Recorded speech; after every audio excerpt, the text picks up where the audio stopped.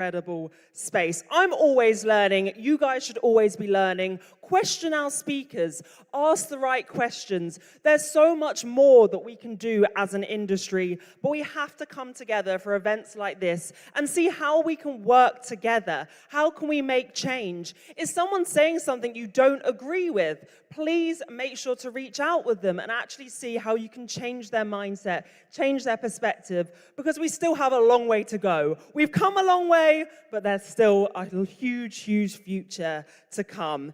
And of course, here we are in my home of Dubai, so it is my pleasure to introduce to stage, talking about Dubai's Web3 transformation. Put your hands together. Let's get lots of energy for Dr. Marwan Al-Zaroni.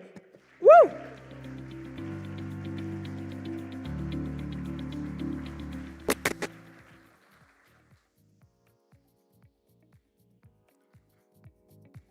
Thank you. I have a clicker. So, good morning, everyone. Assalamu alaikum wa rahmatullahi wa barakatuh for those of you who are Arabic or Muslims in the audience. I'm super excited today. We talked about Cosmoverse about a year ago in another conference in the same venue. And the guys said, why don't we do Cosmoverse in Dubai? And I was like, don't talk about it. Let's do it. This is the spirit of Dubai. We don't only talk about what we're going to do. We actually do it. Dubai is right now the center of the Cosmoverse.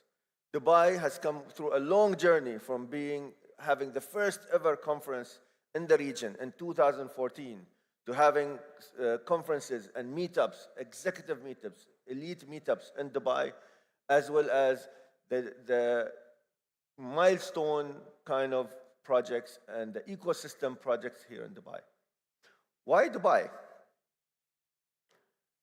Dubai, first of all, has the best leadership in the world, the leadership that is always looking forward to what's next, but also eats its own cake, eats its own dog food, and literally tries to not only study every new technology that comes out, but goes all in. Because if you are not all in, you are out.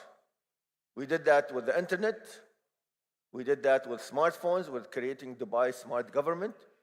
We changed from Dubai Smart Government to Dubai Digital to improve every aspect of life for our citizens, for our visitors, and we put key metrics to measure our success. And I'll speak about that in the next slides. It is right now the most connected city. You are in the Cosmoverse, you're connecting all the different projects, you're connecting all the different ecosystems, we are connecting people, we're connecting countries, we're opening corridors, we're opening bilateral agreements. And we're enabling crypto to happen here in Dubai. We are definitely the center of the universe when it comes to crypto. We are the most open to them. We are the most using them within our government departments. We are using blockchain technology. We started with blockchain technology in 2016, and we realized every applicable use case in the blockchain by 2020. So not only we are early, we are all in. So why now? There are different initiatives in Dubai that enable you as a crypto builder, a blockchain builder, a uniter of ecosystems to really hit the ground running. On the economic side, we have an initiative, a 10-year initiative that started in 2023, so last year, and it's a 10-year program to double the GDP. Doubling the GDP will need crypto, will need fintech, will need us to work together. The whole market cap for crypto is around 2 trillion, depending on the price, 2 trillion. We need to 10 times this at least in the next 10 years, if not more. This is not going to happen with us working in isolation. This is going to happen with us working together.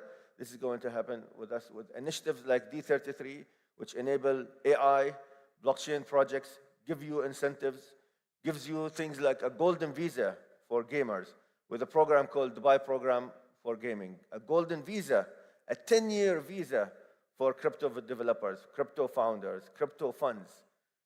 A lot of initiatives when it comes to subsidies for VCs to move here to Dubai, for funds to move to Dubai, hand-holding initiatives as well. So we have 2 teams that are dedicated to help you out as a crypto founder. An explorations team that will help you move to Dubai and answer all your questions that have to do with, for example, crypto taxes, things like, oh, where do I take my kids, which schools, I'm from a certain language in Europe or in Asia, and I need a specific school. I'm a certain religion, I need a special school that really teaches my kids that religion and keep true to my culture and my religions and my values. Dubai values every person's value. We have also digital transformation, and again, we eat our own food. Dubai has one of the world's first, not only digital identity, but digital signing solution, digital verification of digital signatures, and the laws to make it happen. The laws to enable it to be equivalent to a wet signature. It might look like a small step, but it's actually SHA-256 signatures, Adobe PDF reader compatible program will be actually able to recognize your signature that's signed by anybody who has the UAE pass, which is our digital identity. You can have single sign-on with that. You can have a universal wallet. We actually do have a universal wallet that you can pay for all your government bills, all your private sector bills like telecom, utilities, all instantly with one button, a pay all button. And you can automate that as well. All of this tell you why now. The digital infrastructure is there, the buy-in from the government is there, the talent is right here in Dubai. You guys are right here in Dubai. The energy and the enthusiasm and the positiveness of Dubai trumps everything everywhere else in the world. I want you to read that. Not from here, online. Read the full text. This is summarized by AI. But the leadership has a vision for us here. And we need to, before we move any step further, we need to agree on the principles. Dubai, for example, does not do politics, and that's part of the 8 principles. Dubai focuses on talent creation. Dubai focuses on making every single person in Dubai successful.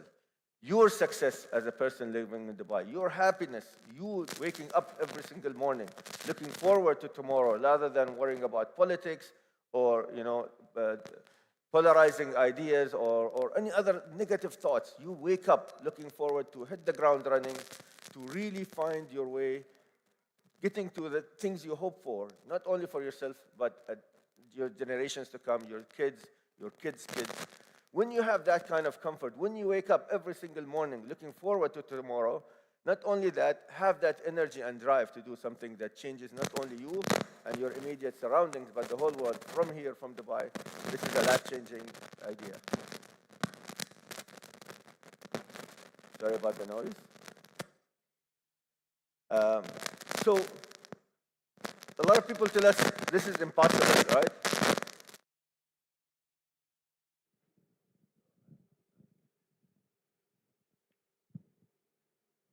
Sorry about that. A lot of people told us this is impossible. Like, this is too good to be true. Dubai is too good to be true. Is it? Is it? We encourage you actually to come experience it for yourself. If you are not here in the audience and you're seeing this online, come to Dubai. If you guys are here in Dubai, make the most of it. Meet as many people who live in Dubai. Meet as many developers that are here. There's Pedro here from the Cosmoverse. There's Kingsley here as well, who lived in Dubai and met the leadership here in Dubai and worked with us here in Dubai Blockchain Center. Ask them, how was your Dubai experience? You have people from the media as well, here with Ranur, who's also a big advocate of our ecosystem here, a big advocate of crypto, not only in Dubai, but worldwide. But all of these guys not only love Dubai, but come to our events here, participate, make the most of it. If he wakes up 8 o'clock in the morning or 7 o'clock or 6 o'clock, every single one that comes to all the events, meet as many people, make the most of it. A lot of people in the ecosystem here in Dubai don't have to do that, but we wake up every single morning because we get the energy from you guys. We get the energy from people visiting here. We are encouraged actually to take you out to dinners, to lunches, and show you how the culture is, show you how the ecosystem is, show you how our leadership here is. Meet the regulators, meet the developers, meet the hackathon people, go do hackathons in Dubai, go do events. Go have entertainment here in Dubai. Make the most of your visit. It is not impossible. This is a Dubai dream. This is the time right now to execute on this, and welcome to Dubai.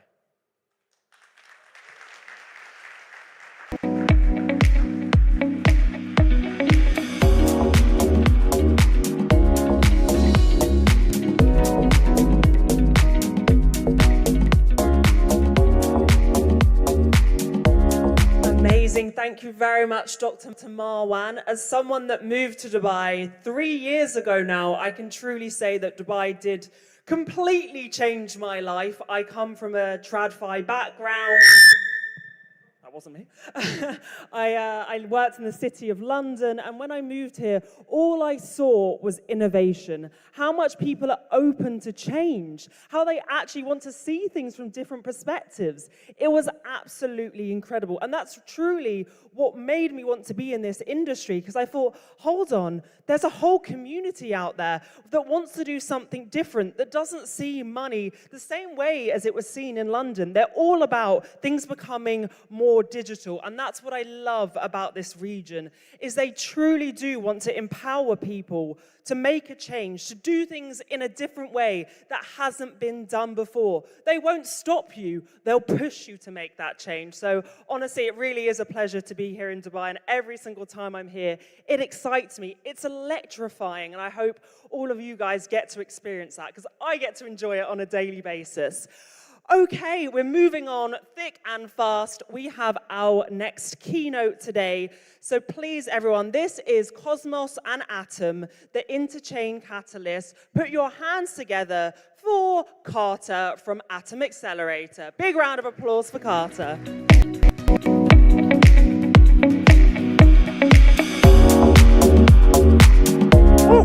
It's a good-looking crowd, Cosmoverse. 5 years. It's been nearly 5 years since the beginning of this great ecosystem that we called Cosmos. We started from $0, a dream, and scaled this to $40 billion plus across the entire interchain. And we've done it a smart contract. We believe in sovereignty, open source code, and the ability to make and define our own tech stack chains via IBC. And this is possible because we have a lot of shared. Another massive one. In a day and age where there's bridge hack after bridge hack after bridge hack, IBC has served us incredibly well. The seamless nature of being able to set up relayers between different blockchains and be able to transfer assets seamlessly. It's modular. We're able to, we have all these different custom blockchains with different use cases, things like Akash focusing on GPUs, or Jackal with data storage, or Osmosis as a DEX. We're able to make custom-made blockchains with standalone modules to serve the underlying needs. It's secure, it's scalable, and it's open source. And ultimately, what we're able to build is just bounded by our imagination, even 5 years into this journey. And in my mind, Cosmos is all about disintermediating solutions to dichotomies. So, originally back in 2018, 2019, 2020, you're forced to be a smart contract and inherit someone else's assumptions. An example would be transparency and privacy. If you're a 100% transparent blockchain, you obviously aren't private. And so we need to be able to give builders the power to define how they navigate different trade-offs instead of forcing everyone onto the same opinionated architecture. And disintermediate we have. At this point, there's 100 plus Cosmos blockchains, $1 billion, even in these conditions, a monthly IBC volume, and that 40 billion. This brings us to Atom, the origin of all of this amazing innovation. In 2024, people ask, what is the future of Atom? We feel like the interchain, it's blossoming, it's growing, there's so much exciting energy, but where does this leave Atom as a leading innovator and perhaps distant from value capture? So before we get, too sad, we need to talk about the strengths of Atom.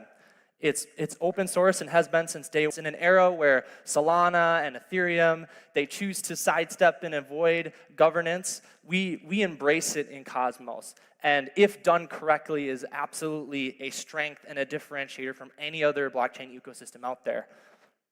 Atom has widespread DeFi adoption. It's spread through day one. We have excellent economic security, high quality relayers and validators, which, by the way, any relayers or validators out in the audience, look at that. Dozens of you guys here coming all the way out to Dubai to support this ecosystem. Shout out to all of you validators, one block at a time. 250,000 monthly active accounts, a $45 million community pool, deep, neutral liquidity. This one's kind of subtle. Because the Cosmos Hub didn't launch its own DeFi suite out of the gates in any capacity, volume continues to, we're front running and continue to front run cases of Atom. Seen dozens and dozens of chains launch. How does that value come back to Atom? There isn't necessarily a clear growth flywheel. There's regulatory uncertainty. There's fierce shared security competition, specifically with the likes of things like EigenLayer. Perhaps a lack of marketing spend and war chest compared to minimalism versus Atom 2.0, and maybe unclear product market fit. Despite this, Atom is continued to be used, and there is absolutely a path for real yield in the hub to kind of climb out with all of those strengths that I mentioned earlier. So, circling back to the future, who does Atom serve and what does it provide? We're at a fork in the road. The hub needs to decide, is it here for security? Is it here for liquidity? Is it here for governance, venture, scalability, interchain capital? There's dozens and dozens and dozens of ideas of what the hub should focus on. And as a general principle, if you chase two rabbits, you will lose them both. So what I want to do is outline a couple of extreme differentiated roadmaps of what the hub could do, primarily to illustrate a point, that there's finite capital and the hub needs to, with all of its core development teams, pick a direction and dominate it. So this first one, I call it hyper-atomification. In this world, Atom becomes the most liquid, resilient, neutral, IBC native crypto. Even as Bitcoin and ETH get bridged into Cosmos, they're always going to have to go through some form of another blockchain or another hub or another blockchain bridge. And so there's always going to be extra security risks. But Atom is uniquely positioned to be the largest native IBC asset forever and always. So this hyper-atomification route, we would ossify inflation. We would remove ICS. We would remove CosmWasm. We would remove the community pool. We would remove the XGov module. We would trim down the accounts module and have selective state pruning. This turns Atom into a crystal clear interchain capital asset with no questions as pertaining to its role, but obviously rather radical. Another roadmap from back in the day, which many of you are familiar with, is security minimalism. In this world, Cosmos Hub is the most resilient and simple security provider, freezing non-ICS product development, investing in multiple restaking solutions, removing CosmWasm, perhaps introducing rotating validator sets, and code removal and trimming efforts as opposed to adding additional code to the hub. This third one is what I call an aggregate offering. And I would say this probably maps onto the current state of capital allocation for the hub. We have Hydro, which is a kind of liquidity auction platform where all the different Cosmos chains and products can bid on Atom liquidity. We could also, continue this path of having ICS and partial set security continue to be adopted by new players. Venture investment, another relatively new concept that's been spearheaded by AADAO. We actually recently announced investment into Drop and Ellis and Plaza, which is super exciting. But we can continue to invest into the Atom economic zone. And when people think about, where do I build? Why should I come to Cosmos? This kind of aggregate offering together maybe can beat an EigenLayer that doesn't have some of these kind of liquidity and venture support pieces of the puzzle. And then a fourth one, which is starting to be socialized, is the concept of Halo, which is a shared sequencer and settlement layer. There seems to be this middle ground where one of the lessons of the last 2 years is maybe not everyone needs a blockchain, but maybe we need more. Days we'll be hearing a lot more about Halo as a product offering. So aggregate offering, third option, launch and thrive via liquidity, security, scalability, and venture support. Fourth one is what I just mentioned with Halo. If we really choose to go all in on this, maybe we put less resources into other offerings and really focus on Cosmos Hub securing a futuristic shared sequencer and settlement, which is maybe the hub's role could be, instead of trying to compete with the interchain, and instead solely focuses on investing into the interchain. And so with this radical roadmap, you would freeze all product development. You'd invest $15 million plus into the interchain, into new chains or old chains. All of these investments would be governed in a decentralized fashion, and all those investments would get staked. You'd focus on improved governance tooling, governance as a service, and then the hub really becomes ultra aligned with the whole interchain because its community has literally invested into the vast majority of the most impactful ones. So as this fifth option, Cosmos Hub aggressively invests and governs the interchain. Not sure how people feel about that. And then as the last one, perhaps another roadmap that gets unveiled in the next 3 days, because rumor has it there may be a product team, singular future for Atom. There's many different exciting competitive routes for the hub to go. And as a community, that should be extremely exciting. We had our Atom 2.0 moment where we vetoed that down. But really what we need now is a similar Atom 2.0 moment, but where we choose a singular future. Now that leads to Atom Accelerator, our role in our future as well. Within whatever roadmap emerges as a community-funded organization, we will be all in supporting that direction. So we're not here to choose the path, but we are here to aggressively support it. And our role here at the Atom Accelerator DAO is to accelerate consensus into productive outputs. We're approaching year 3 of kind of continuing our mandate with the community, and one of our big takeaways is that we essentially were handling too many functions, and we would rather narrow in on a narrower mandate and be really, really elite and excellent at a small set of things, as opposed to trying to take on too many functions. So you can expect from us in the future a narrowed scope where we focus on RFPs, specifically supporting roadmap items and key public goods. We'll, of course, continue to manage existing grants and pushing governance along, and they would be removing business development, marketing, and inbound grants, instead kind of diversifying that out to other organizations better suited to handle that. Also be looking to do a reduction in funding request, and also having venture as a separate community proposal, just so we can get kind of full sign-off on the community as it pertains to that AA DAO function. So a lot for everyone here to chew on. This is extremely exciting times for Atom, as long as we can unify around a competitive future. And I think this next 3 days is going to be full of productive, high-level conversations, and I've never been more excited. Thank you.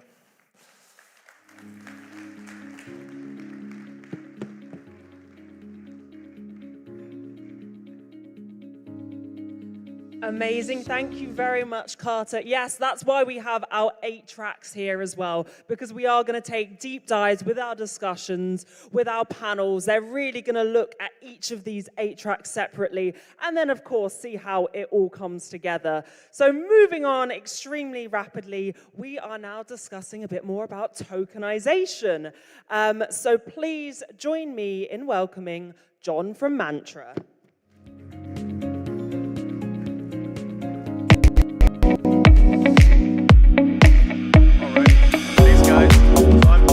JP, otherwise known as the Ghost Sloth. Shout out to my sloths in the audience. How do I get this to work? Well, I will be talking about tokenization in just a second. Okay, there we go. All right, perfect. I'm the CEO and co-founder of Mantra. We're building a real-world asset layer 1. And the question that I want to talk about a little bit today, is why do real-world assets need a purpose-built layer 1 blockchain? So if we look at our friend Raul Paul here, he says there's really no point in pushing for tokenization of all assets when we don't even have a blockchain that can support it. You might be thinking, that doesn't really make sense. People are tokenizing assets on Ethereum. They're tokenizing assets on Solana. Why do we need a specific chain for that? And I'll tell you from a personal experience. So show of hands real quick, who's heard of Mantra before this year? Few people in the audience. Cito, I know, back in the Polkadot days. So when we first launched, we were a DeFi project on I know you know too, Ran. DeFi project on Polkadot back in the day. And we had some decent success early on, but we could see that there was regulatory headwinds coming in the space. We initially got back to our roots, and we had done some early onset tokenization deals in the United States back in 2019, 2020, where we actually tokenized a professional basketball player's contract. Pretty interesting offering, but back then there was no DeFi, there was no on-chain technology like we have today. It wasn't the right time. But after initial success with Mantra, DeFi bubble popped. We could see regulatory headwinds coming. I remember being at a conference just like this in New York City in September of 2021, when Do Kwon got issued the subpoena by Commissioner Gensler right as he walked up on the stage. Happy to say that we're in good standing with the Dubai authorities, so no subpoenas for me here today. But effectively, with all these things happening in the backdrop here, we felt like there was a need for some degree of oversight, some degree of compliance, because people were actually losing their money. They were interacting with contracts, getting rugged. All these bad things were happening in the space, and there was a clear coming of regulation down the pipe. So we saw this, and we initially started looking at the US market as our home base. And this was going quite well. This was, pre-FTX, pre the blowups that we saw in 2022 and 2023. And we wanted to create an on-chain exchange for tokenized assets where you could trade public equities, treasuries, all these things. We found out very quickly that the US was not necessarily the best environment for us to operate this in, just purely because of a lot of the challenges you're facing when dealing with SEC and FINRA. After that, we started looking elsewhere, and one of the places that we chose to come was here in Dubai. We started working with Vara. We started working in Abu Dhabi with ADGM. We started understanding what we can do to operate a compliant on-chain financial ecosystem here, right here in our backyard in Dubai. That being said, when we started building this out, we were educating the regulators on real-world assets, on tokenization, on DeFi, and people still thought DeFi was a scary, scary thing. And they thought, oxymoron, DeFi regulation, how do these things go together? And at this time, we were actually building on Ethereum mainnet. Right? And there's a lot of issues with building DeFi applications on Ethereum mainnet, particularly when you're focused on kind of retail, cheap transactions, scalable transactions. It just didn't really work. And at the time, there wasn't other options around. Literally, there was not. We wanted something that was interoperable. Again, we'd come from the Polkadot days. We felt like that wasn't really our play going forward. This was when Solana was still in its SPL. L1s like Aptos and Sui and Movement and others weren't even in existence. So we really felt that it was almost pertinent to build our own ground-up solution that had all these different things. It was scalable, it had interoperability solutions built in, and it could really focus on our use case, which is exactly why we chose the Cosmos. This idea of an app chain thesis. And effectively what we've done is we've created an app chain, or an ecosystem built on the Cosmos SDK that created custom modules specifically for tokenization. They are specialized in nature. It takes regulatory compliance into consideration, and it has an element of both permissionless access as well as permissioning. And it is purpose-built, and I'll talk a little bit more about that going forward. But the idea of having a sovereign layer 1 blockchain solution for real-world assets is critical in order to upgrade and enhance and apply regulatory actions as they come up on a global scale, country by country, jurisdiction by jurisdiction. Dubai. We have an ability to have a permissionless layer where anyone can read and write to the blockchain, but a permissioned layer where people can issue real-world assets to make sure that they're safe and secure. And again, it's built on this modular infrastructure. But honestly, the real reason why people tokenize on Mantra Chain is very simple, and it's none of these things. None of these things. If you ask any of the people who are tokenizing hundreds of millions of dollars, billions of dollars of assets, honestly, it's because they trust us. Honestly, they can just call me. You're not calling Vitalik if something goes wrong with your real-world asset on Ethereum. It's just not going to work, right? They legitimately have my number, and they know where I live, and they can find me. And that's honestly very important. Real-world assets is built on trust. So what are some of the core features on this modular stack that we built on? 3 core custom modules specifically on real-world asset tokenization, a decentralized ID module, a tokenization module, and a compliance SDK, and I'll kind of break this down a little bit. The DID itself is very simple. Decentralized ID that allows you to onboard your real-world identity and information into a soul-bound NFT with your on-chain wallet, that then you have the ability, but not the mandated right, but the ability to interact with the permission ecosystem that requires some degree of AML and KYC compliance. This allows you to effectively connect your personality, your person, not your personality, could connect your personality in there too, your person, your on-chain wallet, as well as your real-world financial brokerage account, bank account, etc., to really create a seamless transfer of assets on and off-chain. And the other thing that this is really critical is that it allows for a passportable ID that allows you to interact with various different on-chain permissioned applications without having to redo KYC over and over again. Our personal opinion is that, honestly, people don't hate doing KYC. Everyone does KYC to get on crypto exchanges, right? Nowadays, everyone KYCs. But what you hate, I know I hate, is doing it over and over and over again. That honestly sucks. It's annoying. It's a waste of time. And it's a big piece of friction to onboard people into this real-world asset economy. The next module is this tokenization module.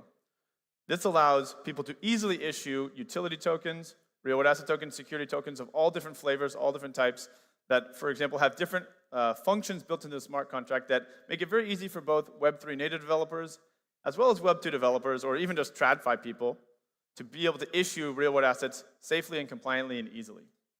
And then this compliance SDK makes it very easy for app builders to issue and create permissioned and permissionless apps that interact with these different real-world assets in a seamless fashion. That allows you to create effectively a customizable governance framework that says people from this and that country cannot interact with this asset, but they can interact with that all the way down to the smart contract level. That's very, very important because you got to keep people like me, an American, off of these platforms. Unfortunately. Hopefully that will change. Let's see. So we believe, and actually not only do we believe, but many people believe that real-world assets are a multi-trillion-dollar opportunity. If you take this as an example, BCG has conservatively forecast that real-world assets are a $16 trillion opportunity by 2030. That's massive. You know, if we're saying that we're focusing on our niche of real-world assets, that niche is freaking huge. But the thing here that's also critically important is that it encompasses any number of different asset classes under the sun. We're exploring all these things, from real estate to debt to art to Pokemon cards. All these things can be tokenized. That doesn't necessarily mean everything should be tokenized, though. Although I see Aaron calling in the front row, and I know he wants to tokenize the Pokemon cards. I do too. I like Pokemon. We're focusing primarily on three major assets at the moment. The first being real estate in Dubai. You know, this is the home of real estate. We have really exciting opportunities and deals that we're working on here. Funds and financial assets in nature, so private credit, private equity, real estate funds, all different flavors of fund access under the sun are coming on chain today, literally these days. And IP is another one that's very interesting as well for us. Shout out to the homies at Story. So we believe that Mantra is the home of real-world assets. And we believe that because we are the purpose-built solution for tokenizing assets easily, simply, and compliantly on a sovereign layer 1 blockchain solution. Right here in Dubai, we're happy to be one of the only projects that is focusing on solving a lot of the pain points of real-world assets, because honestly, creating a token is not the hard part. Solving the liquidity issue, having secondary market venues for trading, having people even want to invest in these things is the issue that we're trying to solve and trying to work on. So that's why we've separated into two layers, the execution and the application layer. And in this instance, we believe primarily that regulatory enforcement or regulatory application of rules and frameworks happens at the application layer and less so at the protocol layer or execution layer in this instance. So we are building the layer 1 solution that also allows for real-world asset trading and liquidity solutions built on top of it, and this product is called Omega. So Omega is in the process of finalizing its VAR DEX chain on the permission side to a. And we do believe we have an innate ability to source very high-quality products, very high-quality real-world assets that, frankly, are investable in the real world. It's very, very easy to just tokenize something and say, great, we've tokenized hundreds of millions of dollars worth of something. If no one's buying it in the primary market, let alone the secondary market, what is the point? If there's no new net money coming into the space, it honestly is just a vanity metric. So it's important that the quality of assets that we're bringing on chain is of the utmost high quality.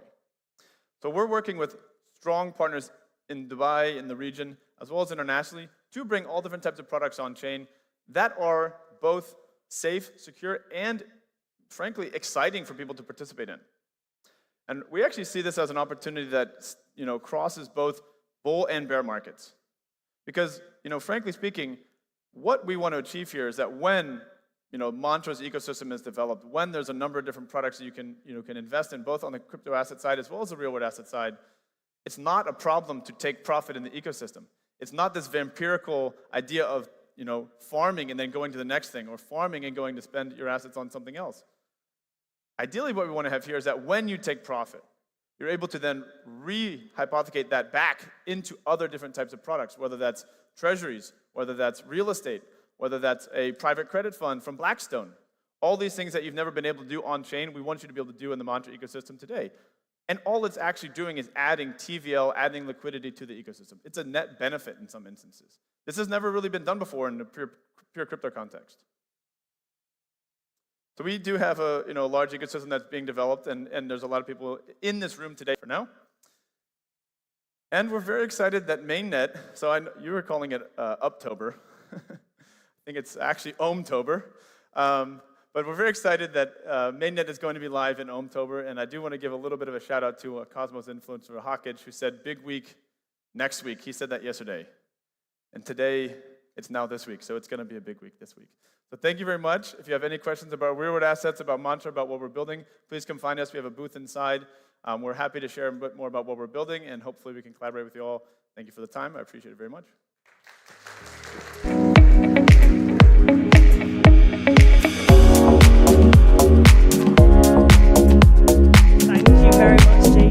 I think I just got a little insight. Uptober is what we're going for. Yeah, Uptober. That's what we should have that as a hashtag for today as well.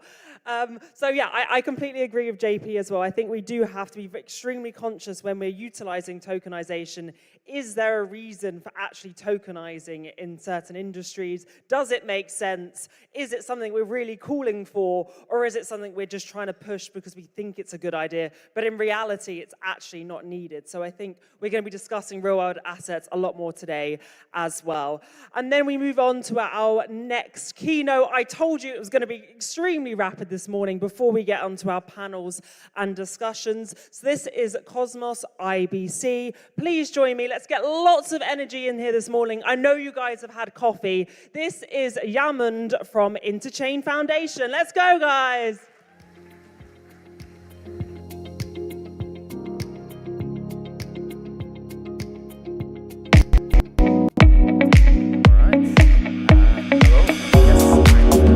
Here today to talk about something that I'm very excited about, which is the future of IBC, with the subtitle here being IBC Everywhere, and I'll show you how and why.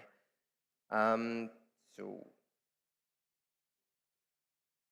this clicker is not doing too much.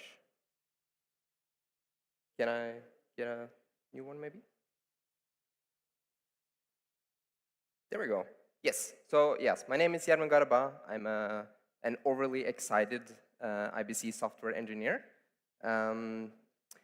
So before we talk about the future of IBC, let's look at where we're at today. So IBC is already connected to 119 chains. So it's securing a lot of different chains, and it's trusted by a lot of different teams that have chosen this technology.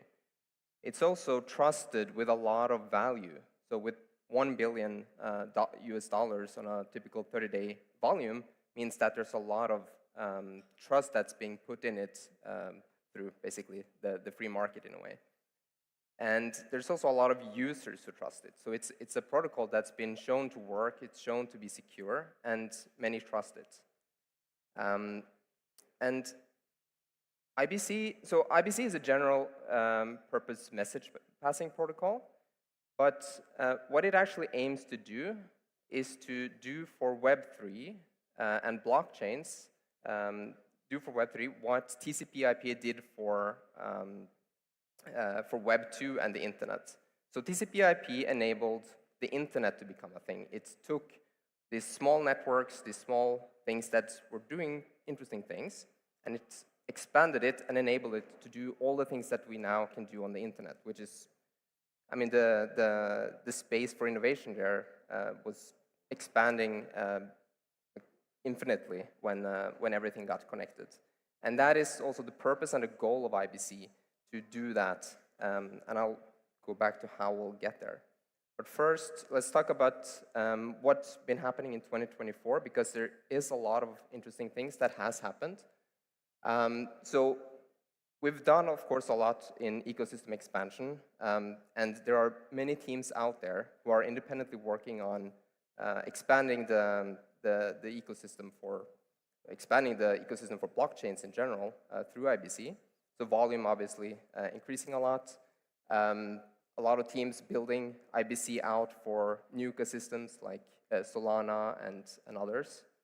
We're also seeing that outside of like the typical Web3 sphere, there are big financial institutions who are looking to IBC to how they can enable blockchain communication, and IBC being the natural choice for that, as it's like similar to how TCP/IP enabled connections for networks. So like DataChain and Toki are working with some really big names in the financial industry to do that.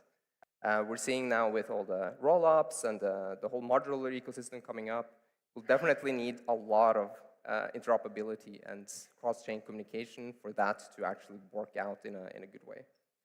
NFT transfers, like we've done token transfers for a long while. NFT transfers will also enable a lot of new use cases.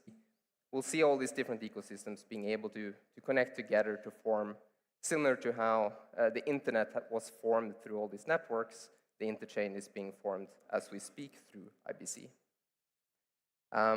There's been a lot of development in the past year. So IBC Go, the canonical implementation for like the Cosmos SDK chains, we recently released V9, which enables native forwarding, so you can do multi-hop transfers natively in the protocol, unwind tokens, so if you have an IBC asset somewhere, you can route it back to its original form. Multi-token transfers, so you can, in a single transactions, transfer multiple assets and do things with them on, for instance, provide liquidity or do other things. IBC channel upgradability. We've done a lot of work to enable things in the rollup ecosystem and obviously usability and performance improvements across a lot of releases this year.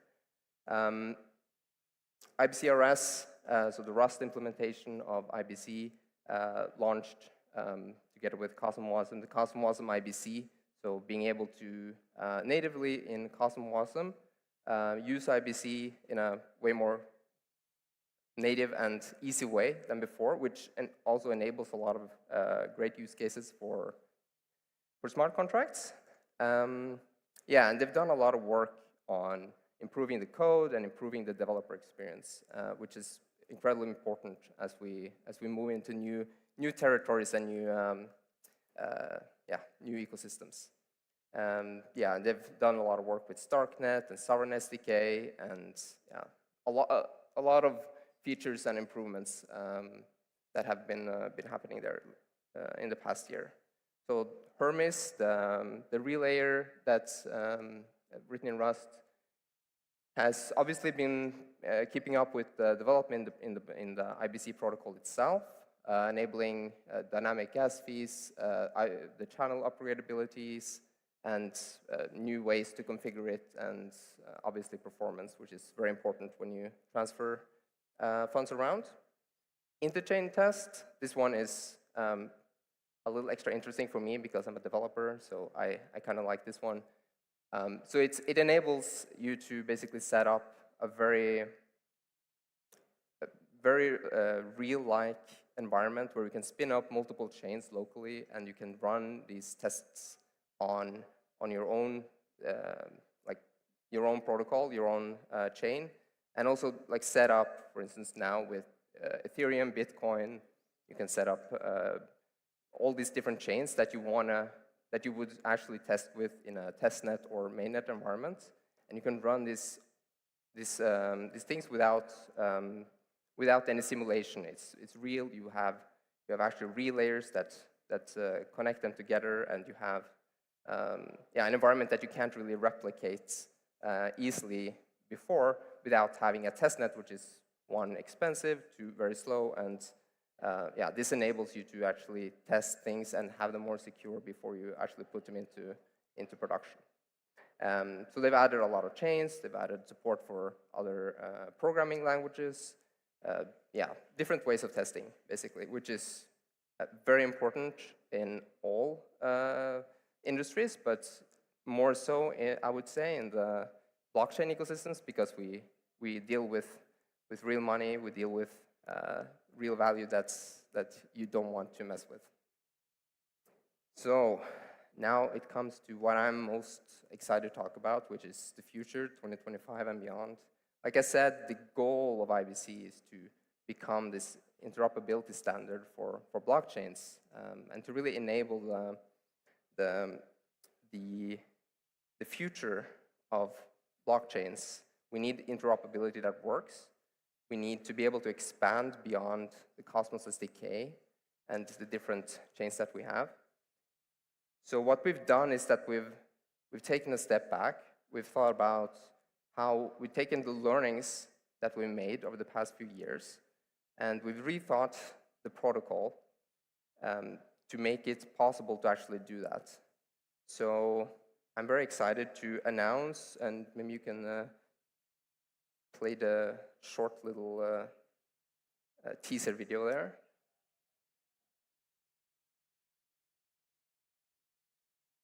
Video, yes, no? Yeah.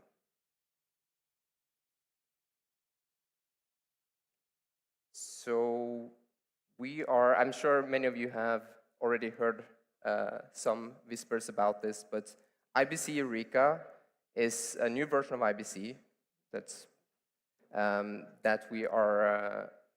coming in. Oh, nice. A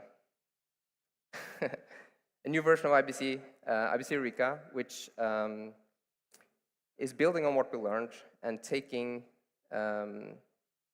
us to actually be able to expand to all the ecosystems. Can you maybe go back to the slides? Nice, thank you. So it's coming in 2025, and basically what we've done is we've simplified the protocol in such a way where we have the exact same security assumptions that make IBC great today. It's direct communication with light clients on both sides, so you can actually have direct communication without any third parties, without having to rely on multisigs, which are being hacked left and right. So it builds on all of that. So that's all the same things that makes it great, but we've simplified it to remove a lot of the overhead that has made it very difficult to expand into ecosystems like Ethereum and Solana and all of these places. So it removes all the overhead of these handshakes that we have to do, and makes it possible to actually go to, for instance, Ethereum, which we are doing. So it enables direct communication with Ethereum, so you can have real IBC connection directly with Ethereum with light clients on both sides.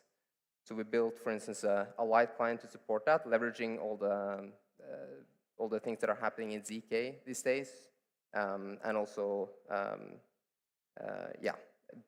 basically building it out for Ethereum and also other EVM chains, which we'll be able to support. And like I said, it enables it to support on basically any VM because it's now so much simpler. So, for instance, we built a proof of concept with the IBC Eureka for Solidity in 2 weeks, where it previously took months to do the same because of the complexity and all the communication that had to happen before, which are now removed. And compatibility has been improved, so protobuf, which used to be a requirement, is now actually possible to do. So we actually have it coming in 2025, and I'm very excited that it will be able to improve a lot. Just finally, there is also an ideathon happening right now, so lots of prizes to win, and you do not have to be a developer. Go and sign up. If you have ideas on what you can do with IBC, this is an easy and good way to get into that. Yeah, and thank you. I think 2025 is the year of IBC, and I'm excited to see what y'all build with it. Thank you.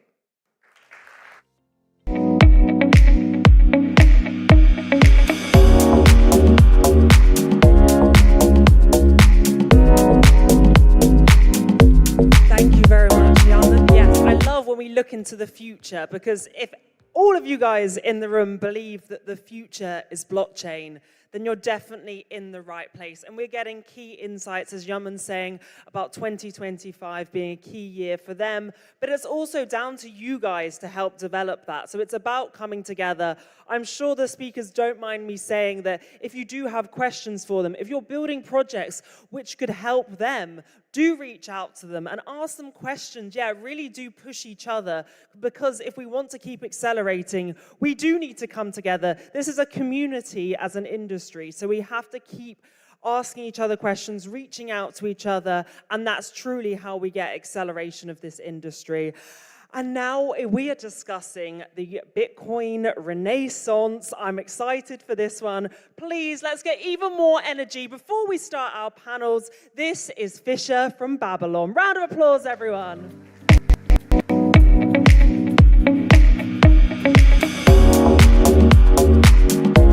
Hello, everyone.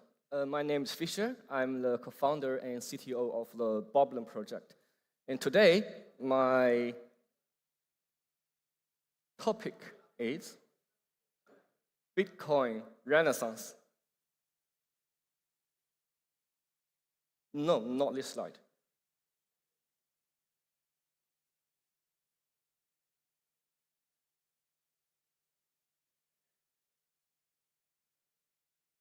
Okay, well, while they sort it out, let me make sure I'm still welcomed in Cosmoverse, because when in early 2022, when we found Babylon and we decided to join the Cosmos ecosystem, we were told that Cosmos ecosystem people are hidden Bitcoin maxis. So when we talk about Bitcoin, we are actually not a stranger. We are actually welcomed here. So a little survey. Anyone here holding Bitcoin? Any Bitcoiners? Yes, great. So thank you for welcoming me. So you will see very soon that the title of my slide is called Bitcoin Renaissance, but it has a Cosmos icon in it. Is it coming?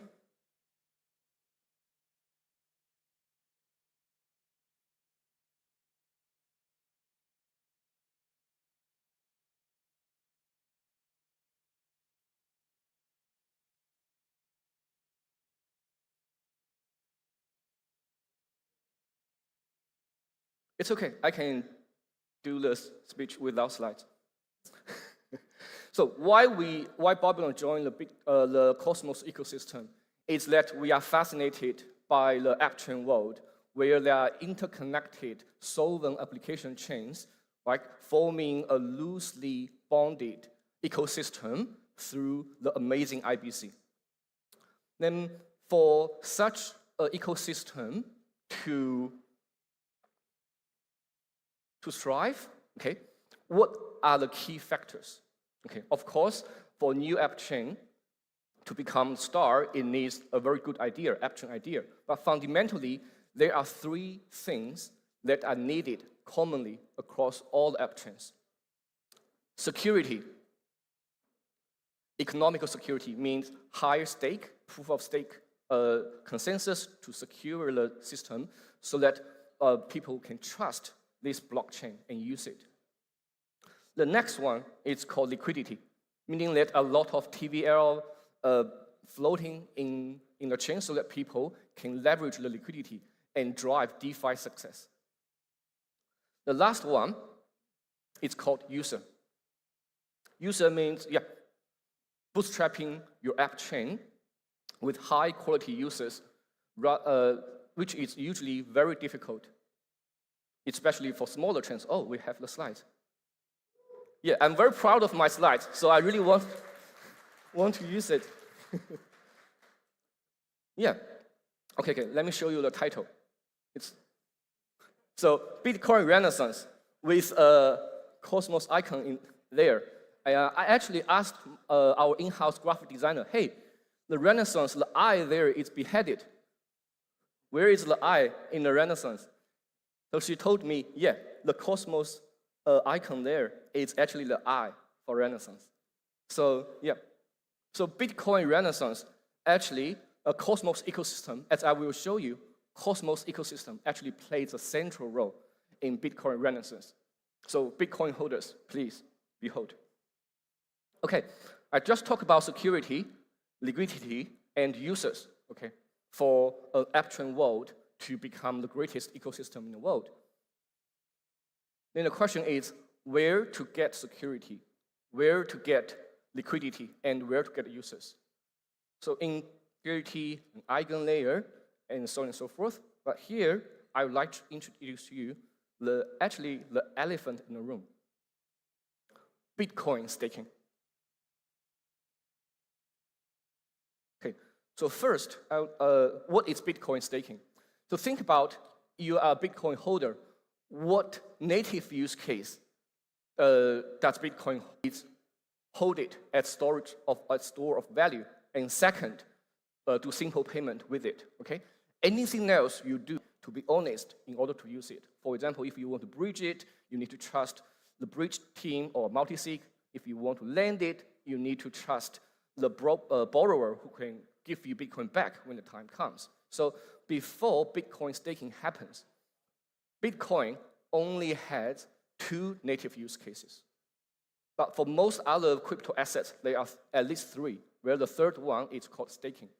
So what Babylon has been building is to enabling the third native use case of Bitcoin called staking, so that Bitcoin can be used as a staking asset for any proof of stake systems as the security asset and then earn reward.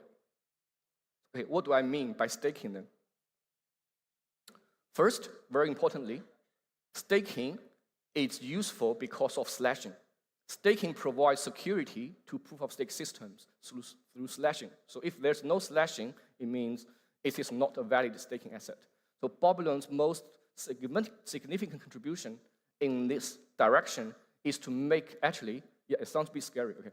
It makes Bitcoin slashable in a trustless and self-custodial way, so that Bitcoin can be used as an asset that secures POS systems, okay? And of course, a staking asset should be unstakeable. Otherwise, you are just throwing your money away, not being able to give it back, take it back, right? The next property we achieve for Bitcoin related to staking is called partial slashing, which means if you as a staker attack the proof of stake system, it is not necessary that 100 of your Bitcoin gets slashed. It can achieve partial slashing just reasonable.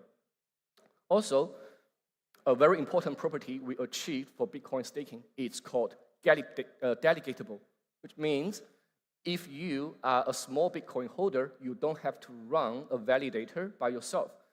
As any other proof-of-stake system asset, you can actually delegate your stake to a professional validator. By the way, any validators here?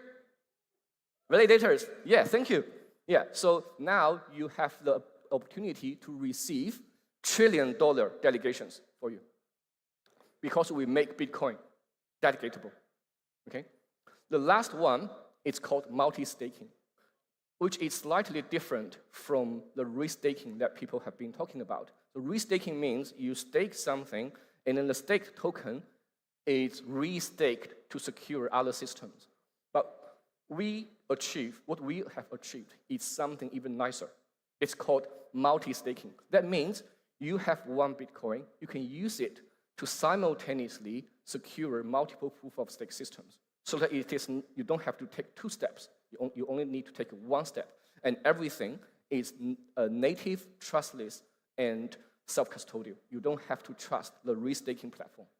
So multi-sig staking is the property that allow Bitcoin to be staked and secure the upstream world.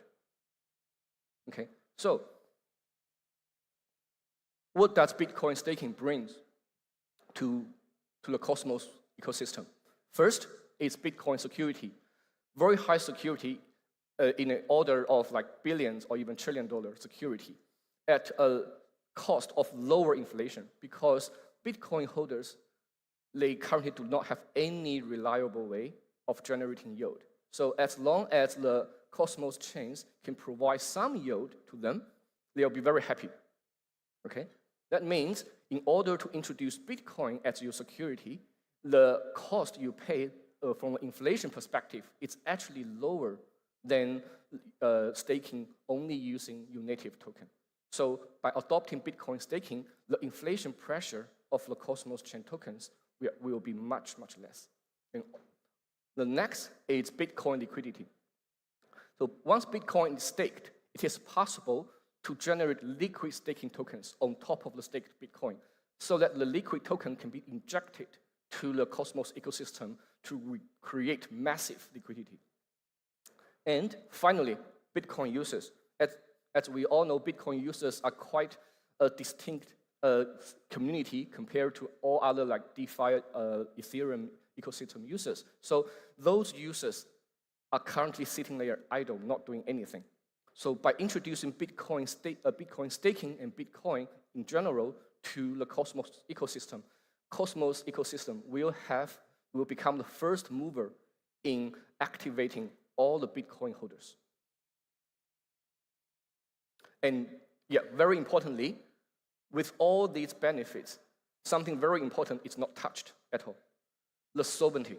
The sovereignty of the Cosmos chains are not compromised because of Bitcoin staking. Because Bitcoin staking acts as a one layer above on top of the existing consensus. So it does not touch the governance, does not touch the existing consensus. So sovereignty, which is very important and precious, is preserved with Bitcoin staking. Okay, enough talking. Let's show some real-world numbers. So Babylon launched its phase 1 mainnet last month, and we so far achieved the following numbers. In terms of Bitcoin security and Bitcoin staked, we achieved almost $1.5 billion of Bitcoin staked. In terms of liquidity, we have 10 plus liquid staking token projects built on top of Babylon, and the combined liquidity they can provide right now is more than 1 billion. And also, the number of Bitcoin users we have attracted so far is about 25K plus. And we achieved 2 million visits of our website. Okay. Among these numbers, you may find this 25K not very impressive. Okay? But a small reminder is that those stakers each staked up to $30 million in one transaction. And more importantly, all the numbers you see here are achieved within 75 minutes.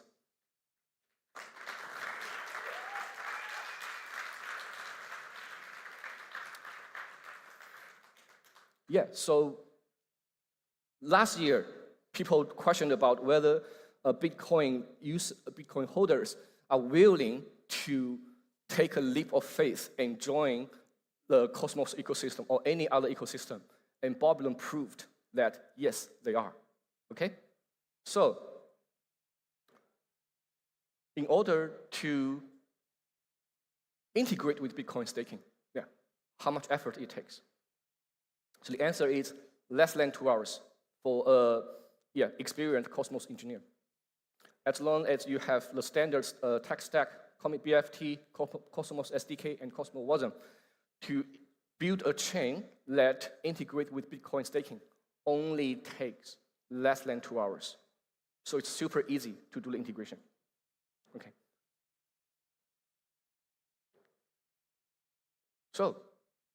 The demand is there, yet from the Bitcoin side, and we believe Cosmos ecosystem will be the ideal ecosystem for Bitcoin holders to take their first step.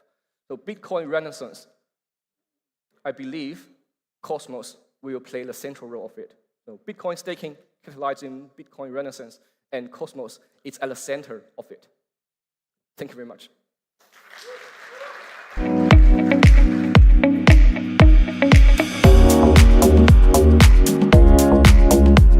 Thank you very much, Fisher. We will be getting back to a lot more Bitcoin soon because we have our Bitcoin track coming up, and I will also be giving you some more of those facts from Babylon. We are moving swiftly on. I told you guys it was going to be super quick, and I'm going to be even more quick for this one. This is Token Portals, Bridging the Great Chain Divide. This is definitely the best outfit so far today. I'm extremely excited for this one. So please put your hands together for Sunny from Osmosis.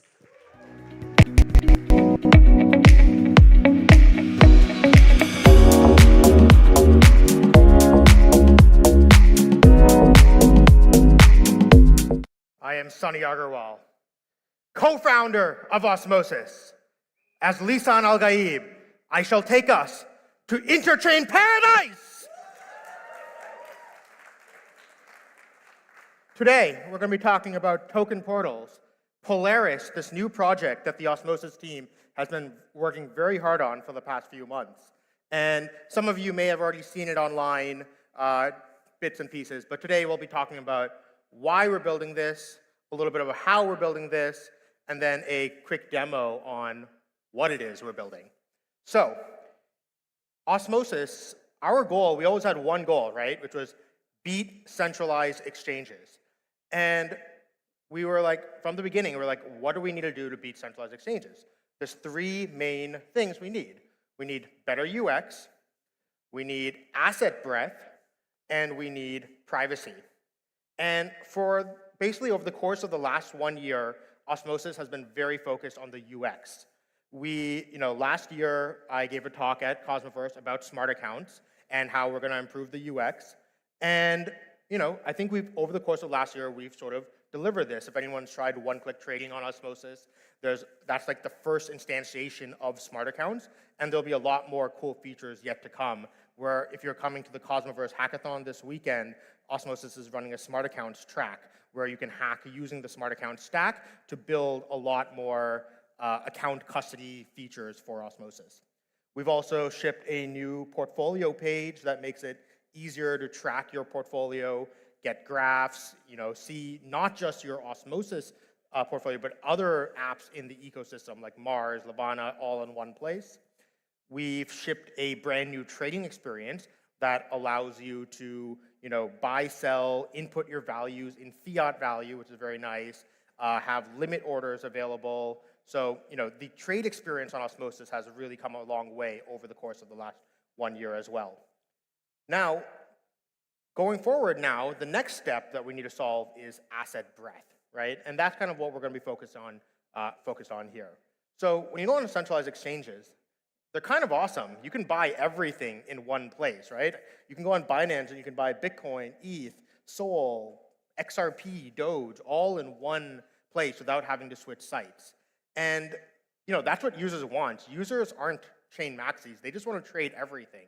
But there's nowhere in DeFi you can do that today, right? There's nowhere you can buy Sol and ETH and XRP in one site. You have to go to different sites, you have to use different bridges, you might not know what bridge to use.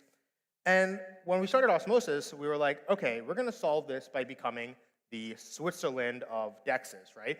By being an app chain DEX, we're going to connect to all the other chains and have liquidity flow onto Osmosis, and people will be able to trade everything in one place. But over time, over the course of the 3 years, we've learned that there's problems with this, right? And we call this the Great Chain Divide. And what this basically means is most chains are just trying to foster their own DeFi ecosystem, right? Probably 75% of the chains that exist today are mostly just trying to be DeFi chains. And because of that, they don't want liquidity to leave their ecosystem. And they have little desire to support liquidity on other chains, whether that's through market makers or liquidity injections, and unless you have the support of, foundations or teams or whales of these projects, it's really hard to bootstrap liquidity for these other assets. So, for example, you have like Ethereum native assets, ETH, Maker, Pepe, they're all just going to stay on Ethereum. There's good enough dexes on Ethereum. You have, L2s like Base, where also Uniswap exists, but, a lot of these new projects, they want to try to like bootstrap their own internal DeFi projects as well. So that's why on Base, you have stuff like Aerodrome, which is, promoted much more heavily within the ecosystem than Uniswap. And then all the ecosystem native assets like Aero, SPX, Degen, they all just flow onto the Base native dexes. And then you see the same thing with Solana, right? And this makes it very hard for something like Osmosis to get liquidity for stuff like WIF and Bonk. People come ask me like, hey, I want to buy WIF, but or I want to buy Bonk, but there's like, $5,000 of liquidity on Osmosis. That's not enough to buy. And it's like, yes, we know that, but how do we solve this? Well, where Osmosis does get traction is on app chain assets, right? So things like the Cosmos Hub, Celestia, AKT, all app chains that don't have their own native spot DEX. Even DYDX, it's a perps DEX, but it doesn't have its own native spot DEX. So that makes Osmosis be a great spot DEX app chain to serve other app chains. And obviously the biggest one here is Bitcoin, right? That's, the big holy grail. And, that's where Osmosis is going to be spending a lot of its time in the coming months and years to focusing on being this really good app chain DEX, serving these app chains, serving Bitcoin, serving BRC20s and runes and stuff, and being the app chain DEX. But so that still leaves us with the problem of this massive liquidity fragmentation. Every ecosystem has its own preferred liquidity venue, which all have their own interfaces, Uniswap, Osmosis. You do have like some aggregators like Jupiter, but they're still very ecosystem specific. And then they all have their own wallet interfaces. And so similarly that wallets are very sticky for the users, liquidity is also very sticky for the ecosystems. And so okay, where do we solve this problem? How do we still provide our end goal of giving users one place to trade everything? Is we're going to solve this at the interface level. That's where it's the least sticky and has the lowest switching cost for users. And that's why we developed Polaris, the token portal, one place to trade everything on any chain. So when we were designing Polaris, we had a couple of design goals that went into this. Three main ones. One is we want to be able to scale to new ecosystems quickly, right? A lot of cross-chain apps, they're very, it's EVM only, or only EVM and Solana, right? It's like, no, we want to be EVM, Solana, Move, Bitcoin. We want to scale to many things quickly. We want to minimize user frictions, and we want to be able to use existing wallets. I don't know about you guys, but I hate having to switch wallets or download new browser extensions. I want to be able to use apps with my existing wallets. So there's a couple of strategies that we went around in order to achieve those goals. One is we don't want to reinvent the wheel. There's a lot of DEXs we have to integrate. There's a lot of bridges we have to integrate. And a lot of them we are writing our own custom integrations. But wherever possible, we want to work with existing aggregators. So within Polaris, we make use of Skip, we make of Rango, we make use of Jupiter, 0x, Aftermath, which is a SWI aggregator. And we make use of these so no one of these aggregators actually is giving us the asset breadth support that we want, right? Like Jupiter is only for Solana's. Skip allows us to go from EVM to Cosmos, but only to USDC on Solana. Or, there's a lot of, but by aggregating the aggregators, we can actually achieve the asset breadth that we're looking for. I also included Alloyed Assets logos there because they're not really an aggregator, but they're a big part of how we combine these routes. A lot of time, we bring assets to Osmosis, swap through the Alloy, and then bridge them off. Second, we want to be able to use existing wallets, right? So there's a lot of new projects out there today working on bringing this multi-chain experience, but they often require you to download a new wallet or make a new account. You have Infinex, Control, Trust Wallet, really great projects. But we want to get rid of that deposit button, right? We don't want you to have to move assets to a new account. We want you to use your existing wallets. We want no intermediate wallets, right? So when you go on Rango, so by the way, I'm not trying to shit on any of these projects, right? These are all amazing projects whose work we're building off of, right? We're using Rango, we're using SIP, but I just want to show you what are the pain points that we came across that we wanted to solve. So on Rango, when you come and you want to swap from Solana to Osmosis, they make you go through Polygon first, but I need to connect a Polygon wallet. And that's kind of like, I don't have a Polygon wallet. I don't have Matic to pay gas. So like, what do I do? So we want to solve that. We want to minimize the manual approval. So on Skip, if you're trying to swap from USDC on Solana to Atom on the Cosmos Hub, it requires 2 signatures, right? You have to wait for the transfer from Solana to Noble first, which might take a few minutes, and then you have to do a second transaction to send it to the Cosmos Hub. And it's like, I don't want to have to sit there waiting for 2 minutes to pass before I can do my next transaction. So we want to get rid of these multiple approvals. And we want to avoid on-chain contracts. So the way a lot of these people hook things together is they write these on-chain contracts. It's from the Li-Fi. And but you'll notice that what they do is they have to write a special contract for every single bridge they want to integrate. And like I mentioned, one of our goals is we want to be able to scale to new ecosystems quickly, right? And they can do this with Solidity, but we don't want to have to do this in Solidity and Cosmwasm and Solana Rust and Move and Stacks, and like it'll get very unwieldy very quickly. So we're trying to avoid on-chain contracts and use as much off-chain reusable components as possible.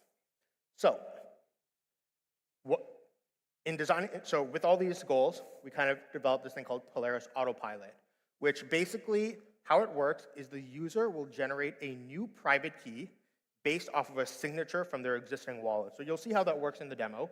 But basically, you sign a message, and then that signature is used as the entropy to generate a seed phrase for a new wallet that exists on all the chains. This key is stored in browser, and so this is nice because that means the JavaScript of the site can sign in the background without manual user signatures. And it can hold funds on intermediary chains. And it does not need on-chain contracts, which is very powerful because it's all done in JavaScript and Go, we can reuse existing Bridge and DEX client libraries. We don't have to write on-chain smart contracts for every single one of these. And one nice accidental side effect of this process is that we can actually use private mempools for MEV resistance. What that means is normally on a lot of these cross-chain flows, you have to submit the entire route on the first transaction. But what that's doing is that's leaking your entire transaction trade route, right? Let's say you're doing a swap on Osmosis, bridging to Solana, and then doing a swap on Solana. If you reveal the swap you're doing on Solana right up at front at the beginning, that makes it very easy for someone to front run you before you make your Solana transaction. By doing these steps piecemeal and only submitting and revealing as needed, we can submit the Solana trade to a private mempool to Jito on Solana, and that prevents this MEV extraction that is very common in cross-chain flows. And then finally, while this is all designed to work fully client-side in your browser, entirely self-custodial, we also offer the ability you can share the key, shard the key, send it to a Polaris MPC service, so you don't have to remain online. So you don't actually have to even keep your browser window open. You can initiate a trade and turn off your laptop, go do something else, and the entire trade will still execute in the background. While designing this autopilot, we also realized, hey, we can actually reuse a lot of the same mechanisms to build what we call Polaris vaults. Polaris vaults are basically, you can reuse the autopilot system to allow you to custody assets on chains that you don't have an existing wallet for. So you can think of this as an application-specific multi-chain wallet. But like I said, the goal is we want to be able to scale to new ecosystems quickly. And building new ecosystem wallets is hard. How we solve this is by building an application-specific wallet. When you use Polaris vaults, you can't go use this with Wallet Connect and connect to any dApp on any ecosystem. It is a application-specific vault designed for trading. But we do allow you to export the private keys that were generated so you can import them into another wallet. So let's say you use a Polaris vault to buy Ton for the first time, but then you want to go download a Ton wallet later to use some dApp. You can export that private key import it into TonKeeper and start using it. And Polaris Vaults will be eventually how we bring a lot of the smart accounts capabilities that we've designed on built on Osmosis and bring them to a multi-chain world. And then finally, the last goal is we want to avoid gas dead ends, right? So, you come on, this is Jumper, I'm trying to swap ETH on base to WBTC on scroll, but I can't do it because I don't have any ETH on scroll. So we want to avoid these sort of gas dead ends.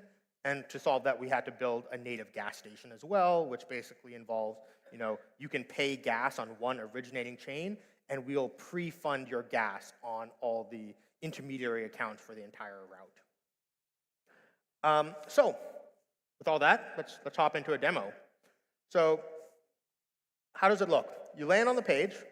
Looks like a pretty typical DEX, site. You come in, you go ahead and connect your wallets, and you can choose, wallets of all the different ecosystems are aggregated in one place.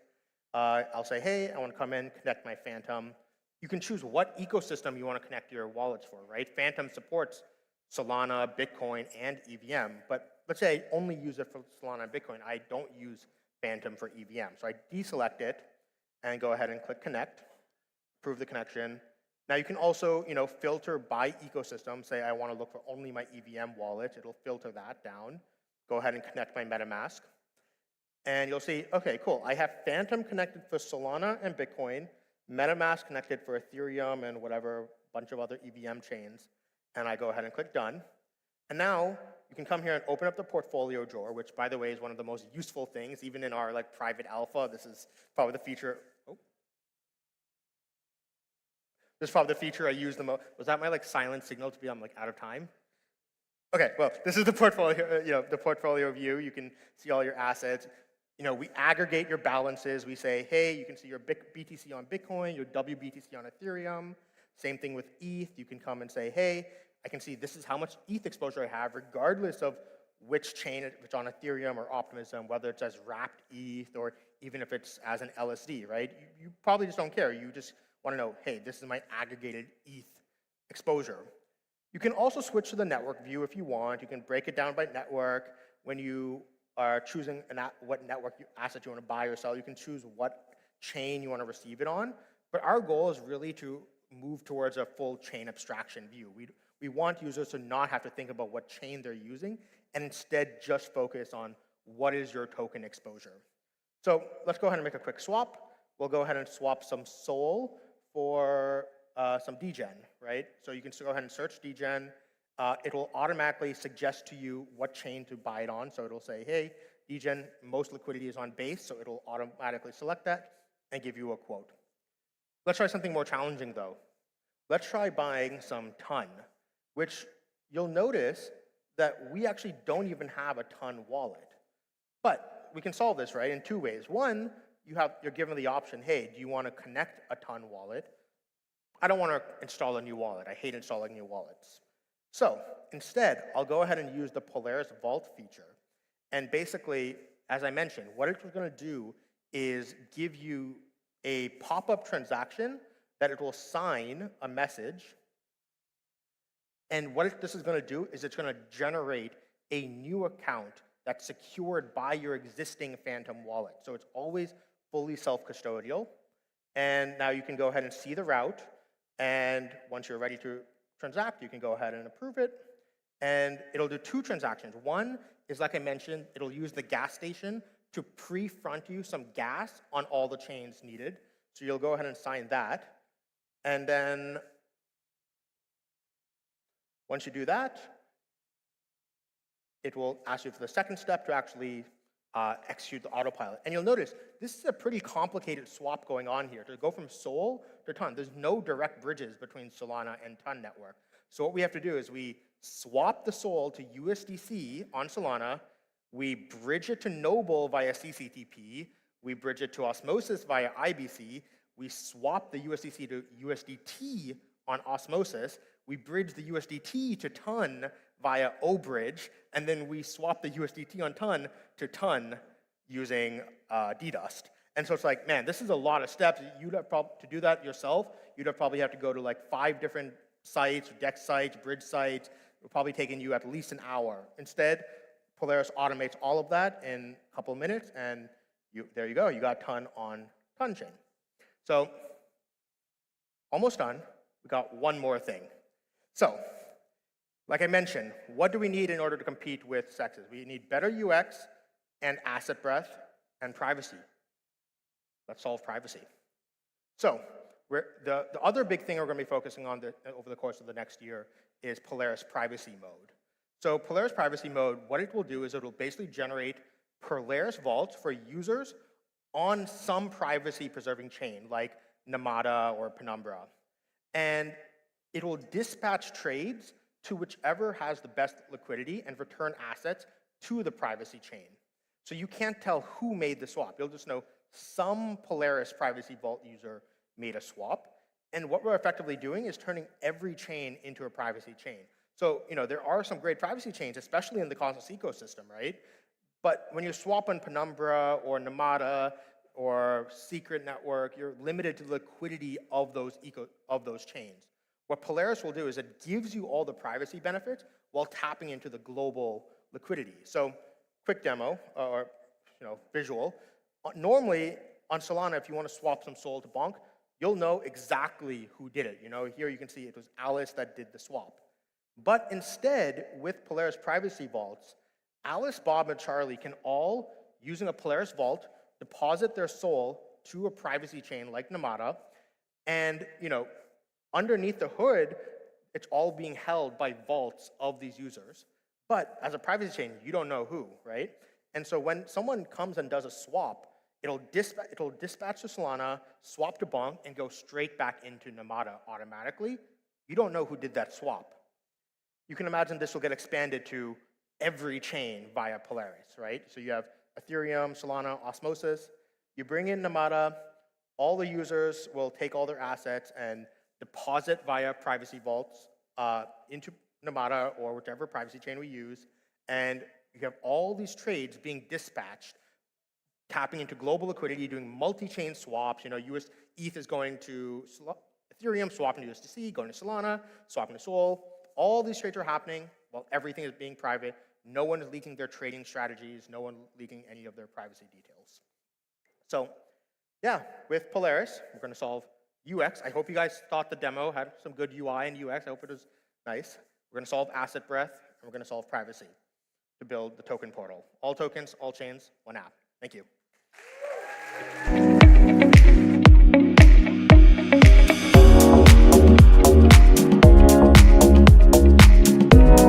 Thank you very much, Sunny, for bringing lots of energy to the stage. And I always love seeing a demo as well, because it really does help you to create in your mind exactly how it's going to operate, which is always exciting. We are moving on to our Bitcoin track now. I promised you guys we are going to have our 8 tracks over these 3 days. Yes, it's a lot, and we're starting with Bitcoin.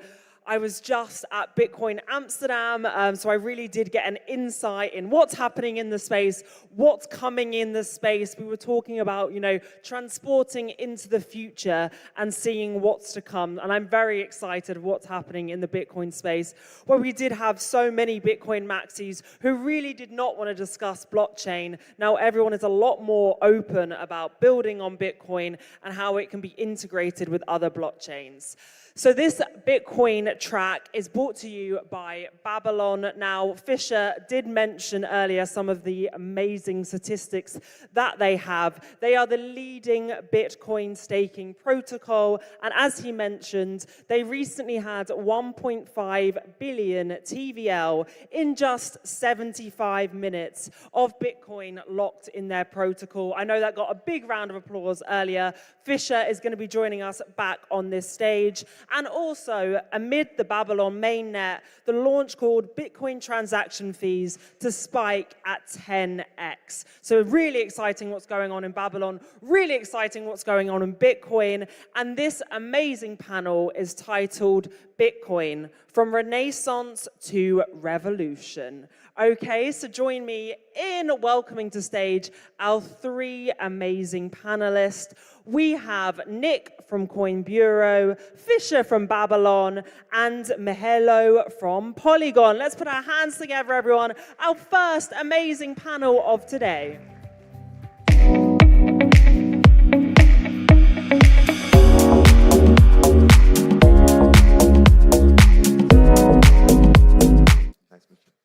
Cool, guys.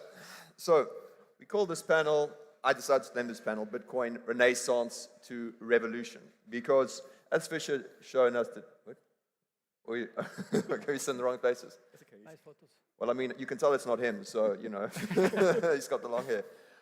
So yeah, we call this panel the Bitcoin Renaissance to Revolution, because as Fisher explained, this year is first this renaissance, this change within Bitcoin, this reimagination of what Bitcoin can really be, right? And now what we've seen is it will eventually, with this $1.3 trillion asset class, which everyone just holds as a digital gold, as a store of value, it could now be transformed into something so much more than that, right? So that's when the revolution comes into it, the revolution and reimagination of Bitcoin. So with that out of the way, Fisher, I want to start off with, obviously you gave this great presentation in terms of how exciting it's been for you guys with Babylon. And, you know, you've had this massive renaissance, you've capped out stake one with like 23,000 Bitcoin, yep. Some up to 30 million who deposited, yep. And like 23,000 people. Yep. So were you surprised by this massive demand to utilize the Babylon protocol, and what do you think this says about the current state of the Bitcoin network? Yeah, we are actually humbled by the results we have achieved. Yeah, having like someone stake $30 million in one transaction is something that we never expected before. Yeah, so I think we did a lot of work in convincing Bitcoin holders to take this initial step towards joining other ecosystems and embrace Bitcoin DeFi by inventing Bitcoin staking, the first trustless and self-custodial use case of Bitcoin beside holding and payment. Yeah, because one of the main points there is, and as we were talking about earlier, is the fact that you don't have to rely on any sort of bridges of any sort, right? Literally, like they can store the Bitcoin right within their wallet, and you know, it's fully self-custodial. So Mihalo, I want to move to you, obviously, because Polygon is very involved within the Ethereum space, right? And they've got, you know, the first side chains with Matic. Now you've got the Polygon hack and all the top of Ethereum. So, what's your view on in the build space right now in the L2 space? You know, are you guys working with the projects? How do you evolve and see it evolving with the ag and CKs? Yeah, sure. First of all, hi everyone. Yeah, great question. Bitcoin is, alongside Ethereum, the most battle-tested chain in the industry, and as such is very well positioned to be a very reliable settlement layer or base layer for any type of layer 2 constructions. And we're very excited to tap into that opportunity and explore that. Aside from that, as we know, Bitcoin is still, I would say, the father of the industry in terms of being the asset that is hovering around 50% of the total market cap of the industry. So it's like huge financial potential there, huge amount of capital, basically, that is by design unproductive, if I may say so. And now with projects like Babylon, we are actually tapping into this huge pool of capital that we can now leverage across the ecosystem, and we are very excited for that. At Polygon, with the egg layer itself, we are basically unifying, I would say, the entirety of Web3, including Bitcoin, and bringing Bitcoin to all these other chains and to the rest of the ecosystem. And I would say it's a perfect symbiosis with what projects like Babylon are doing. So we're very excited about collaborating as well. Okay, so obviously there's Babylon staking, right? So the Bitcoin staking, but the Bitcoin L2 space is much more than just staking, right? Because you can be utilizing Bitcoin as a security, Bitcoin security for so many other things built on top of these L2s. So what are some of the use cases and some of the projects you guys see that are building right now in the L2 space that you're particularly excited about? Yeah, so we are currently focusing on the Cosmos ecosystem and some Bitcoin L2 projects on the DeFi, lending, and real-world assets, so in oracles, data availability layers. Yeah, okay. Quite a wide spectrum, but the focus is on the Cosmos ecosystem. Okay. Yeah. And coming back to that, the whole point about interoperability, obviously, because this is an important discussion right now within the Ethereum space, right? And I'm curious to get your take on it as well, like this question of all these L2s who potentially we have to rely on bridges and there's not that much interoperability between them. Correct. And there's also the concerns now around, is this taking away attention from the main chain, settlement and that. And, I guess the question here is, in the long term, building out this massive ecosystem of L2s on Bitcoin, does this potentially lead to a situation later on where you've got, where the transaction fees are no longer going to be paid a lot to support the miners? Is this a concern in the future? Yep, so you raise a very good point. Interoperability is exactly the weakness of the current Bitcoin L2s, because current Bitcoin L2s, most of them just copy-paste Ethereum L2 architecture and plug into Bitcoin.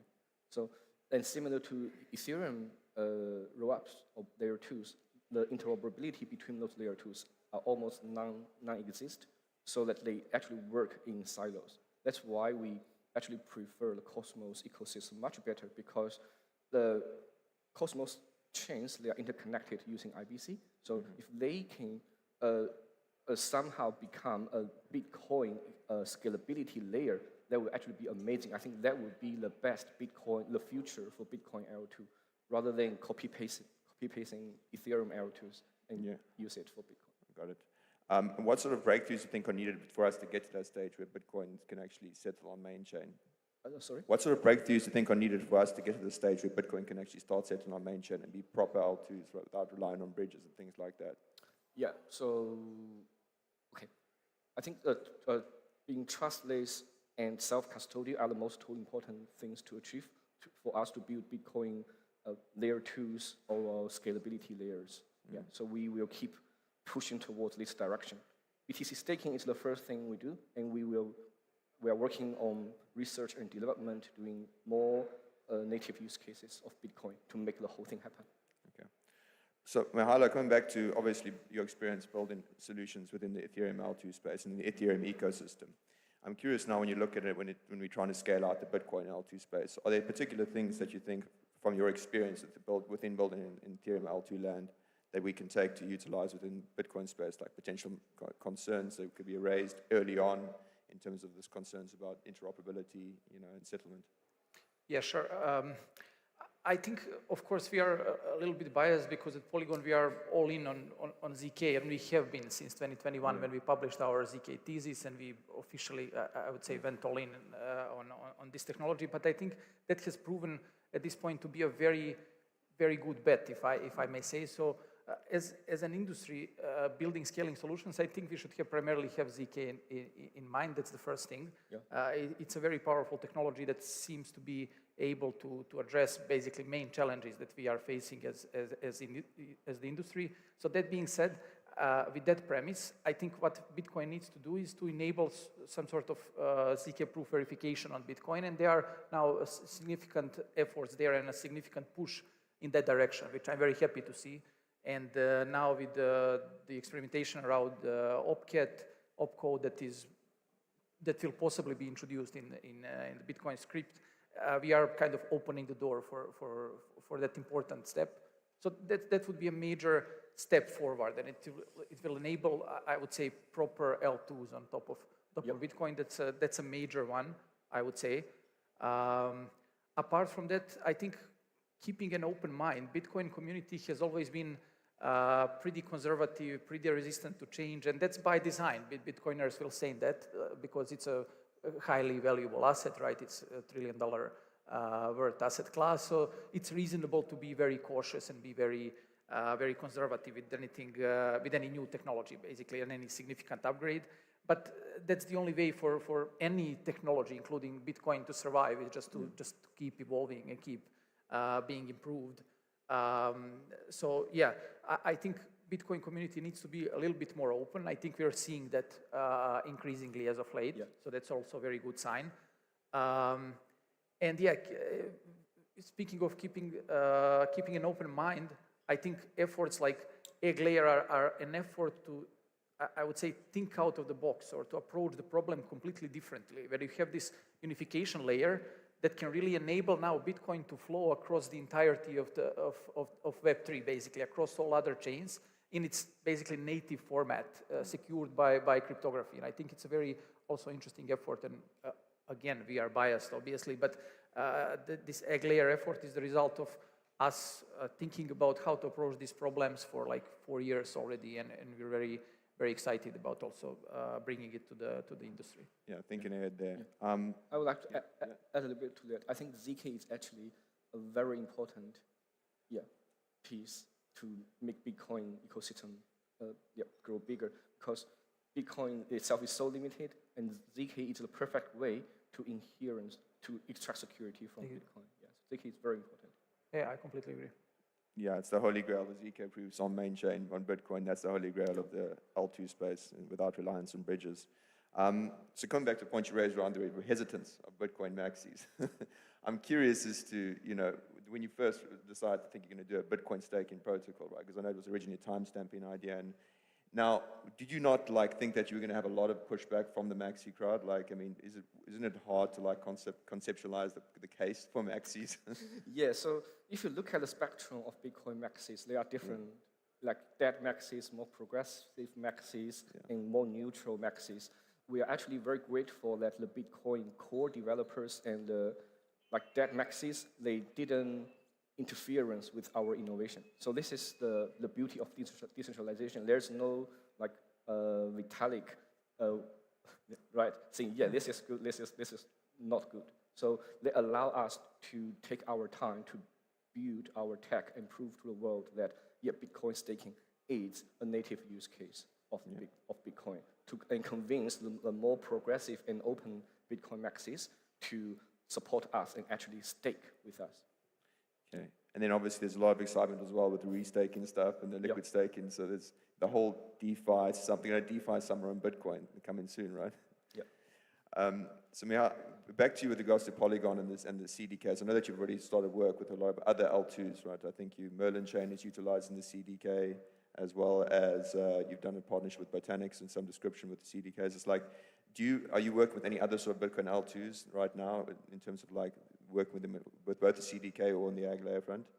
Yeah, there are multiple of them. We are constantly in talks with so many teams and trying to help them basically utilize CDK. And we believe it's a really, it's the best, I would say, bet if you want to go in the direction of ZK. If you want to build your own chain, and if you want it to be secured by ZK, I would say Polygon CDK is the best choice in the market at the moment.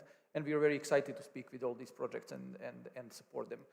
Currently, again, the slight obstacle is that it's not possible to verify ZK proofs on Bitcoin, but I think we are really going to get there with OpCat and this effort. That there's what's important is that we are really seeing genuine interest and genuine push amongst core developers.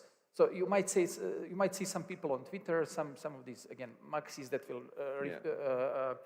go against any type of significant change or whatever, but core developers are really understanding the potential here. And as you said, it's really opening up I would say in the most secure way, opening up Bitcoin, because you're really minimally changing the base layer itself, and you have cryptographic security that all additional logic that you might implement in layer 2 is safe, that no assets are at risk. Yeah. You have this cryptographic security, which is extremely important. And again, we are seeing a huge level of interest among core developers, which is very, very nice to see. And we're working with, I think, 5 or 6 different Bitcoin L2s at this point that are working on utilizing Polygon CDK. So we're very also happy. Perfect. So Fisher, just going back to the stakers and now staking within Babylon, and you said up to 30 million, some of these individuals. Yeah. I'm just curious in terms of the sense, how much of that, do you have any idea what sort of breakdown there would be? Obviously these are, non-KYC and that kind of stuff, but do you think it's institutional demand to want to stake through Bitcoin? Yeah, so you're asking about the composition of the Bitcoin stakers? Yeah, so we do see both retailers, stakers from the community, and also institutions and custodies. Yes, we have a full spectrum of Bitcoin stakers. And the even larger institutions, they are more conservative. They would like to observe our staking platform to make sure it is secure and then come later. So so Cap 2, we do have some institutes, but there will be more coming. Cap 2. And when do you have any ideas that are coming up? Is it Cap 3. Cap 3, sorry. When is Cap 3 coming up? Do you have any ideas when that's going to be rolled out? I don't want to put pressure to our engineering team, but not very. And you'll be increasing stake sizes and everything. Yeah. Is BlackRock interested? IBIT, they're going to stake IBIT through Babylon. Yeah. So one thing to say is that we will not run this phase for too long. Yeah. Like some projects lock people's assets for like a year long. No, that's not what we'll do. Okay, cool. So what are some key innovations? You've obviously talked about some of the key innovations of Babylon that have, that allow for stakers who want to do this and trust to stake with back. Obviously, the self-custodial stuff, but there's also they can easily unstake it again, and then also the slashing component that be able to slash. Sure. So BTC staking allow Bitcoin to become a first-class staking asset for any proof-of-stake system and achieve all the properties of staking asset you can imagine. So what we are trying to do next is to invent more native use cases for Bitcoin based on the current capacity of the Bitcoin script. Like you mentioned OPCAT, which require upgrade, but there's another direction which is called BitVM, which does not require Bitcoin to upgrade, and still you can verify ZK. So yeah, we are actively exploring that direction at the moment. Okay. So I'm curious then, in terms of like, from your perspective, what are the key, not necessarily risks, but obstacles for Bitcoin reaching this revolution of like, what obstacles you face from people? Obviously, we mentioned the Bitcoin maxis, people who are hesitant, but what are the obstacles you foresee, that you guys foresee for the Bitcoin space, Bitcoin L2 space? Maybe Yellow. It's a good question. I think aside from, as you said, this reluctance from some parts of the Bitcoin community, I think I'm not sure if there are any other obstacles, basically. Like, I mean, there's so many obstacles. It's just minimally invasive changes to the protocol are required, and there is already excitement about them, and people are working on them. I'm not sure if there are any other risks. Nothing comes to mind, to be honest. So it's just changing minds, I think changing mindset a little bit, but even the mindset is definitely changing. We are seeing that amongst the people that really do understand the technology, among core developers, and they are the ones who are kind of taking the most, their responsibility is the highest here, and they are the most excited about this, because I think, number one, they understand the potential, and number two, they understand that risks are, I would say, acceptable, and they are the experts. So I think we are in a pretty good position there, I would say. Okay. Do you want to add to that? Yeah, some obstacles, apart from the mind change from Bitcoiners, is the infrastructures and tools available on both the Cosmos ecosystem and the Bitcoin. Like, for example, wallets, the number of wallets that support full functionality of Bitcoin apart from transfer is very limited. And for Cosmos, there are only like 2 very popular wallets. Yeah, and then DeFi and stuff, everything is in a very basic form. So nothing compared to like Ethereum or Solana ecosystem. So yeah, in order to acquire users, there's still a lot of work needs to be done. Yeah. Okay. So in terms of acquiring those users, like, do you think that it's more on the crypto native side or like the institution side that needs to bring it on board to be able to pull that liquidity? Because now Bitcoin's become more of an institutional asset, right? Yeah, but I think both set of users are very important for Bitcoin adoption. Okay. Yeah, cool. We don't have a preference. Okay. So obviously we've talked a lot about obviously Babylon and the work that Polygon is doing, but are there any other projects that you know within the Bitcoin L2 ecosystem now that you weren't particularly, that you're very excited about, or that are doing big things that you wanted to talk about? I think Sandeep would definitely better. My co-founder, he's more on the business side. I'm more on the tech side, so I guess he would be better to answer this question. There are 5 or 6 that I definitely know that we are in talks with, but I cannot mention any specific one. Okay. Fisher? Yeah, so we are building our ecosystem like grant project to provide full support to any Cosmos chains that are interested in Bitcoin staking. We provide grants, co-marketing, co-BD, and also a hacker house to give you all the support you need. Okay. So 5 years, let's do a prediction, like 5 years' time. 2 questions. One, how much you think will be staked through Babylon? And two, how do you think the Bitcoin L2 space will look? Yeah, my moonshot will be 49% of Bitcoin staked. 49%. Bitcoin staked. Wow, okay, Yeah, that's we don't want to like dominate by having 51%. Like 49 is perfect. okay. Milo? Yeah, I don't see why not, because again, Bitcoin is $1 trillion asset, and it's currently an unproductive asset by design. You cannot do anything with it apart from holding it, right? Whereas the Ethereum and Atom and proof-of-stake assets, they are productive assets. You can actually use them. They have additional utility. You can generate yields or returns by performing useful work in the protocol. And there's no reason, capital doesn't like to sit idle. And we have $1 trillion that are kind of sitting idle. And there's no reason not to employ that to generate some return by actually doing meaningful work and securing protocols within the ecosystem. There's no reason why that wouldn't happen, in my opinion. So yeah, I think that prognosis is fair. Why not? And in terms of interoperability and Bitcoin layer 2 ecosystem, I think this is maybe not a really controversial take, but again, a little bit different view. We think with this framework of egg layer, like it's almost like there won't be this concept of layer 2 strictly. Like we can unify all the chains, including Bitcoin and Bitcoin L2s and Ethereum L2s and Cosmos chains.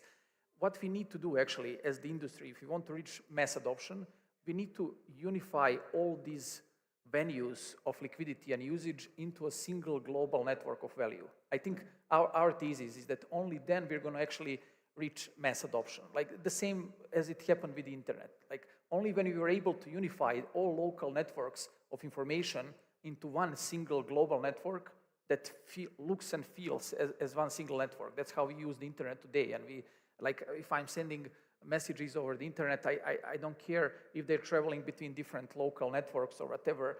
This feels like a single global network. That's what we need to build in Web3. So for the end users need to feel like they're using one single global network. And I think with something like the egg layer, we can unify all these chains and this thriving ecosystem of Bitcoin, anything that's built on top of the Bitcoin, Ethereum, anything that's built on top of Ethereum into one single network of value. And that is our basically dream. That's our vision. And I think then we can really have this wide adoption. So completely abstract away the concept of different networks, of Exactly. everything. It's just one massive cryptocurrency, the protocol that people can use on top of Exactly. Bitcoin, secured by Bitcoin, the biggest asset class in the world. Exactly. Do you think that Babylon will reach for 49% of all staked Bitcoin? Yeah, why not? Thank you so much. Cool, guys. So I think we're running up on time, but if you guys want just a few final thoughts on what you see in Bitcoin L2 space and for the audience as well. Yeah, so the Bitcoin L2 space is fascinating, and I believe that Bitcoin plus Cosmos is actually the right answer to the concept of Bitcoin L2. Okay. Arne? Yeah, from my side also, very excited to see Bitcoin opening up and all the possibilities that we're exploring now. And as well, I would really like to mention the Cosmos community. Cosmos community is one of my favorite, definitely, crypto communities. I think primarily due to its openness, number one. It has always been a very, very open community, open to new ideas, open to exploring different directions, different opportunities, sometimes even to disagree on certain topics within the community. And that has always been fascinating to me. It's much better to have that type of mentality than some, I don't know, some really narrow mentality where we're all thinking the same and are all doing the same and we have the same kind of set of dogmas that we're all following. Cosmos is literally the opposite of that. So that's one of the reasons why I really like the Cosmos community. And the other reason is that Cosmos is built on this premise of multi-chain. Yeah. The founders of Cosmos had I would say the wisdom and vision to capability to realize that only in the multi-chain setup we can achieve mass adoption with this technology. And these are, I guess, two reasons why I really like, again, this community and all this kind of intersection and interoperability is going to be very exciting to observe. And I think Cosmos is one of the pioneers there. when it comes to that.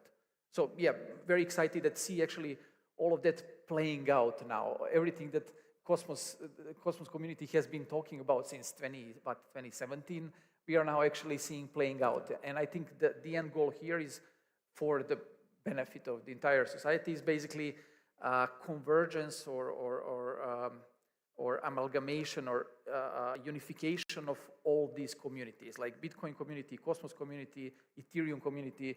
That's all going to be one single Web3 network, as I said. That's kind of the vision, and I'm very excited that we continue marching towards it. Cool, man. Lots of love for the Cosmos community, guys. Thanks, guys. Really appreciate it. I'm very excited about this renaissance that's going to become a revolution, this reimagination of Bitcoin, and all together, yeah, excited for the change. You guys, Thank you so much. Cheers, guys.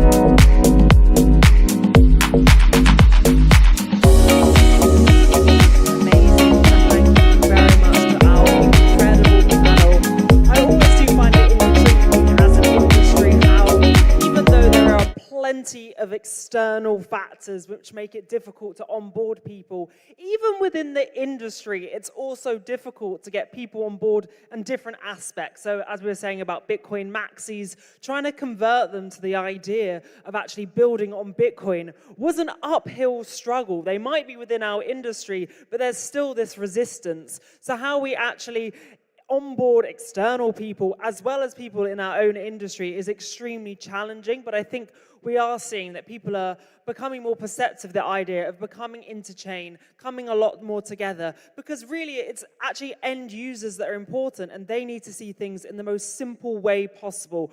We have to be keeping it simple. We can discuss here really high-level, difficult topics, but for the end user, it has to be as simplistic as possible, and that's why interchain is going to be so important. So guys, please keep up the energy here. I know if you've had coffee, and if you haven't had coffee, go and grab one, because I want to keep you guys entertained. We still have so many amazing speakers and panelists. And so let's get some more energy in here, guys. This is the bull case for btcy. Put your hands together for Jeroen from Persistence. Big round of applause, everyone. Let's go, Jeroen.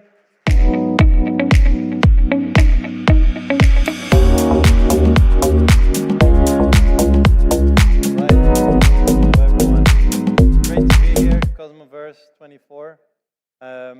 My name is Jeroen. I'm the COO of Persistence. Today I'm going to present to you the bull case for btcy. btcy is short for Bitcoin-powered decentralized finance. In this industry, you have to be quite careful or limited in terms of like the things that you want to be bullish on. But my things that I am bullish on are on this slide. Obviously, there's Bitcoin, but then there's intents and there's interoperability. Those two I'm incredibly bullish on, because intents and interoperability, they are sparking a wave of innovation that is going to define the future of finance. In these next 15 minutes, I'll guide you through how Bitcoin is evolving from just a store of value, the digital gold that we know, towards a full-fledged global financial powerhouse. Now, this is I think the first keynote at the very first Bitcoin track at a Cosmos conference. So I didn't want to assume that you guys have a lot of history on Bitcoin. So let's go and have a little look at the history of Bitcoin. I'll keep it short, just for you to get some context. So it all started in 2008 with the Bitcoin white paper. Was published, was supposed to be some form of an electronic payment system. 2009, early 2009, that actually came to fruition. The first Genesis block was mined. It actually had a little quote in it from the Times that day. Chancellor says, on the brink of the second bailout for banks. 2010, pretty famous transaction happened. It's the Bitcoin pizza transaction. Someone spent 10,000 Bitcoin to get some pizza delivered to his house. I hope it was a good pizza, because that's quite expensive, nowadays at least. But what it did is it proved that Bitcoin actually had real-world use case. You could actually do something in the real world with your Bitcoin. A little bit later, some exchanges started to pop up. Like there was really some awareness being created, and Bitcoin became more accessible. So these exchanges, they kind of sparked a little bit of a interest in Bitcoin. It was the first time it started to really get adoption, which led to a few issues. There was a bit of congestion on the network. Transactions are getting slower, more expensive. So there was a full debate on like Bitcoin scaling.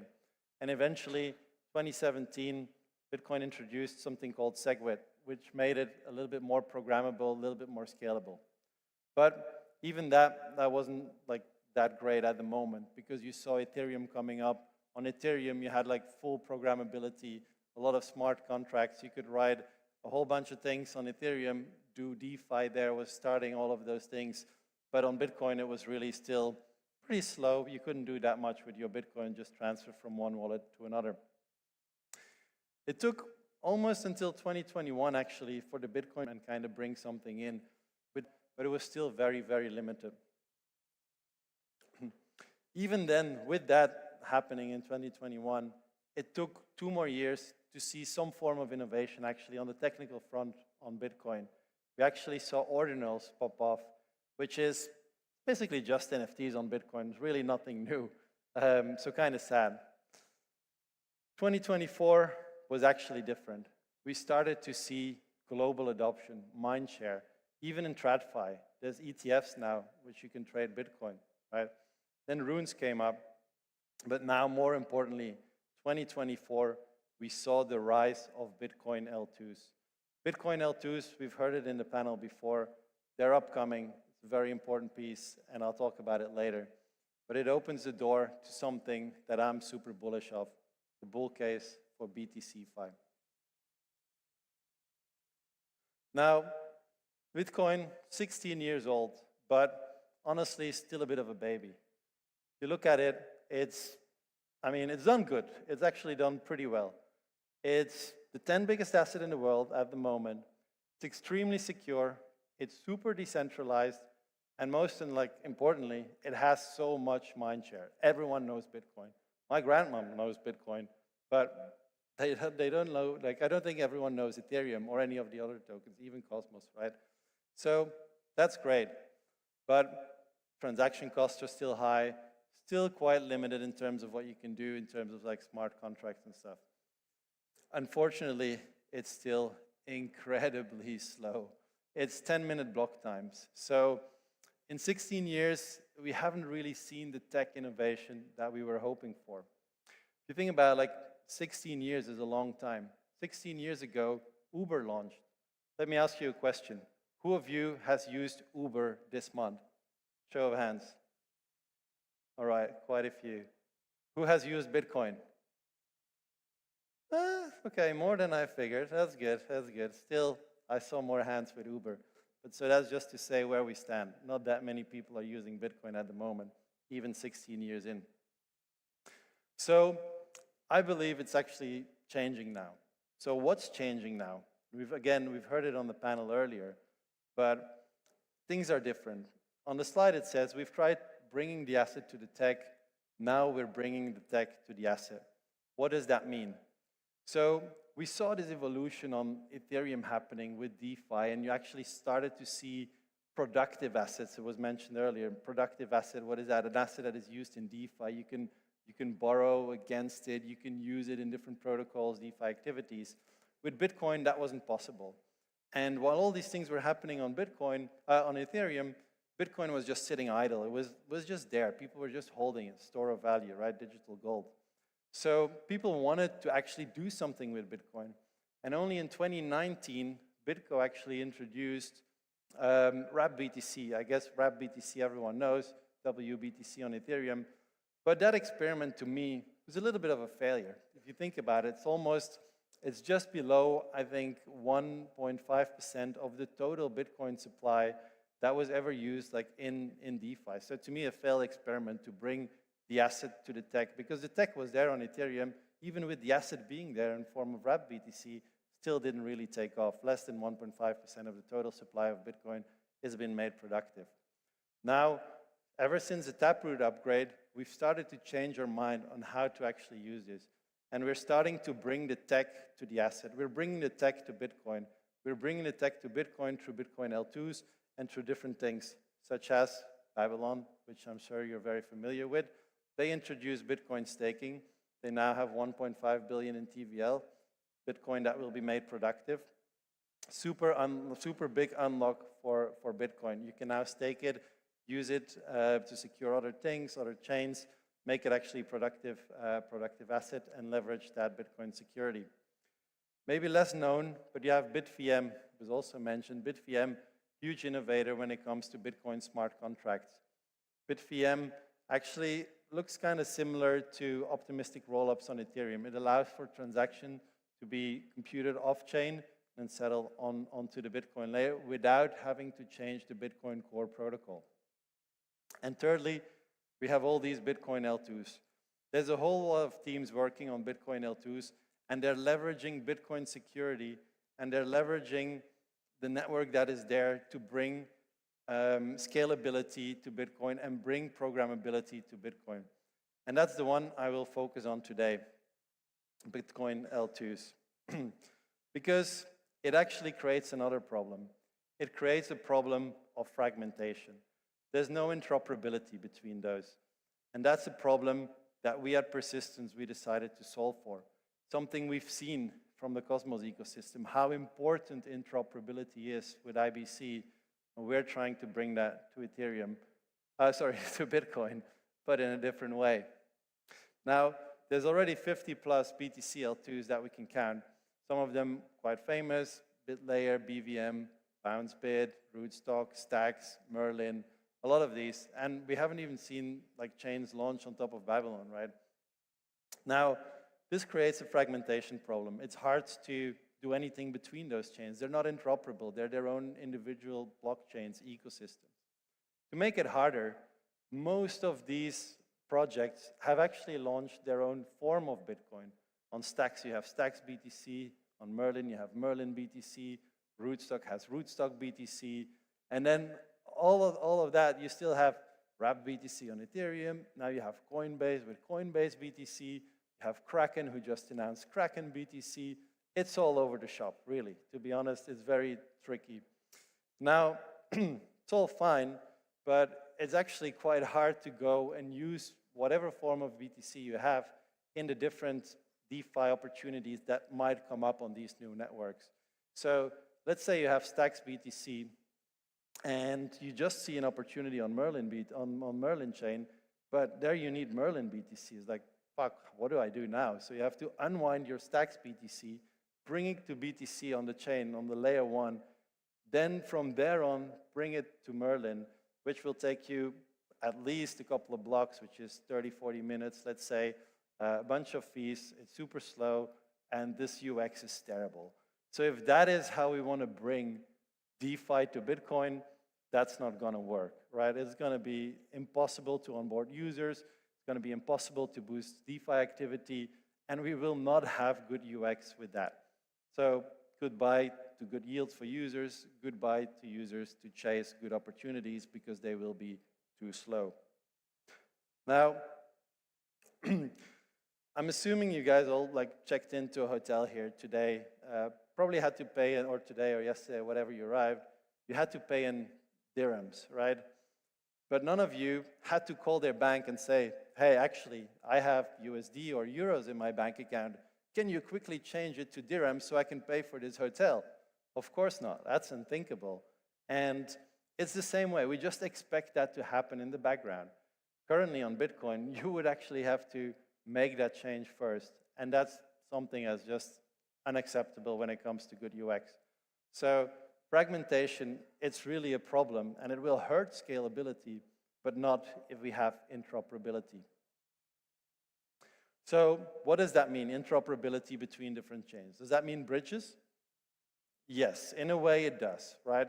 But We're not really a fan of traditional bridges. We all know what happens with traditional bridges. They're risky, they're not really scalable because they depend on TVL. It's typically high slippage, you have MEV risks, you have that TVL honeypot, which is so attractive for hackers, which is why so many bridges have been hacked, and it's just poor UX. We're more a fan of intent-based swaps. What are intents? I'm not sure, show of hands, who knows intents? Who's familiar with intents? All right, not that many. So I'll try and explain it very simple, like what an intent is. An intent is a very simple way for a user to express what he wants, right? I want to do this. And I'll use Uber as an example again. So let's say you want to order something on Uber Eats. You say, I want to order a sandwich and I want it to arrive in 30 minutes and the sandwich has to come from that shop. That's your intent. This is what I want. Now, which driver picks up this food or which route he takes, whether it takes the highway or not, it does not matter. All you care about is the outcome, and that is specified in your intent. Same thing is here. Currently in crypto, if you want to swap, let's say you want to swap on Osmosis or Uniswap, you have to specify, I want to swap this asset into this specific pool with these specific parameters, and I hope to get as much out of the other asset as possible. Not really great, because it's a lot of complexity for the user, a lot of assumptions. So intents will solve this, and it actually, how it works, it gives an access to a network of global liquidity. How this happens with solvers, and I'll explain this in the next slide. But the advantage is that there's no slippage, no MEV, and it's a product without TVL, so no real risk of getting hacked, actually. The TVL is only there for the amount of time that the transaction happens. It's very, very fast, very secure. So how does this work? So you're a user. You sign this order. You say, look, I have BTC A. Let's simplify. I have BTC A on chain A, and I want to get to BTC B on chain B. And I want to swap one-to-one. I'm happy to pay a little fee on top of that, but this is my intent. I signed this order. So I signed this order is broadcasted, and there's a network of solvers. These are professional market makers who are looking at these intents, and they say, oh, I see someone is requesting one BTCB on chain B. He's willing to pay a little fee for that. I will help this guy, and I will fulfill his intent, and I'll send him one BTCB on chain B straight away, no questions asked. So he fills that order, and the user who has just broadcasted his intent, 1 second later, gets his BTCB on chain B. Now that's great for the user. His intent is fulfilled immediately. But now the solver is actually down 1 BTC. So how do we solve this? So that's where we come in with the persistence chain. We actually look at this fulfillment. We need to make sure that the user has received his funds. Once his funds are received, and once we can see that we've reached finality, we can actually instruct the source chain to release the funds to the solver on chain A. These solvers, these market makers, they hold a little bit on inventory on each of these chains, and it's now their problem if they want to rebalance or not. That is up to them. They can choose to just keep inventory on both sides. They can choose to rebalance using the traditional bridges. So that's basically what we do. And the good thing with persistence is that we will be secured by Babylon by using Bitcoin staking.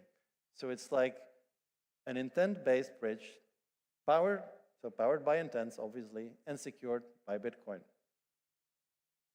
Now, this seems very simple. Obviously, it's not that simple. We've been working on this for a while. The good thing is we actually managed to deploy on testnet earlier this month. We've done the first cross-chain testnet transactions across different Bitcoin L2s. To start off with, we're starting with a bunch of EVM chains. So we're choosing 6 quite prominent EVM-based layer 2s. Even including in the layer 2s, we're including Base, and we're including Binance because they have quite a significant supply of BTC in the form of Coinbase BTC and in the form of BTCB. But I call all of these Bitcoin L2s because they will hold a significant amount of BTC, and they will be very important for BTC-Fi. So we're starting with a few AVM chains. Our audience is B2C, so we're starting just for the user to be able to bridge from one chain to another.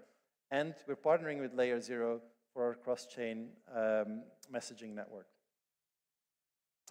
By early next year, we should be on mainnet, hoping all the audits go well and everything, with pretty much the same setup, but only then we actually will introduce the actual Bitcoin staking through Babylon. And so we will be one of the very first chains that will use Bitcoin security through Babylon. In V2, we will actually expand to bring other chains in as well, non-EVM chains, typically more closer, like linked to Bitcoin. For example, Stacks is one of the big ones that we'll be working with. And our audience will be more B2B2C in a way. We'll really be integrating with a bunch of different protocols so that they can accept whatever form of BTC it is that they need to go into their protocol. So yeah, it's a huge unlock. If you're a DeFi protocol and you're currently accepting some form of BTC, maybe 1 or 2 or 3 different forms, but now you want to accept all forms of BTC, come talk to us. We'll get that done. Now, to just give an idea, like how big is this opportunity? Like what market are we solving for?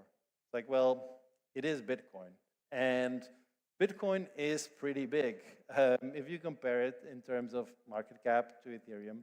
And let's be optimistic for a while, that DeFi on Bitcoin or DeFi around Bitcoin will be as big as DeFi currently is on Ethereum. Then just with that, we're expecting a daily bridging volume between L2s or Bitcoin L2s of more than $500 million a day. So $500 million of cross-chain volume. So this opportunity is huge. Bitcoin is huge. It's just hard to not be bullish on an opportunity this big. Another thing it's hard to not be bullish on is intense. The change or the transformation from single chain liquidity in AMMs, where you have this impermanent loss, towards a world with aggregated cross-venue liquidity, where you have these solvers, these market makers that are connected to all of these DEXs and SEXs. They have dynamic pathfinding. It's just very hard to not be bullish on that. And I really believe that this is the next wave of innovation that is coming to DeFi, and Intense will play a huge, huge role in that. So now, oh, that was too early. So now, next time your Uber driver asks you for the golden crypto tip, what do you think you should tell him? Buy Bitcoin? Correct. So buy Atom? Maybe. Buy Bitcoin. And what's his next question going to be? He's going to ask, okay, if I buy, when do I sell? Right? So sell your Bitcoin? No, never sell your Bitcoin, especially not now that you can stake it, Babylon, now that you can borrow against it, use it in DeFi, and now that you can move it around freely. Don't sell your Bitcoin. You can do everything with it now. There's no point in selling.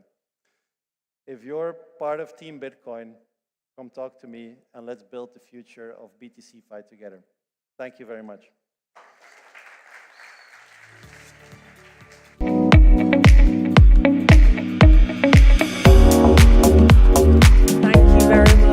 It is true. I think as an industry, the growth that we've seen this year, when I'm getting text messages from my dad telling me, have you seen the price of Bitcoin? You know things are going in the right direction. People are definitely extremely excited of what's to come. Even if they don't understand quite what's being discussed on this stage, they still are bullish on the industry, and I think that is really the progression that we're seeing. And we're doing all the background work, but we are actually seeing that people are appreciating our industry, and hopefully, yeah, no one's selling. I mean, who is selling right now? They must be pretty damn crazy.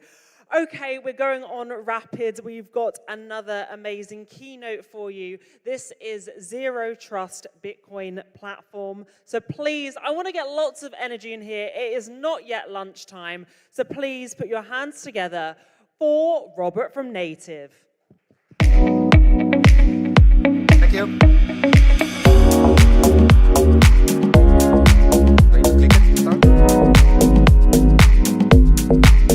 Okay, hey everyone. It's amazing to see the Bitcoin and that we talk a lot about Bitcoin here at Cosmoverse. But let's don't forget that this is about Cosmos, right? So I want to tell you that we as a Cosmos community, as a Cosmos ecosystem, we are the best positioned actually to bring Bitcoin everywhere, multi-chain, to the world. We are in the best position to program Bitcoin, to unlock Bitcoin. And this is what I'm going to talk about. And my predecessors, I think, they're also providing a proof for that. But before that, I want to make the statement here. Let's start using cosmonizing. Yes, interchaining. This is what we need to do for Bitcoin. This is the biggest market, and really, integrate it with all our projects across any other tokens. So, yeah, I'm going to talk about this zero trust and all these different things. But what I really want to hearing what my predecessors are talking about, yes, that is interchain aspect. So what we can do with Bitcoin? You can mine it. That's a good activity. You can hodl. That's also a good activity. And most of the people just think that Bitcoin will infinitely increase in value. That might be a strategy. You can put it in a sex or trade it for sex. Interestingly enough, that Bitcoin is a dominant currency. What else? Well, we have this renaissance now of these new tools. And let me tell you how we are bringing this to the next level. Ethereum unlocked a whole opportunity for scalable L1s. It makes the path how and what we can do next. L2s, so millions of dollars invested to create new stacks. There's no need for every 20 of new projects to reinvent the wheel. That's why we see over 80 L2s targeting Bitcoin. Many of them are using the existing stacks that were researched and developed by Ethereum. However, there is one problem. All those stacks were designed for EVM, and as an L2 rather than a sidechain, we need to verify it. We need to be sure that it's correct. We need to make sure that our Bitcoin is safe. Unfortunately, this is not the case. There are a few projects that are trying to embrace the security, but they're limited. Here in Cosmos, we talk a lot about Babylon, but Babylon today is, they're exploring ways how we can do more DeFi, but today the secure way is restaking for proof of stake chains. But is this the only thing we want to do? No. All these opportunities about L2, especially here, we building app chains. We know that there's no limit. Yes, we can have app-specific chains for liquidity management, trading, NFT, and so on. In Bitcoin, because Bitcoin cannot provide this unified settlement programmability, those are building in silos. There is no interoperability. The security is limited. The biggest advancement that is going to happen in Bitcoin next is this BitVM without changing how the Bitcoin works. Don't be misled. BitVM is not a VM. It's not a new way how you can create a contract and execute them on Bitcoin. It's not active, expensive. Active means passive. So you need to trigger it to do some validation and to provide it. And what many people don't know, it's permissioned in case of an attack. So for emergency use cases, there is a pre-signed list of operators who can withdraw your assets and front-run an attacker. This is not really like, not your keys, not your coins. This is not like the world we want to live in. So let me tell you about this zero trust architecture. It's a concept in security that basically says that don't trust, verify. Should be able to verify everything. This is the concept that our base, our foundations in Cosmos, IBC, full verifiability. However, like with this bridging, L2s, and all that stuff, instead of embracing don't trust, verify, often we fall back to the castle and moat architecture. Basically, you create fences, zones that will provide you sorts of a security facade to ensure that you can feel secure. So, since in the multi-chain world, yes, we need to have this interoperability. Bridging is, like today, the de facto solution to enable it. Bridging is the solution to provide new capabilities to Bitcoin without changing the Bitcoin itself. The only bridging that works today in Bitcoin is custodian bridges. So basically, it means that you have an authority or a regulated custody that will tell you, oh yeah, someone is locked this token, deposit the token, and I have an authority to create tokens on another chain, so then you can use it and program it. Again, not your keys, not your coins. In case the authority is malicious, you are done. So there are better bridges. IBC is the foundation of all of that. Don't trust, verify. With IBC, as we have the strongest guarantee that whatever happened on chain A and chain B, we verify. So, like in this previous slide, we changed the weakest point to the full verification process. Union, I would claim, are the fourth one because it takes the IBC to the ZK, and we are very happy to have them as a strategic partner. And you will see later how it works, why this is important. So we have a few ways how we can do it. Validator sets, that's what Axelar is doing. Optimistic verification, everyone knows, so like, you have the fraud proofs. And then ZK-enabled consensus verification. The math will guarantee that what happened here is correct. There is no way how you can trick the system. Right. So those are the secure bridges. We can change that.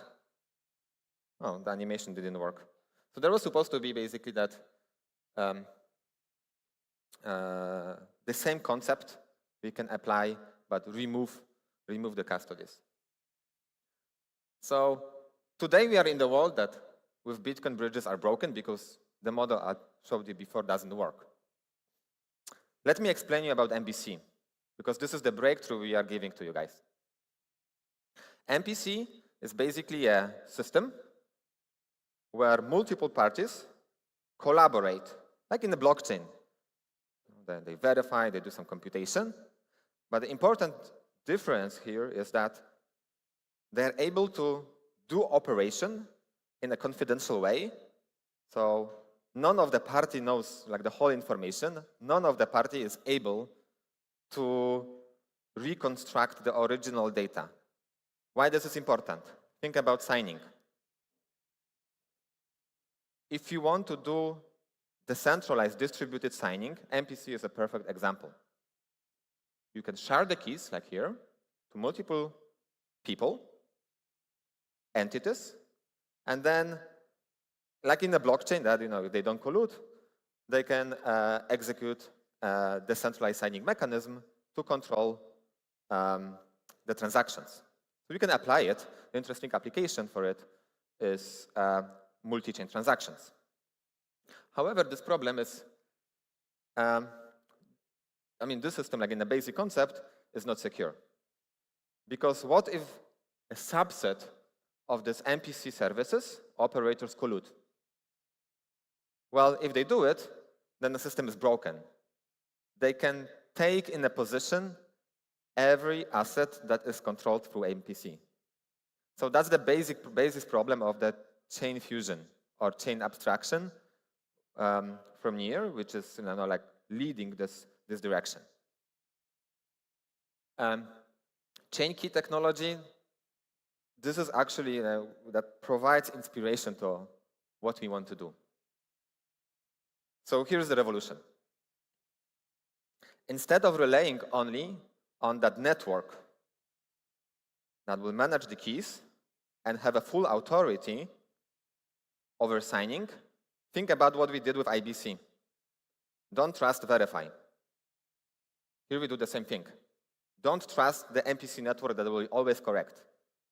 If the MPC network, if you have an algorithm that is today in production, like in here in an interchain, ICP, internet computer, that actually relies only on a 20 or 30 validator set, and you trust that, okay, they will not collude, okay, you think the threshold is low. Can we go to 100? Okay, it improves a little bit. Can we go to 1,000? Still improves. What we propose you, so there is an algorithm called 2PC MPC that applies don't trust, verify. User always has to authorize. It's a part of the process. The tools, wallets, you can see in the same way how you see in your ledger. Yes, okay, ledger, you connect a ledger to your DApp, and ledger asks you, okay, do you want to sign? You see what's the transaction about. You send 10 atoms from account A to account B, and I say, yes, this is what I want. Here's the same thing. You have cross-chain transaction, multi-chain transaction. You don't bridge.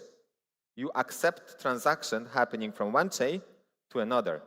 This applies for smart contracts. This applies for everything, actually, we are building here. So this is a new level, how we provide interoperability, how we cosmonize Bitcoin. So this is the basis of zero trust protocols. With that, we can actually program, not only like do a simple staking, we can do anything. And this is native. We embrace Bitcoin, the biggest cryptocurrency in the world, but we don't stop with Bitcoin. You will see more things soon. You can program it with Rust, Cosmos, EVM, and what's the most important thing that we will be talking tomorrow about? We make Bitcoin Cosmos because we program IBC for Bitcoin. Same model, same trust assumption, and Bitcoin is Cosmos. So, coming from here, having that IBC, I mentioned Union. I didn't mention, but it's already announced, secret. Another strategic partnership we made. With that, you can confidentially trade Bitcoin. Hopefully, this is not like this is the one not where we're going to stop with trading. And now, let me do a pre-announcement. The official one will come tomorrow, but we are already very happy. Agoric. Now you can orchestrate Bitcoin. With their amazing orchestration framework, you will be able to create a smart contract and Agoric to coordinate different things across chains and use Bitcoin with that. Think about an opportunity that you have your Bitcoin, the Bitcoin doesn't move, will be on the Bitcoin, but then will be managed in a staking protocol in Ethereum. Or you add like multiple things around it, right? You basically want to not only lock it, but maybe you want to leverage it, put it into Aave, and then stake somewhere else. And for user, you don't want to he will go from one transaction, second, third, 5, and so on and so forth. With the chain abstraction, with the orchestration, you can have an IBC contract that will do it once, and then multiple other projects, like in a widget, in a framework, will integrate it to build more interesting applications. So, remember the slide about sex? C, E, X. That's going to be obsolete. Infinite possibilities. Bliss is the main thing that we are bringing to the Bitcoin world. And IBC is part of it. Bliss stands for Bitcoin Liquidity Interoperability Security Stack. It's a stack of services. You can be a part of it. Like Union is a good example in Agoric. To provide services based on that execution system. Don't trust, verify. If you build a protocol that provides interchain services, provides verifiability, you are part of Bliss. You can provide services directly to other protocols, to Bitcoin L2s, instead of like fragmenting, siloing the world with Cosmos, with Bliss. We opened opportunities. Zooming in, so interoperability is one part of it. World was talking last week about Unichain. It works well in Ethereum. Would it work in Bitcoin today? No. With Bliss? Yes. Coordination. Agoric is the perfect example. How we can coordinate, how we can compose contracts between Bitcoin L2s. Today, when you talk about stacks, BitLayer, Merlin, other guys, ask them how, if they have today already a solution in mind to compose contracts from one L2 to another L2. Let's say you have your tons of coins in Merlin and then you want to use some amazing yield strategy on another L2. Can you do it today? No. There is a solution today? Yes. Bliss. Security layer. I think that's more obvious one, right? Like, all this aggregation, verification. I was already talking about it. Yeah. So Bliss is the thing that we are, as a product, coming to the market. The foundation is really an infrastructure of services empowering the ecosystem. I would like to hear to tell that we are cosmonizing it. So one last comment here, because now BitVM, this is what Bitcoin community is framing, and actually we have tons of calls last week from different L2s, but not only.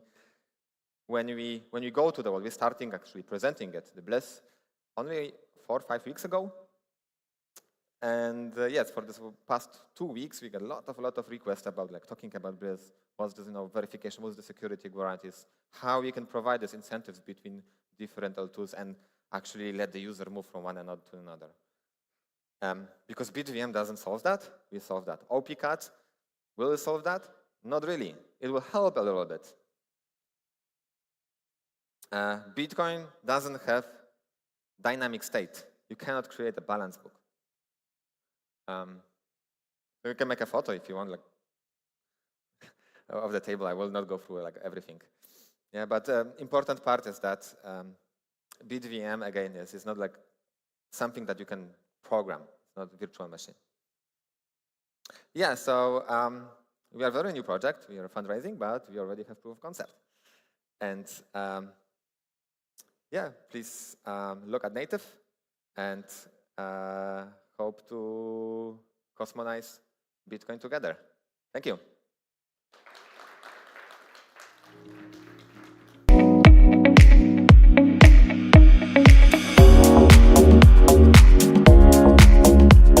Thank you very much, Robert. Wow, that was a lot of information. I think starting at 9:30 this morning, we have had so many concepts on this stage. It is mind-blowing. So we're going to take you back to some panel discussions now. We're going to allow our speakers to debate some topics, give their own opinions on things as well. That's what I love about this industry. You can say it as it is. Whatever you believe is not always maybe the right answer, but it's what you think it is. And we can challenge each other. We might not all be correct, but we can learn from it and shape a better industry. So we're getting our panel set up. Of course, we're going to stay on the topic of Bitcoin, but we have plenty more coming this afternoon. So all of you guys that are in here, we have 3 more panels before we take a lunch break. So you do not want to go anywhere. Please don't be leaving. I know you might start getting hungry, but 3 more panels before we have our lunch break. So this is all about Bitcoin finance. I'm really excited to introduce to stage our 3 amazing panelists. And I want to bring the energy. So please, guys, for every single panelist, give them a big round of applause. This is Ran from Crypto Banter, Sankha from Babylon, and JP4 from 4chain. Woo! Come on, guys!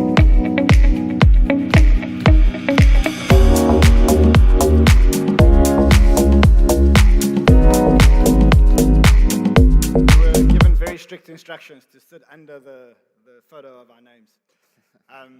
So guys, before I start, I just want to give CryptoCito a big round of applause for actually doing the Lord's work here. I mean, doing the work that a foundation would actually normally do.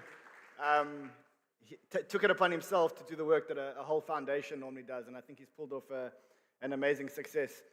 And then, of course, I think we're going to talk about Bitcoin finance, the future of finance, but I have a few questions before that. So I want to dig into a few questions to both of you. JP, I want to start with you. You were undoxed for a long time. You were anonymous for a long time. You then made a decision to all of a sudden come out guns blazing.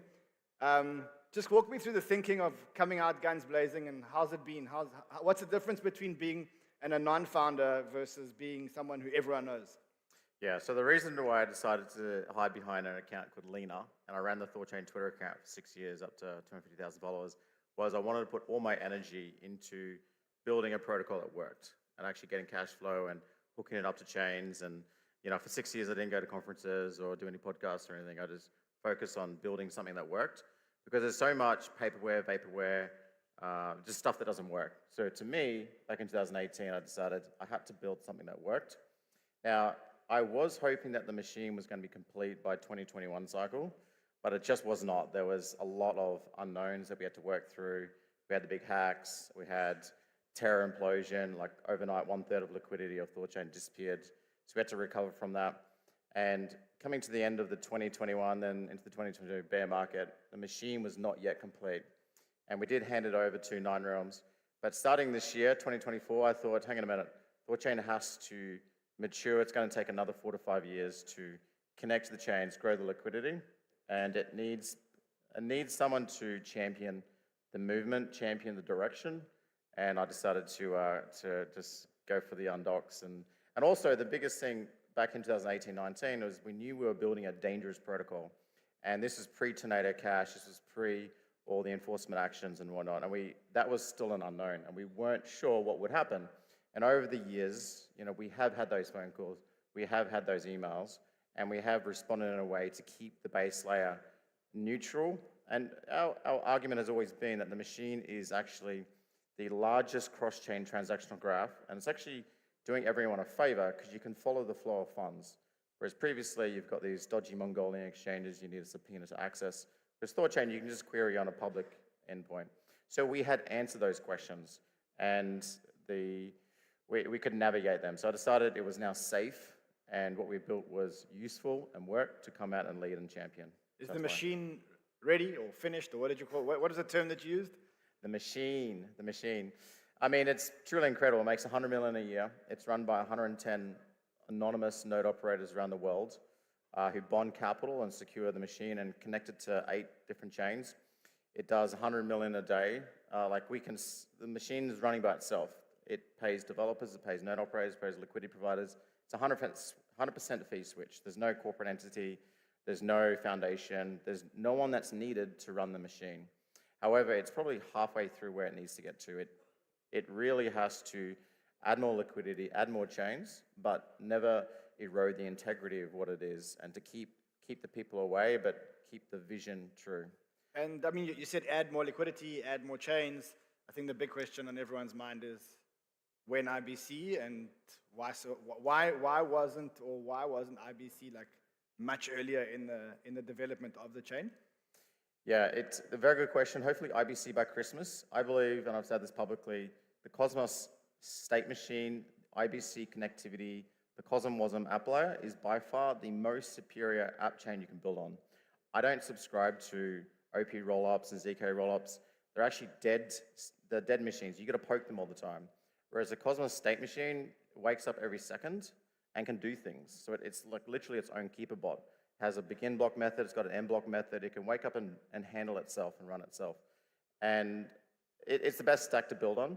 We couldn't integrate IBC early on, one, because we were still achieving stability across all the chains in the MPC.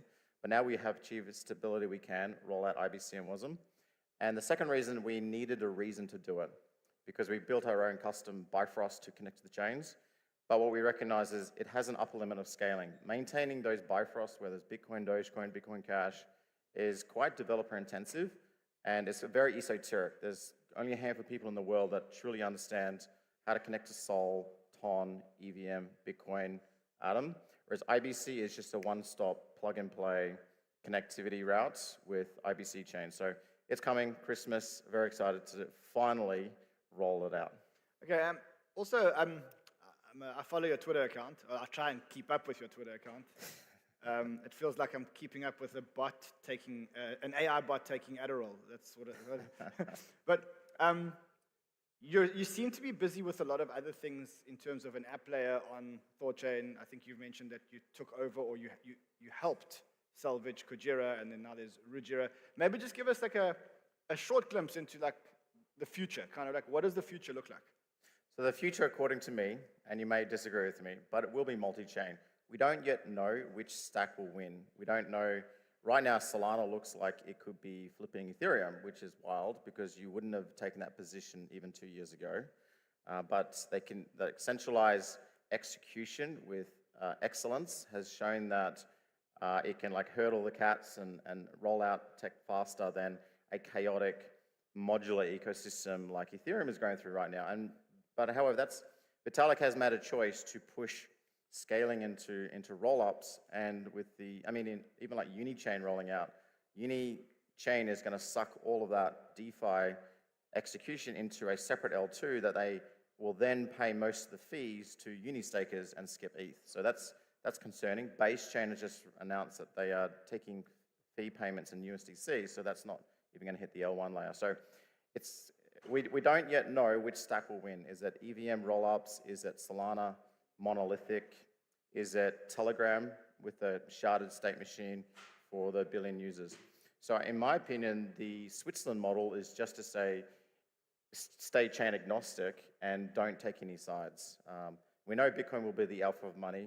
It's the closest way to essentially delineate delta change of entropy. And the change of entropy of the universe is the only way that you can measure work, and work is your time multiplied by effort. So it truly is the best way to measure money, especially for the bots. So we know that Bitcoin will be the alpha of money over time, and we have all these execution environments that will ultimately be tokenized stablecoin settlement layer. So the best position is just stay neutral, stay agnostic, and build something to connect all the chains together. So that's the future of ThorChain. To pull that off, we need a much better wallet standards. Private keys are radioactive. You don't know, you could be asleep right now and there could be someone who's downloaded a malicious PDF in your Discord and is zeroing out your MetaMask right now. So we just need to move away from private keys, and we need to move to multi-factor. You log into your Gmail, you log into your bank account with multi-factor, two-factor. We can build safe multi-factor, multi-chain for retail users, and that's what we're doing with Voltisig. But also we need, what we're trying to build is an app layer that sits on top of the chains themselves, Bitcoin, Ethereum. So the future, according to me, to answer your question, is a multi-chain, multi-factor wallet standard, Voltisig, with a DeFi app layer running connected directly to the L1s themselves, ThorChain. And that's what we're trying to build over the next 5 years. Wow, okay. And how long is this going to take you to build? Another 2 cycles at least. Yeah. All right, so I want to shift a little bit, Tank. I want to talk a little bit about Babylon. And I think first of all, I think, I've been following the project since it was an academic. Well, I won't say it was academic, it was an idea, but it was very academic. I think earlier on today, you guys spoke about some of your success. How surprised were you when you saw the numbers? Not a lot, actually, because we were having some pre-run before we went to mainnet in terms of like the appetite we have for Bitcoin staking. But just to take a little bit, so I worked with JP from 2019, so he was always docs to me. So one of the designs of Thorchain was, it was probably the first application which coupled security with liquidity. Because before Thorchain came, people didn't have an understanding that are we paying too much for security or are we paying too much for liquidity? So a lot of the DEXs, they were kind of incubated by giving their own tokens as liquidity mining. And Thorchain was like, we are not going to pay any amount of liquidity in mining tokens, but we're going to create a balance between the security and the liquidity. So I was kind of part of that design with JP. So that basically led me to thinking that when you look at shared security, whether it's Polkadot, whether it's Avalanche, whether it's Cosmos Hub, fundamentally, there's a tweet out there by Hasib Qureshi that crypto, he thinks, doesn't have a first mover advantage. So a lot of, like, Uniswap is not the first DEX. Banker was the first DEX. Was the first, yeah. Base is not the first rollup. Arbitrum was the first rollup. So it seems like for Babylon, we're super excited to see that we feel we are bringing the best shared security vision to crypto. Bitcoin has the lowest cost of security, so if Bitcoin holders are willing to be a part of the shared security ecosystem, we feel we can really suck in this $1 trillion of asset, and just having that experience from Thorchain, where Thorchain successfully showed that the only two people you need to satisfy are the liquidity providers and the security, the node operators, and that incentive pendulum works, and as JP said, like they're making $100 million. So we feel that Babylon is probably one of the best shared security design which we're bringing to the market. So the TVL now on Babylon is 1.5 billion. I must say, when I heard it was 1.5 billion, I was like, what? Phase 1, 75 minutes was crazy. Where is that liquidity coming from? Is it like investors, early investors who were forced to invest along with their round? Is it institutions? Walk me through your current 1.5 billion. The reason why I ask this is because we're in a world now where there's a Bitcoin ETF. And we're seeing very quickly that the ETF is going to become the biggest holder of Bitcoin in the world, maybe under Satoshi. But it's pretty obvious that in a year when we look around, Bitcoin, the ETFs are going to be the biggest. And the question is, how comfortable are the ETFs going to be to part with their money to start earning yield? And this is what I'm trying to understand. I'm trying to understand the split of investors and kind of like the flow as to how that adoption will work. Yeah, so right now from the Cap 1 and Cap 2, which we have like 1.5 billion in assets, these are not coming from institutions yet. So these are predominantly LSTs. I would say like roughly 80 to 85% of that assets is from the top 10 LSTs. You can actually go to the staking website and you can actually, so there are quite a few dashboards and we have really good validators and LSTs who are making these dashboards. You can kind of see that these LSTs has done tremendous amount of like marketing, and there is a kind of like a demand for Bitcoin liquidity. So some of our top LSTs, they're being very fast integrated to pretty much all these lending protocols, liquidity protocols, Pendle, pretty much whatever money-making opportunity which is there for liquid BTC. But as we have gotten this kind of asset accumulation over such a short period of time, definitely the institutions are looking at us, right? And before Babylon, we have very different ambition. What we find, the word staking is actually very interesting because staking does not have any price impact. It's actually an infrastructural exercise which the validators are doing, and if the validators ever misbehave, you have an on-chain proof of that. So that's very good for institutions because this is on-chain objectively attributable, and if you're looking at a Fidelity or a BlackRock, the first thing they want to do is, what if it goes wrong? How do we manage this? So for us, the staking primitive, as we get to see, we get more assets, we feel a lot of the security bootstrapping in DeFi, in app chains, are going to happen through Babylon. And I mean, you talk about LSTs, and I know that there's a whole lot of projects that are being built now on Babylon. What else are you seeing built? What are the big, exciting things that you guys are seeing built on chain? And I know there's like a big, flourishing ecosystem, and I don't think the ecosystem gets as much of the awareness as it needs to. Maybe because you guys haven't launched yet, and there's no token, and people aren't saying when token yet. But I'm trying to get an inside scoop of the interesting things that are happening on Babylon. So one of the high-level ambition at Babylon is we are trying to promote Bitcoin to have an on-chain footprint of money. So we think staking is actually the first step of creating this on-chain footprint of money.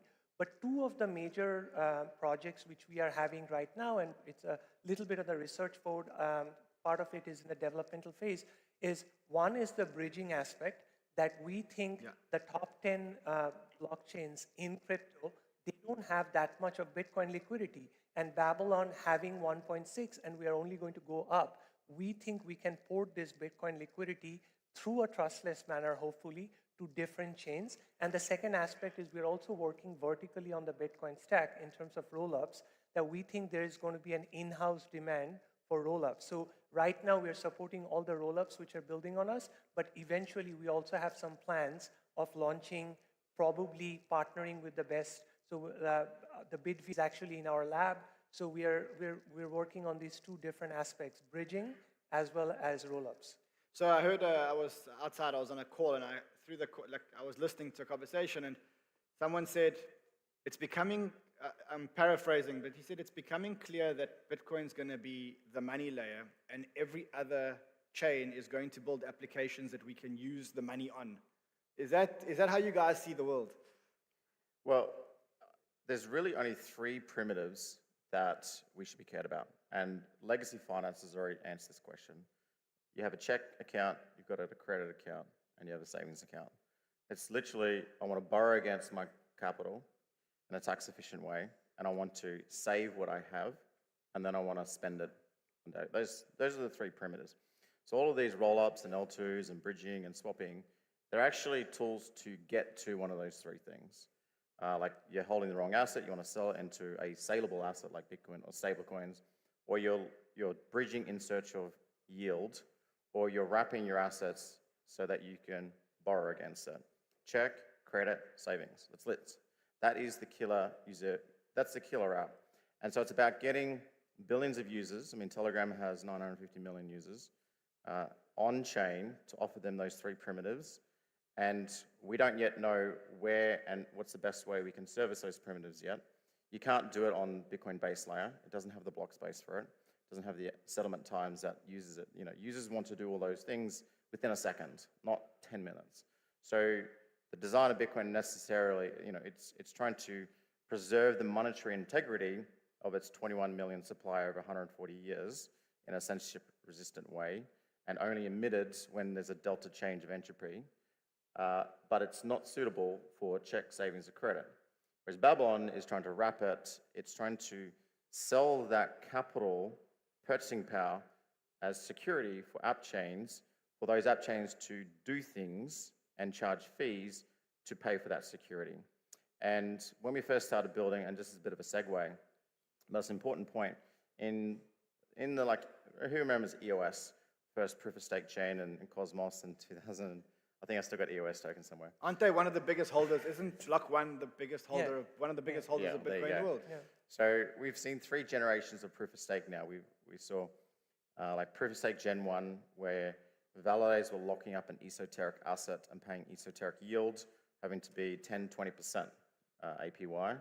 And then now what we have is for you to lock up capital, which can be slashed, so it's at risk. But instead of paying 10 to 20%, you're paying 2 to 6% APY, and that's what Babylon's trying to deliver. But the final version of proof of stake will be locking up Bitcoin and earning directly Bitcoin yield, restaking it a few times. But that yield won't come from seigniorage. It will come from, or inflation, it will come from the fees of users using your app chain. And the biggest point of this right now is Base, who are making, I think last year, like 40, 50 million a year just on sequencer fees. Sequencer fees, yeah. Yeah. So you take those fees and you pay ETH or BTC stakers, and I think that's where we're trying to get to, and that's what Babylon's trying to deliver. So I'm a massive supporter of Babylon, what they're trying to do. Yeah, so maybe just a layer to it. So one of the aspects of when you look at proof of stake systems and they're using their own token, like the native token is used for the security, generally when you hit a bear market, your validators are actually the systemic sell pressure of that token. And so a lot of tokens, when over the last 18 months when the bear market hit, a lot of these projects, they had the security as the sell pressure for their protocol. So we think at Babylon, like because we're enabling Bitcoin to become staking asset, Bitcoin holders don't want to sell their Bitcoin. So your staking layer, the stability, it does not, so they're just onboarding new revenue on top of their Bitcoin layer. So fundamentally what we see, and as Fisher, you, our CTO, co-founder, were saying in the morning, that the potential for Babylon to bring in 49% of the Bitcoin supply into the system is there. But for that, we expect the POS systems to grow very heavily also. Yeah, so I think it's truly the merging of Bitcoin and the proof of stake chains, where I think again, it just reiterates that Bitcoin is the value. It's the value in terms of the value, it's the value in terms of the users, and the application layers are becoming the POS chains, so to speak. Let's talk about the flip side of it. We see the positive side. What are the critics telling you, the people that are resisting this? What is the major resistance point? Because before I understood it, I was like, I'm never ever staking my Bitcoin. Not a chance, my Bitcoin are never leaving my wallet. Once I understood it, I was like, oh, hold on a second, it's actually safe enough and good enough. What is the big resistance to everyone doing this? And I know it's very, very, very early days, and I know we're not on the launch, but maybe just give us some feedback so we kind of know how to educate. So that's a great question. So BitMEX Research posted, I would advise everybody to go and read that article. So they basically looked at the Babylon design and they complemented the Babylon design as a success story to the Taproot script upgrade. And if you look at the journey of the Taproot script, this idea was initially posted in 2014, then it got picked up in 2016, and that's when I think the Ordinals developers really implemented that. So what I think the first thing on Babylon as a protocol, as well as everyone who is building with Babylon, we need to not make the same speed with which you move in a POS system. You can't bring that speed on the Bitcoin side, because the Bitcoin core developers, the Bitcoin community is a lot more conservative, and their time scale of adapting to changes is a lot slower. So at Babylon, luckily, we have raised good money. We have some runway in terms of focusing on core innovation, as well as pushing updates which are strongly backed by research, strongly backed by audit, as well as strongly backed by a community of people who support this. So we think it's a multi-year cycle, and we also think that the institutions onboarding Bitcoin is probably the best thing for us, that we don't think Bitcoin has any form of risk in terms of censorship resistance, and that's where like a self-custodial trustless solution is so much more important. But it's a year-long, multi-year-long product. So if you are looking for launching this over 6 months and then getting some gratification over the next 12 months, this is not that product. It's a big multi-year cycle product where it's going to go through massive changes, where the core Bitcoin community right now has been very supportive. We have not seen any form of negative bias towards the innovation. And so we feel very confident that if we are focused and we keep it specific, we can ship it. So you spoke about a multi-year process, just like I put JP a little bit on the spot in terms of some kind of timing and some kind of roadmap. What can we expect in the next 12 months? Like, what are the milestones that we should look out for in the next 12 months? So the first thing we are considering is if we should do an uncapped stake, meaning we keep there is no cap and we just keep it open and let's see how much Bitcoin we accumulate. Again, it's still in an ideation phase. But post that, what would be the pros and cons to deciding why not just open? What are the negatives around that? I guess there is some kind of a market equilibrium that if you're taking too much supply, can you actually pay the interest for that supply, right? So beyond a certain supply, you will, like people may start figuring out the inflation math on the POS side, and they will say, okay, no way they can service this liquidity. So there is that concern, so we need to be kind of taking that into account. But hopefully we'll come up, we are working with our partners to come up with a good design. We think there's still an appetite to get some TVL, but post that TVL... You don't think that market forces would just work that out kind of yeah, thing? So leave it up to the market, and if, let the yield go down, and then the market will find the applicable... So I think you just answered your own question, which is that in order for the market forces to come in and adjust, you at least need one side of the demand being activated. So if you just keep supply and there is no demand, eventually you can't have an equilibrium. So what we are thinking right now, we have 1.5, 1.6, maybe we might do another cap, but after that, the immediate next step is to onboard the demand side, which is to launch the Babylon chain. So Babylon chain is a Cosmos SDK chain. That's going to be the first reward token, which is going to be given to the Bitcoin stakers.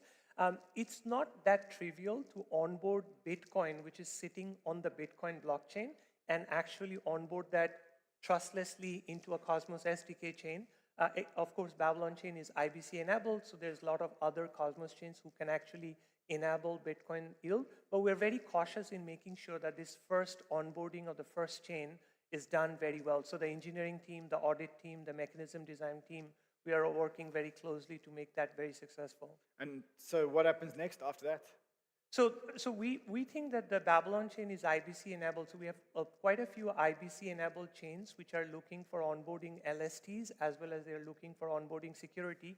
So that would be the next step. And also, I think Fisher mentioned in his talk that we are enabling a multi-staking option. So you don't really have to, that from a security perspective, the leverage which comes with restaking, we might be able to kind of minimize that. Amazing. So I think that's all we have time for, guys. Just on that, you asked what are the barriers. So there's a psychological barrier which needs to be addressed, but it's twofold for staking and activating. Wealth and capital is not an end unto itself.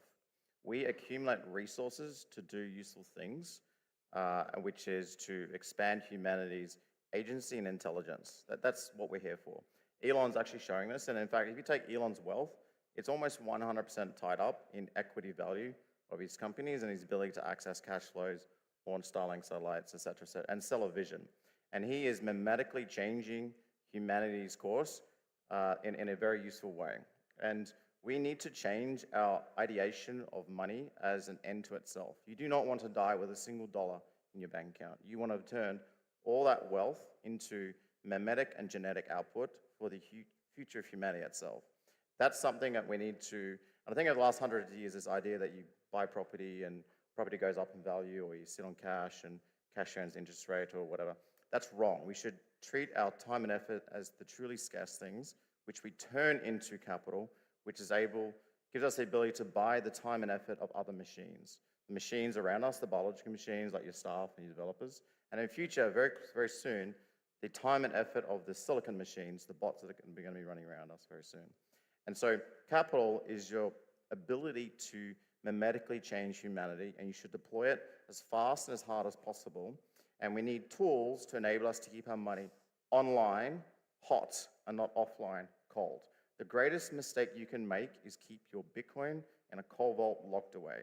Instead, that Bitcoin, which is your ability to purchase the time and effort of the other machines, should be online, hot, ready to deploy at the moment's notice, earning the margin captured by the fees of delivering services to users that are useful. And that will give you the fastest ability to move around the planet and affect useful change.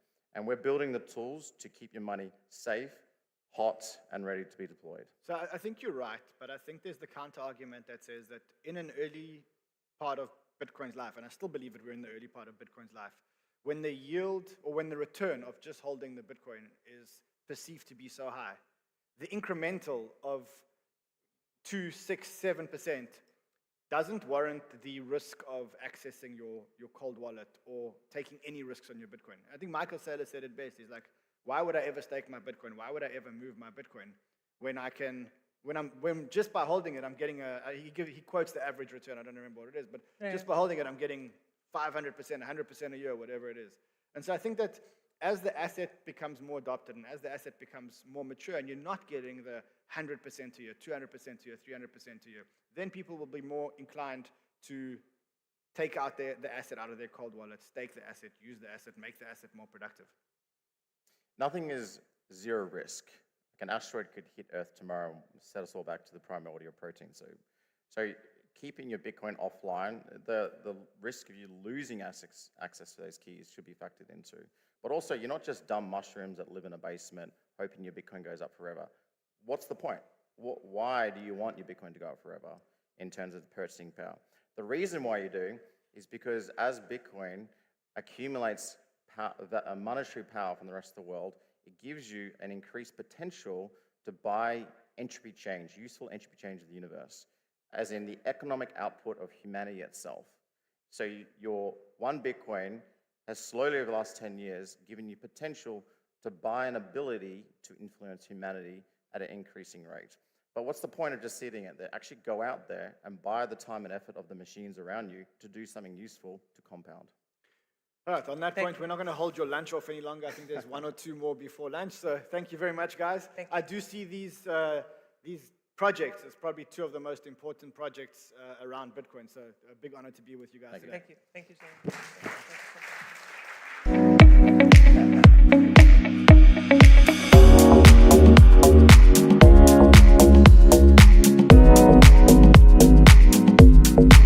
Amazing. Thank you, guys. Yes, we have so much content on this stage. We're trying to really push it. 25 minutes for a panel is just not enough when we have so many incredible speakers.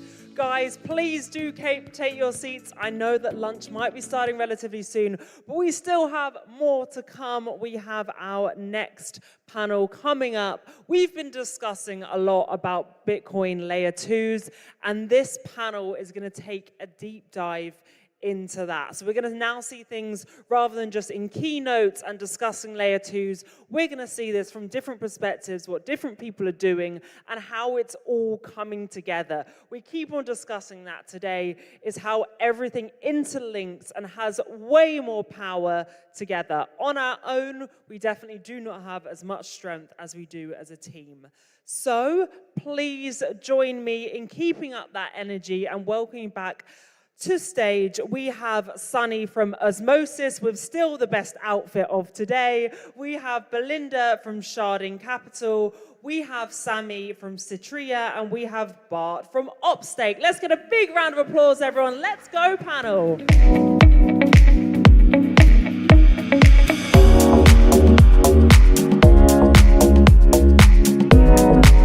Today, we are gonna explore the world of Bitcoin layer 2s, and the expanding Bitcoin role in the broader blockchain ecosystem.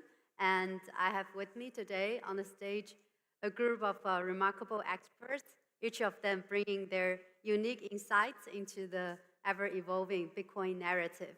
We have scaling solutions, we have DeFi, and we have liquidity and all sorts of interoperability. So without further ado, let's get started. Have our guests to do. Thank you. I'll have our guests to do a round of introduction. First of all, we'll start with Citria. Yeah, great to be here. So my name is Sami. I'm working on a project called Citria, which I'll share a lot more information about. But basically, I'm working on supporting developers to build applications on our network and help them to achieve user traction, growth, liquidity. Yes, that's a bit about me. Thank you, Sammy. Next, we have Bart. Yeah, so my name is Bart. I'm the CSO at bstake. We are a liquid staking protocol. We've been around for a couple of years.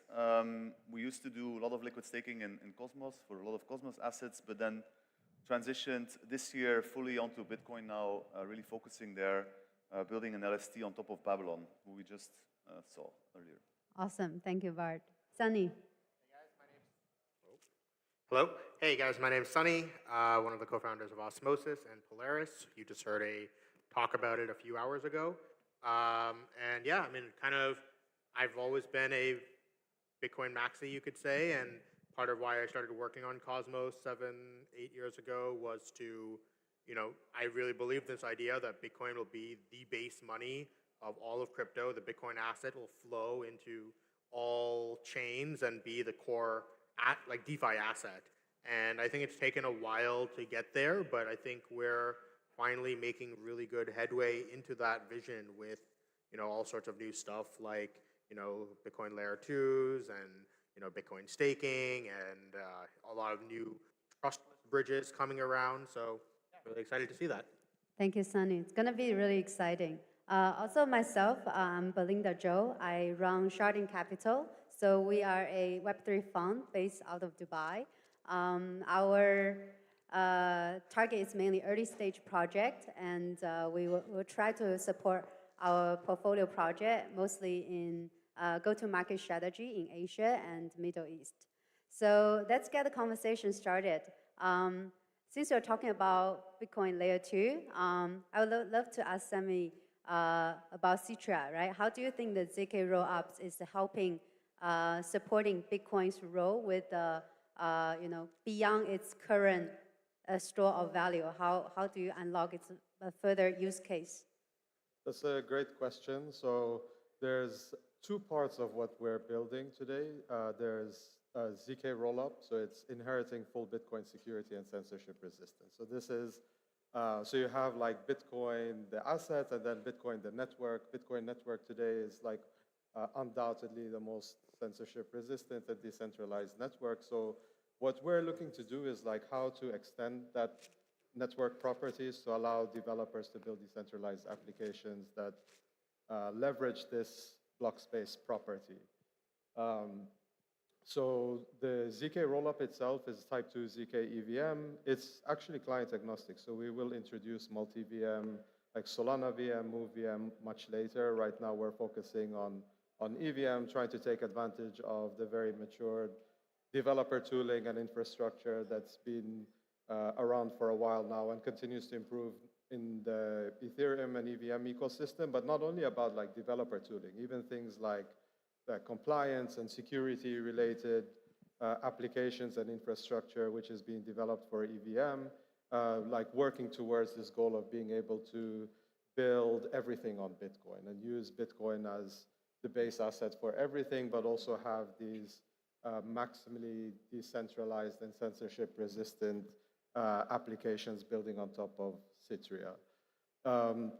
So the second part of what we're building is a trust minimized bridge for settlement that is introducing this one of n trust assumption. So fundamentally different to a lot of the current bridges where they're all honest majority trust assumption, right? So yeah, they have varying degrees of like the signer threshold in some cases are really large, but ultimately they're honest majority trust assumptions. So you have to trust that majority of the signers are of course acting honestly, but then also can secure their keys throughout their lifetime from the point of generation, which is one of the big issues we see, like n number, and even like recent cases like last week, where you have like very extremely sophisticated attacks happening on people that are professionals at like custodying and managing keys, right? So it's like a very hostile landscape. Right. So what we're developing today, it introduces this one of n trust assumption. So of course, ideally we will have like trustless, fully trustless bridging, but we're not there yet. And we believe that trust minimize is the best intermediate step until we get there. So today we are rolled out a public testnet, so welcome developers to come and play around with that, come and build whatever you want there, test out the infrastructure and the rollup itself, and we're getting ready towards launching the full network in February or March, Q1 next year. Q1 next year, correct. The full network. Yes. Wow, very exciting. Yeah, thank you, Sammy. So basically, some frustrations I hear nowadays is that now it's just a bunch of like multi-sigs, right? So I think BVM is a really exciting innovation, and it's going to drive more adoption, I would say. And now let's take a look at the DeFi landscape in the Bitcoin ecosystem, right? So Bart, P-Stake does risk staking, and you have been also active in building all sorts of like liquid staking solutions. So could you give us like depict like, you know, what's the current status of the risk staking or say the landscape currently in the Bitcoin ecosystem? Yeah, so I mean, it's about yield, right? So like sort of the Bitcoin yield has been traditionally Bitcoin doesn't have inherent yield. So a long time ago there were a few centralized protocols that came up with some forms of creating yield for Bitcoin. Celsius, BlockFi, they blew up. That didn't work out. So then you have RAT BTC, which was introduced and kind of tapped into the Ethereum ecosystem. That's fine, but I think the real sort of change has been now with sort of Babylon, our friends that were just here, where they introduced sort of this trustless staking of Bitcoin. That really changed the game, because now you get this sort of risk minimized yield on your Bitcoin. And around Babylon, like all these other protocols have been coming up, sort of like thinking about liquid staking, restaking. P-Stake is one of them, but there's more than 10, I believe, that have built now onto Babylon. Very interesting stuff. You know, everybody's doing something different in a way. P-Stake, we focus on, you know, we want to make it very easy for our users to farm additional yield on the liquid stake token. We focus on security as well, and try to provide sort of the highest yield. So that's kind of our goal. But generally, sort of, I think it's very interesting to see sort of now that there is this yield that you can get on your Bitcoin in a risk-minimized way. And you can see sort of the institutions that are looking at this, that in what was traditionally this low-yield environment for Bitcoin, now all of a sudden they can get something without risking too much. So, and for us, you know, just speaking about us, we have a solution for, let's say, retail, where they can stake their Bitcoin with us. We use a custodian in the middle, who then, you know, we then stake into Babylon through them. But we also work with institutions where they can actually stake from their own wallet. So it's very kind of less risk for them to do it. And we just help them manage the rewards. We provide the LST, and then we provide additional yield on top of it. So I think, you know, that whole system around Babylon is great. And then additionally, there's all these side chains and L2s that have come up. So the whole DeFi ecosystem for Bitcoin is now really flourishing. And I'm, you know, excited to see what's going to happen next. You know, but to me, it's like the right evolution, because it gives Bitcoin a utility. You know, like I don't like the idea of just saying, okay, I'm going to buy Bitcoin, hold it, and hope it appreciates in value. I think it's actually important that there is utility for Bitcoin. So I'm glad that Babylon has introduced this through the security that they provide. Yeah. Awesome. So I just have some questions, right? Like, for example, if I am MicroStrategy, will I, you know, try to focus on the Bitcoin yield generation part? Do you think, like, what kind of factors would you think will drive the institutional interest in the yield generation? I mean, I think, yeah, for institutions, it's really, you know, especially around Bitcoin, I think they were always a bit risk averse. You know, you don't want to lose your Bitcoin. So I think if you're thinking about just DeFi and using Bitcoin and DeFi, like it's still somewhat risky, but the idea of staking with Bitcoin, that's probably a bit more within their appetite. So I do feel that that's what we've seen, is that we've been talking to sort of larger like Bitcoin holders and institutions, and they're quite excited about this because they know that their risk is fairly low. So then they're willing to participate. Yeah, so. Do you see like there's a difference between the Western institutions and like Asian ones? Yeah, because the sure. Asian ones are more risk on when they hear yield. Yeah, definitely. Yeah. So definitely the Asian side is more sort of the people that we've been speaking to. Yeah. So, okay, got it. I think, but you know, once they've tested the waters, I think they're more, you know, more willing to sort of try it out. I'm sure that others will follow down the line. You know. Okay, they are the pioneers. Yeah, the pioneers, yes. Yeah. Thank you, Bart. So, Sammy, actually before the panel, I was asking the organizer, I was like, how come Sunny is in this panel? Because, it's a Bitcoin. And then I heard you are like, this guy's Bitcoin maxi. And I saw that tweet, like, I think in May, that you said Osmosis is going to be a Bitcoin layer 2. I don't know what's the status now. Could you share more? Like, what are you planning at the moment? Yeah, I mean, so I think for me, being a layer 2, it was a little tongue-in-cheek. It's, I don't think it's actually what the security mechanism is what matters, really. I think it's more about, what is the core financial asset in your system, right? And I think Osmosis is shifting more and more towards Bitcoin. We have this product called Alloyed Bitcoin, which, part of our goal was we wanted to allow people to be able to deposit BTC from Bitcoin mainnet, but as well as a bunch of different Bitcoin L2s like Stacks and Citria and Rootstock and a whole bunch of places, and like make them all fungible with each other, solve this, liquidity fragmentation that already exists in a lot of Ethereum L2s, and we want to solve this for like a lot of the Bitcoin L2s as well. So, I think today on Osmosis, Bitcoin is one of like the top traded assets. And so, yeah, and then, we've been an early supporter of Babylon, and I've been involved with the team since the inception. And so, yeah, we're excited to see that like Bitcoin staking starts to get used. I think the big thing that I do want to see is like, right now most of the Bitcoin staking is very, it just locked capital. I would like to see how to make sure we're actually activating that $1 billion of Bitcoin TVL is great, but if anything right now, it's actually locking it out of usage in other ways, right? And I'd like to see how we can get more and more Bitcoin being used in active DeFi positions. Sweet. So can I understand that basically you are bringing the interchain liquidity, like trading solutions to the Bitcoin ecosystem, so allowing like all the layer 2 tokens and like Bitcoin layer 2 tokens, or any sorts of like tokens floating in the ecosystem, like Bitcoin ecosystem, to be able to also trade it amongst each other.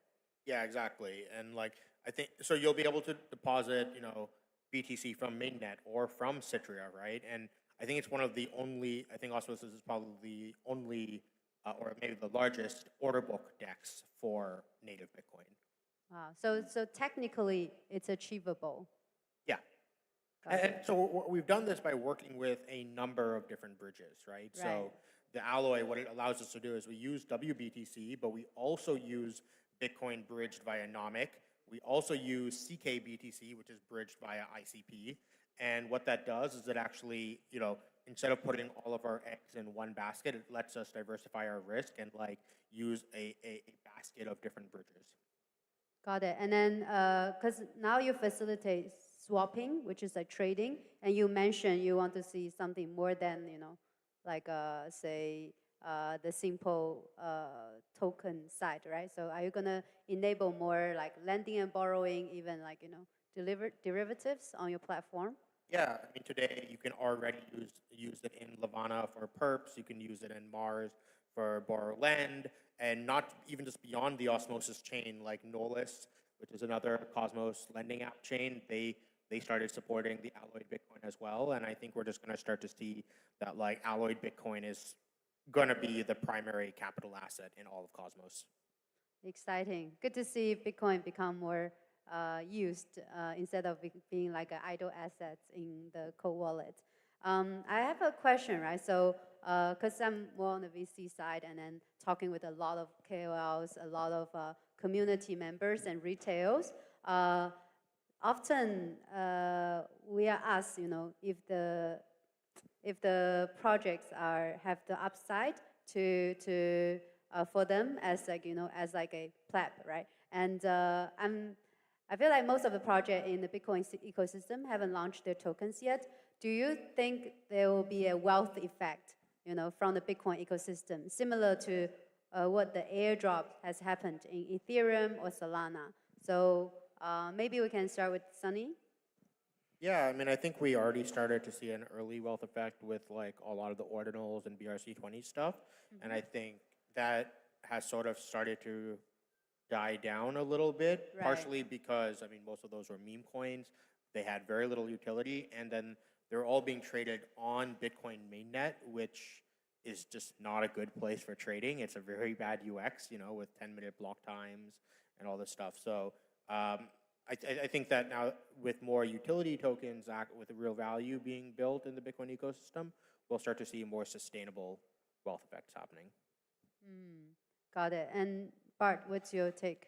Yeah, I mean, I guess similar, you know, I mean, I'm hoping, you know, you have all these L2 sidechains around Bitcoin coming up, and a lot of them don't have a token yet. So, you know, the idea is that they do come up with some interesting concepts where people see utility and value in the token. I mean, then I think that's a good thing, but I hope it's not some temporary kind of phase where, you know, people are just chasing airdrops and then, you know, the ecosystem sort of dies down. I wouldn't like that. So I think eventually it would be nice to see some, you know, real DeFi around Bitcoin, real L2s that have actual value and that people sort of consistently lose for the years to come, you know. Got Hopefully. it. Yeah. Hopefully, yeah. I'm Yeah. seeing more like the Bitcoin layer 2s, for example, you know, fundraise news every couple of days. So when capital is flocking to the space, that means, you know, usually there will be wealth effects. What's your take, Sammy? Like Citria gonna launch a token So there's early no next year? there's no Citria token. There won't be. So we use like Citria network uses Bitcoin for transaction fees. But yeah, in terms of the wealth effect, I think it will be like that process of evolution we've seen in a lot of other ecosystems already, right? Like even right now, yield in Bitcoin is something quite new and novel. People are excited about it. Like definitely has like a very promising, bright future. But I think even people become more sensitive and aware about yield composition, like very similar to what was happening in DeFi summer initially, right? Like today you do see similar kind of themes where the yield composition, it's more like points, point Zs, or whatever you want to call it, but like more sustainable yield sources will become available, like, and Bitcoin like will be able to tap into that more. Users will become more sensitive and aware about it. So I think it's just a natural process of evolution, and it's also part of like contributes to the memes like JP was talking about. So I think it's also important. Like I don't want to shit on like anybody's launching tokens and stuff like that, but yeah, I mean it's going to happen, and I think over time will evolve, and like the tokens will become more useful. I think even things like Citria wants to, you know, it's neutral, like it's permissionless infrastructure at the end as well. We have like a bunch of use cases in mind we think will be interesting and you know, take advantage of the specific block space properties. But even I think like doing meme coins on Citria could be quite interesting because it changed the dynamics a bit, right? Like today, if you go to like just cheaper, faster chains, like you have like a lot of possibility for manipulation or like, you know, massive bot operations. People can just like game things very easily, and the cost basis is very low as well. Whereas if you're trying to do it on Citria eventually, right, like it becomes quite expensive because like all the fees are BTC, it's like more than real money, right? So it's like, can introduce like different dynamics on even things like meme coins, which we're also excited about. But yeah, also doing like borrow lending, other types of application that really need this level of like maximal like censorship resistance, but of course comes at a cost that comes at a premium, right? You won't necessarily need to build everything there. There's just going to be other more cheaper, faster alternatives to do certain types of things on, which is fine. I think like ultimately choice is important both for developers and users. Awesome, yeah. I feel like a crypto narrative really rotates. It has a strong seasonality. So obviously all of us here are quite bullish about the Bitcoin ecosystem and then Bitcoin DeFi. And recently I noticed like Stacks has a Nakamoto upgrade. And while like it was a pretty significant, I would say, meaningful milestone for the Bitcoin layer 2, but not a lot of people talking about it, right? So I want to ask like, where do you think we are, or when do you think we will see more Bitcoin DeFi become like the, you know, the spotlight of the show? Maybe Sunny, you want to share your 2 cents? Yeah, I think, I mean, it's already starting to happen, right? I think things like Thorchain and Osmosis are doing a lot of Bitcoin volumes. I think the next thing is like, I think the big thing that's been holding it back, okay, I think Bitcoin is already being used heavily in DeFi, right? And I think WBTC is the example of that, right? It is a centralized bridged Bitcoin that's being used very heavily in DeFi. If you go on Aave or something, right, it's probably in the top 3 most used like lent and borrowed assets. So I think the problem is that like the way WBTC is structured, it's very centralized, especially in the ability to bridge, right? A normal user can't take Bitcoin on BTC mainnet and like mint WBTC. You have to have a special merchant account and everything to do this. And this basically makes it such that DeFi liquidity of Bitcoin today is very isolated from the real Bitcoin liquidity, which is most known as Texas, but mostly on Bitcoin mainnet. And so but now I think we're starting to see more and more of these decentralized bridges, right? Where you have, Nomic, ICP, Stacks has their own native bridge. And I think once you can actually bridge the assets off of Bitcoin mainnet and use them into lending, I think we're going to start to see a lot more, in and outflows of BTC from Bitcoin mainnet actually moving on to DeFi when users can permissionlessly do it themselves rather than having to go through a merchant to mint WBTC. So you mean the infrastructure is almost ready for a Bitcoin DeFi summer? I think it's ready. Yeah, it's already it's ready, and then not a lot of people actively talking about it. So that means we are ready actually. So we are almost at the end of a panel. I would love to ask our panelists to share one thought that excites them most about Bitcoin's future, or a alpha about your project. So we can start with Sami. Sure. So I think what really excites us is like being able to have this global financial economy built on Bitcoin as the base asset and leveraging the Bitcoin network properties.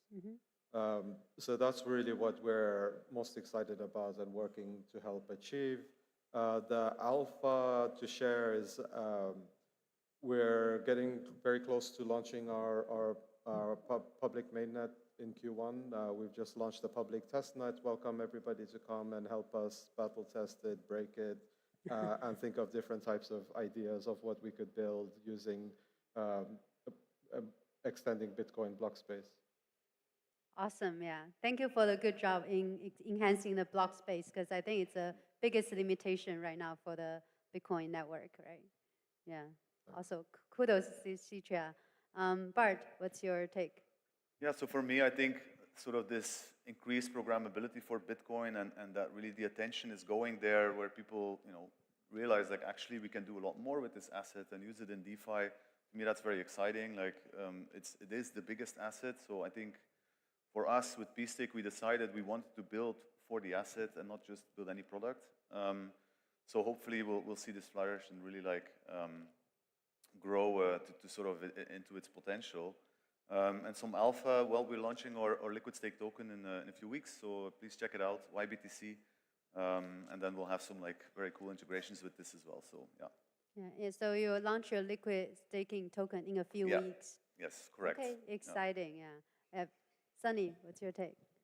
Okay, I'll put on my Babylon hat for this instead. I'm an advisor for Babylon, and so I think the way that a lot of Bitcoin staking is being done today with like these AVSs, I think it's fine.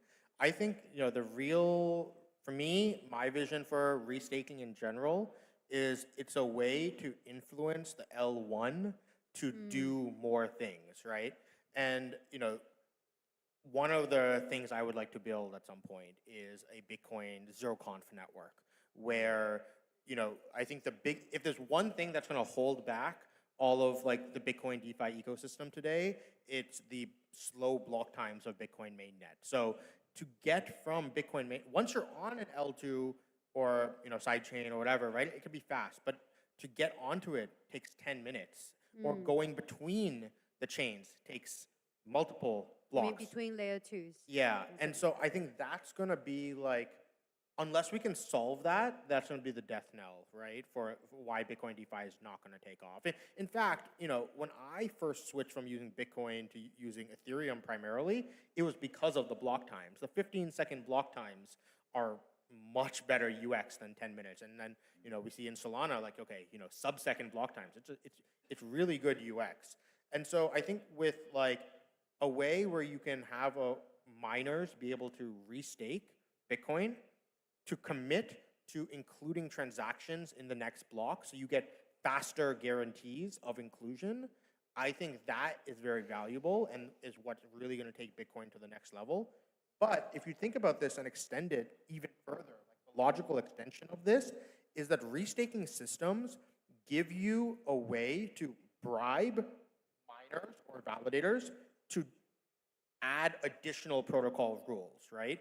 And so, this idea that Bitcoin is stagnated and like we can't activate any new upgrades, I think this is all going to change with restaking systems, where once miners start restaking and committing to adding new rules, this is how we activate soft forks faster, right? Mm-hmm. And basically we create a free market for activation of new soft forks, and that's why Bitcoin development is going to like skyrocket. So you're saying basically to provide more software, even like UX, UI, to basically allow more, say, holders, Bitcoin holders, to easily onboard and get onboarded, and then start using Bitcoin as an asset, as a live asset, a functional asset to participate in all sorts of DeFi activities, or just get used to generate some sort of yields. Yeah, I mean, I guess what I'm saying is this is more about restaking as a way of how we're gonna incentivize faster iteration of the Bitcoin core protocol. Got it. Thank you. This has been a very insightful session, and I hope it inspires you to look into something possible. And congrats to Bitcoin going, I think, 69K today. Yeah. Thank you for our panelists today. We'll have the end of the discussion. Let's give a round of applause for our panelists.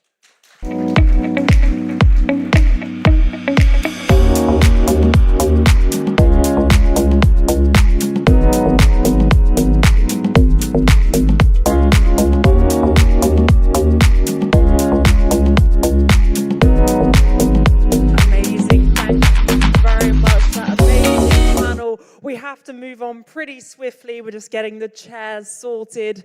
I know it was meant to be a lunch break, but we're going to keep powering through because you don't want to miss this one. This is all about Bitcoin security. So a key part of Bitcoin. This is our final panel of the Bitcoin track as well. We're going to move on to real-world asset tokenization after this.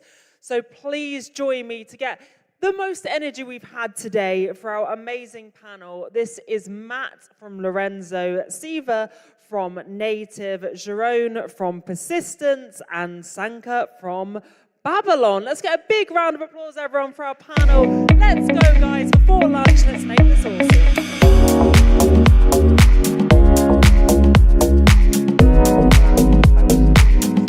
Panel for lunch, so I'll keep it really precise, and I'll like the panelists to also keep it, because when you have the audience hungry, you don't want to, you want to be very interesting so that they bless you. Okay. So Matt, maybe you just identify the product vertical which you are building on Babylon. Oh yeah, so we are pretty much in a liquid staking token or liquid staking protocols live on top of Babylon. So we have participated into both the Cap 1 and Cap 2 of Babylon. Is it working? Because I Hello? Okay. Yeah. Is it better now? Okay. I'll just be holding it closer to my mouth. So we're the liquid staking protocol living on top of Babylon, and we have participated in both Cap 1 and Cap 2 of the Babylon staking and contributed more than 100 mils of TVLs into Babylon. Super honored to be part of the ecosystem. And our LST standards has been like widely adopted in a lot of different ecosystems, including like BNB Chain, like East Mainnet, Scroll, and many other ecosystems as well. Congrats. Jerome? Yeah, hi. So maybe you saw my talk earlier, but with Persistence, we actually solve for interoperability between Bitcoin L2s, which has been brought up quite often as a potential problem when it comes to scaling BTC DeFi. How we plan to use Babylon is actually by using Bitcoin security to secure our chain, so that these intent-based swaps that we do across these Bitcoin chain, Bitcoin L2s, are actually secured by the full power of Bitcoin through Babylon staking. So super excited to be bringing that to mainnet early next year. Shiva? Yeah, so we're building a Cosmos chain leveraging a type of MPC network, which is a non-collusive MPC network, to provide like secure programmability and interoperability for Bitcoin. Awesome. So I guess some of you guys have participated in our mainnet. So maybe I'll ask each one of you guys, the ones who have participated, what's something you liked about it, what's something you didn't like about it, but it's always good to inform the community about the experience. So maybe I'll start with Jeroen. Like, I think Persistence also staked some Bitcoin, as far as I remember. So it's a sister project, P-Stake, Okay, P-Stake. slightly different. I personally looked at Babylon, obviously. I think it was nice. Obviously, looks like the easiest way to actually stake was through liquid staking providers, I think. It was I think what was most interesting was just to see the great demand for block space and the enormous fees that were paid, and then to see every different LST providers, their strategy on how to optimize for fees versus getting allocations into the first cap, second cap. Nice to see how Babylon also changed the way I think it approached the second cap compared to the first. So, I mean, my experience as a mainnet user is very limited, but we're focused on actually using that security that now has come in later on to really secure the chain that we have. Matt, what's been your experience from the mainnet? Yeah, I think mostly it's been super exciting. And I think if without Babylon, it's actually really hard to accumulate, let's say, 100 mils of TVL with our the underlying kind of staking protocols like Babylon. So, but also it's super competitive as well. I feel especially in Cap 1, right? So Cap 2 has been a lot easier in terms of mechanisms. And in the Cap 1, we had to do a lot of strategy plannings, and also how do we setting up the transaction fees for each UTXO and things like that. So I think we did the overall kind of expenses, the budgets we spent on it's the cheapest in all of the LSTs, and we stake a considerable amount. In phase 2, it's significantly easier, and also a lot of kind of huge LPs kind of reach out to us and hoping to stake through us than to Babylon. So it's been a fast expanding business, and we're super happy to be a part of it. The one, the biggest kind of the emphasis or the concerns we have is actually how do we keep it secure for all of the huge amount of capitals we're holding before it eventually staked into Babylon. So we spend a lot of time on that. So that's kind of the biggest thing there, because there's huge volumes of capitals we have to take into custody in one way or another before we can safely deposit all of them and stake them into Babylon. Yeah, I think you guys did a great job, because I think in the first Cap 1, you guys were probably one of the dominant LSTs, and then in Cap 2, there's been other LSTs coming in. So in terms of initially taking the risk of staking Bitcoin, that was a very 0 to 1 experience. And so I congratulate the Lorenzo team being very forward in taking on that risk. I guess, Shiva from Native, have you watched the Babylon mainnet? Is there anything you were excited about? Yeah, we haven't started integrating with you guys, but we are exploring the opportunities to work together. We have a slightly different approach in terms of how we want to bring the native Bitcoin into DeFi and provide the programmability. But the space is so huge, and I think there is always opportunities to work with you guys. So yeah, we're actually talking to your team about that. Yeah, so I think the previous panel, Sunny Agarwal kind of mentioned something, that one of the good ambition of a project like Babylon could be to involve miners more actively, because right now we are hoping that the miners are positive players in our system, but they are not an active player in the system, right? So one question, which was the panel before Sunny's panel, where I was with JP, was a lot of times when we meet Bitcoin holders, they say, well, the price of Bitcoin just went up 60% annualized.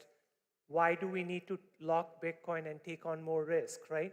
So what is your thought about Bitcoin being a security provider, which is like the block space becomes a security rental versus the price appreciation. Because fundamentally, from my perspective of being in Babylon, we don't think that the price of an asset would just go up infinitely. So eventually there's a cap to the price appreciation, and a lot of the Bitcoin holders, they have already been holding these assets from 2014, 2016. So the price appreciation does not excite them anymore. What they're looking for is like, is the risk measurable? And if the risk is measurable, if it doesn't have a custody, if it doesn't have a bridge, am I willing to stake it, right? So as guys who are working with Babylon right now, what do you guys see from the Bitcoin holders who are giving you the Bitcoin? What's their major risk which they are perceiving? Yeah, I can start first. So I think like two things. What's the incentives? Like why it's like a good, like having Babylon is a good fit for like Bitcoin holders. So I think the main reason is that, so the price of Bitcoin is going up is actually a good thing, right? That's why I always tell people, right? So if you are, like if you want to do some like savings, you never want to save it in a fiat. So you never want to save it in US dollars or even any other fiats, because like over time your capitals got diluted, right, because of the inflation. So if you want to do some savings, you should always like save it in the form of Bitcoin and just put it there, right? So imagine if you do some like, monthly investment plans in Bitcoin, even if you only like, deposit like $500 every single month, they're going to give you like more than 100% of the yield over the last 3 years, right? So everyone, it's not just like for the miners, but also for the retails, for like any like reasonable like investors. So you should always allocate some of your capitals and deposit and invest into Bitcoin over time, right? But just the Bitcoins going up over time, which also like having like higher opportunity cost for you to spend it. Let's say if today I'm saying like I have to spend some money, and instead of spending my US dollars, I have to spend my Bitcoins. Then I'm thinking like, okay, I'm spending like this $100 worth of Bitcoins. Could it be like 100,000 over the next 2 years? So I'm going to be hesitating in like spending these like Bitcoin monies in my hand. So a more reasonable, I think a better mindset for that is I will always see Bitcoin as saving, and I always purchasing more Bitcoins and I put it there and hoping the values is going up. But also at the same time, the underlying Bitcoins has been staked into, let's say Babylon, to secure all of the consumer chains. I'm actually like receiving like dividends, or I'm like receiving like monthly incomes like every month, so I can use these yields to cover my like expenses while my capitals keep growing.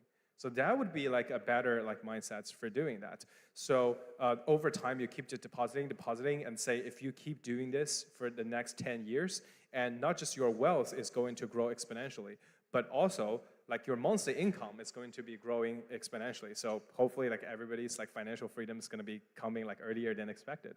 So that would be like, I think, the right mindset for doing that. So in the long run, just basically like Babylon works super aligned with the overall kind of Bitcoin like trends, and also the long-term expectations of the Bitcoin price as well, and the global economy for like the Bitcoin as well. So I think for the biggest risks is that, so we needed making sure that underlying Bitcoins are absolutely secured, right? So I like our team has been like revised a lot of times over the underlying mechanisms of Babylon, and we have 100% trust in that this whole row system is going to be like super solid and fine.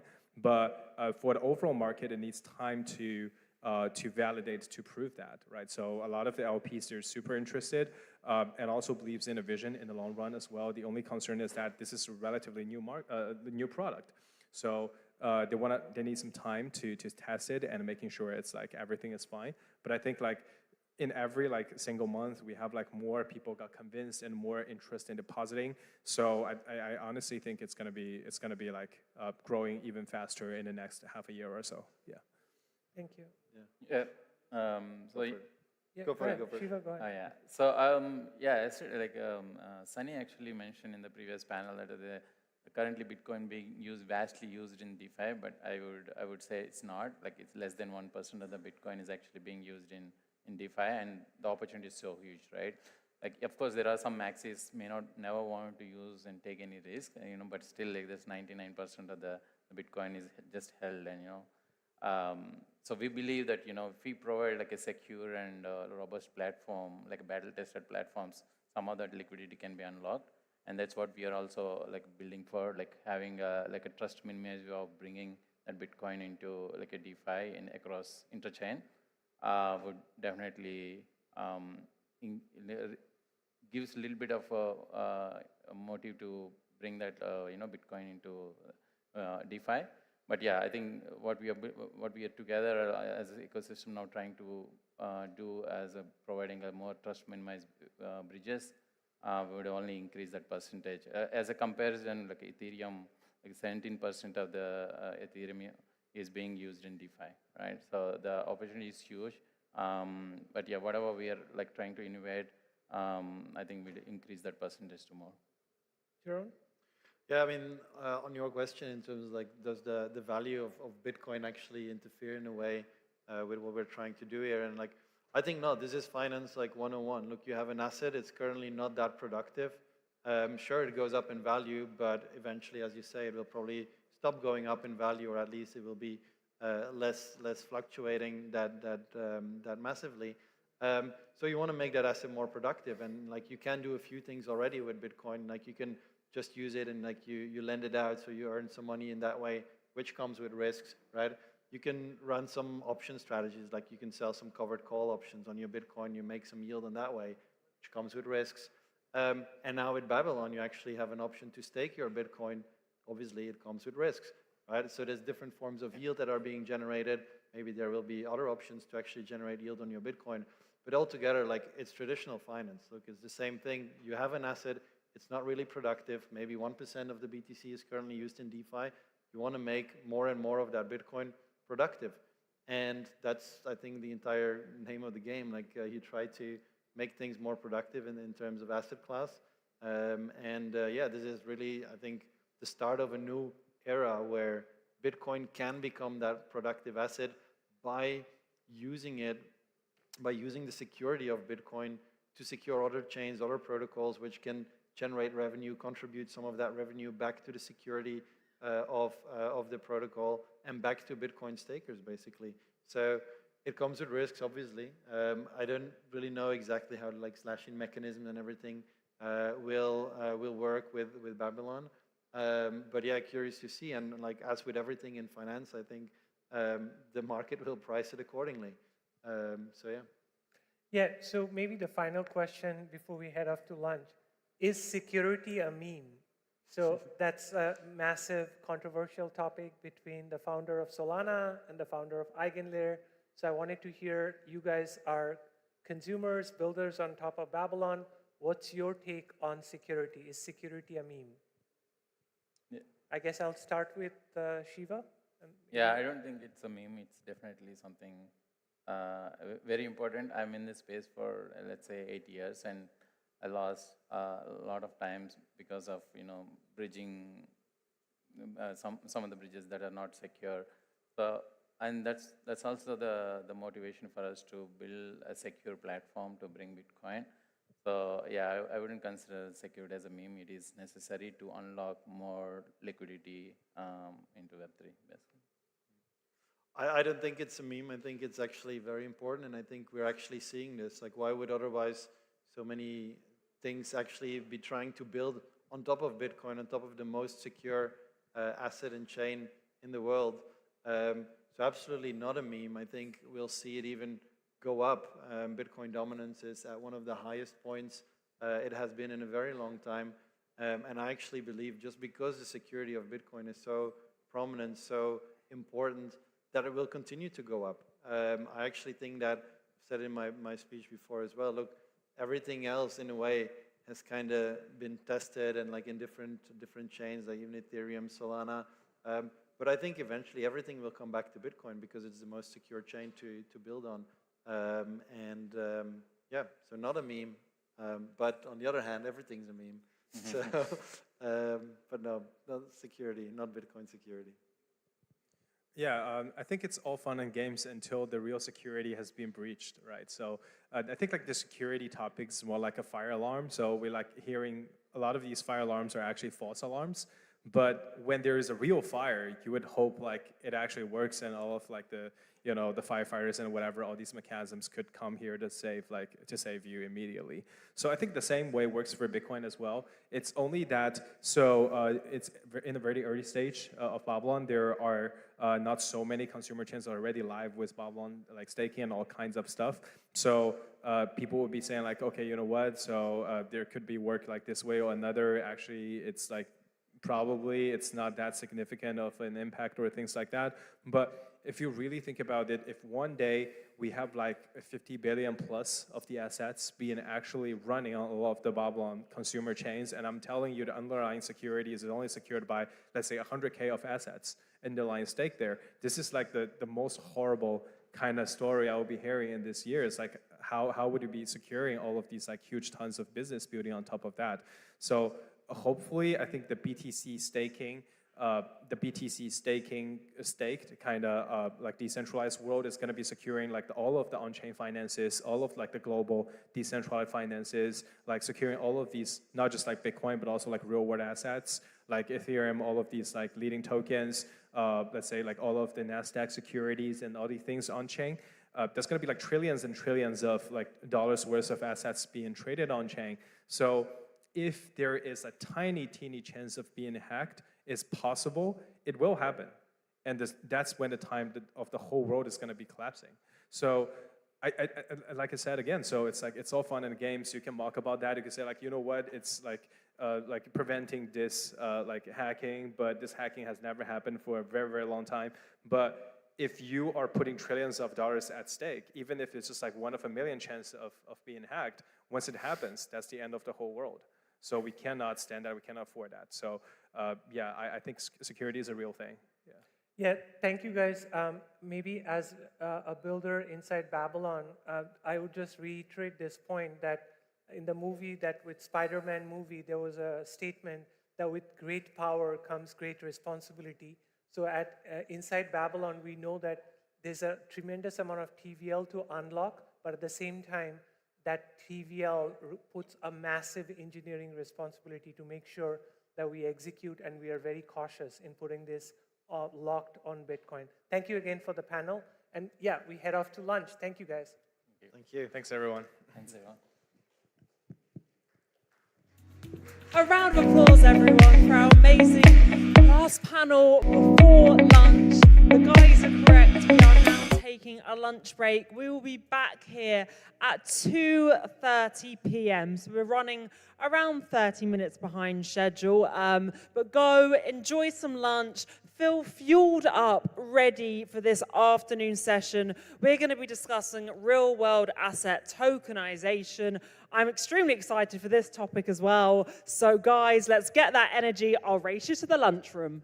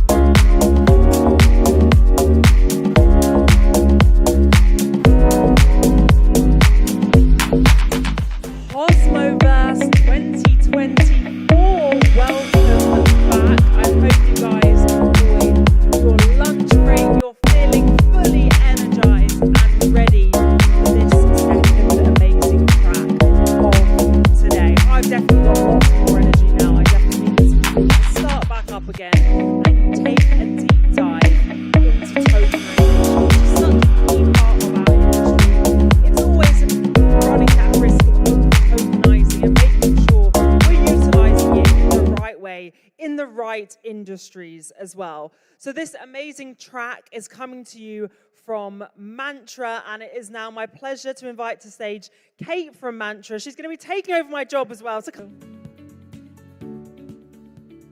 welcome, everyone. It's a big honor for me to be on stage here to open the tokenization session track. My name is Kate from Mantra. We're home of RWAs, building blockchain infrastructure to make tokenization happen. I want to share something briefly that demonstrates our growth throughout the year compared to last year, which I was mentioning to a lot of folks today. Basically, last year, Cosmoverse 2023 Istanbul, I attended all alone. But this year, I've had the pleasure to bring our entire army of colleagues, investors, and supporters. It really shows how much effort and work we have put throughout the year to really grow. And I always love to tell people 1% growth every day makes a huge change in the long run. At Mantra, we may have started from the bottom, but we're here and we are not done. We've only started, and we're a bunch of high energy, high growth, and very excited group of team. And we're really here to take you guys on a ride of tokenization of real-world assets. Let me tell you, compared to other L1s in the RWA space out there, we're very much more well-positioned. And let me tell you why. We have strong backers that are supporting us from all realms of tokenization, whether it's from high-quality asset providers to bringing new capital into the space, or to even strategically bringing aligned partners throughout our ecosystem. In the past couple of months, we've actually made several real-world deals, some of which being with MAG, which is one of the biggest real estate developers in the UAE. We've partnered to offer a $500 million tokenization deal, which is financing commercial jet aircraft. So we're working with them to help tokenize their financial marketing. And I'd really like to share more of more exciting partners that we have coming through, but obviously my marketing will probably kill me if I said it first. So before I pass on the mic to the next group of panelists, I do want to share something that I experienced last week at a invite-only Google event. Basically, it was an event where people were talking about AI and future of utilizing AI. But there was actually a very unique speaker on stage, which I had a pretty big takeaway. He was the Director General of ADIO. Basically, ADIO is a government entity that attracts and facilitates investments to the UAE. It was an AI panel, but he clearly mentioned that his remit for the foreseeable future is to make sure tokenization happens. With that, I want to say that we are really well positioned in the UAE and in the Middle East to be really working on these types of projects and making sure that we do bring it into reality. So I'm gonna now end that and shift our focus to the next session with a group of panelists in tokenizing real estate. So we have Peter Liu, our very own COO of Mantra and ex-regulator. We have Kunal Savjani. He's a seasoned investor with Sharuk, which is a prominent VC in the Middle East. He's also led Mantra's investment round earlier this year. So they're a really big investor of ours. We also have Riz Ahmed. He is the CEO of SmartCrowd, which is the first fractionalized real estate platform in the UAE. We also have Parv. He is the CEO and founder of Estate Protocol, which is a tokenized real estate marketplace, and he will be moderating for the panel. So please welcome the panelists on stage, and thank you so much.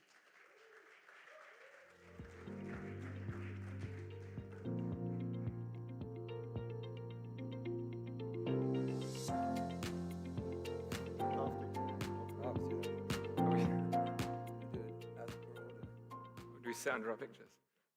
What? Hello. I am the backup moderator, so please set your expectations that way. We have a very tight-knit group of people on this panel. We all sort of work together in some capacity or the other. So hopefully we can make it interesting here. Peter, I want to start by asking you, we've been hearing about tokenized real estate for many years. This is not exactly the newest idea in the space. You have a regulator background. Why are we only now seeing it happen in the real world? Why were we not talking about this on a panel in 2018, for example? Thanks, Marv. I think there's many aspects to your question there. Yeah. I think as an asset class, as a theme, tokenization requires multiple iterations. So there's never one magic bullet here, right? So from proof of concepts down to working out what type of assets work, whether it's real estate that's in construction, whether it's real estate producing income yield, working out exactly how you fractionalize these assets, what the differentiation between fractionalized real estate versus REITs, for example, which is also a partial right to real estate income streams. Those things take time to figure out, right? So I've been asked on so many times this year, like, why is it only successful now? But all these things is part of the journey of tokenization, and people learn as you go along. I like to use the example of e-commerce. We didn't buy things online overnight. It took many, many years to get there. It took many, many years before you felt comfortable putting your credit card into a website. And every year, things iterated into a better version of that. And I think we're on the same journey in tokenization as well. You asked the question from a regulatory perspective. So those things also need to be worked out, what the risks are, particularly from a consumer protection angle, from a DeFi Web3 angle. Once you put stuff on chain, how do you ensure that compliance risks are adequately managed? So these things will all come together. I think time, effort. It helped that we had a winter as well, so people were focusing on building rather than shilling. So that was think good. Infrastructure was also a part of it? There was not enough infra and crypto to do this, or was it always there? That's a really, really interesting question, right? Tokenization can happen at many, many levels. I think we're at the first stage of it, where the front end of it is now on chain, right? The plumbing of tokenization plumbing of real estate to come fully into tokenized state, you've got to solve, things like legal checks, things like the property transfer, things like, true recognition of legal ownership. Those, again, take more time, right? And require change of legal frameworks as well. So that requires both regulatory input, but also legal input as well. So we've just come back from, say, Switzerland, where, the legal framework there, for movable assets at least, not for real estate, is very, very open to true tokenization, where the legal ownership is recognized on chain. You see stuff like that in Luxembourg and Germany as well. I think, as things progress, regulatory frameworks will improve consumer protection, but legal frameworks need to kind of recognize tokenized assets as well, so that there is legal certainty and you don't have dual records of ownership. Very interesting. I'm also just coming from Switzerland straight here. And on that note, which regulator in the world do you think is the furthest ahead when it comes to real estate tokenization specifically?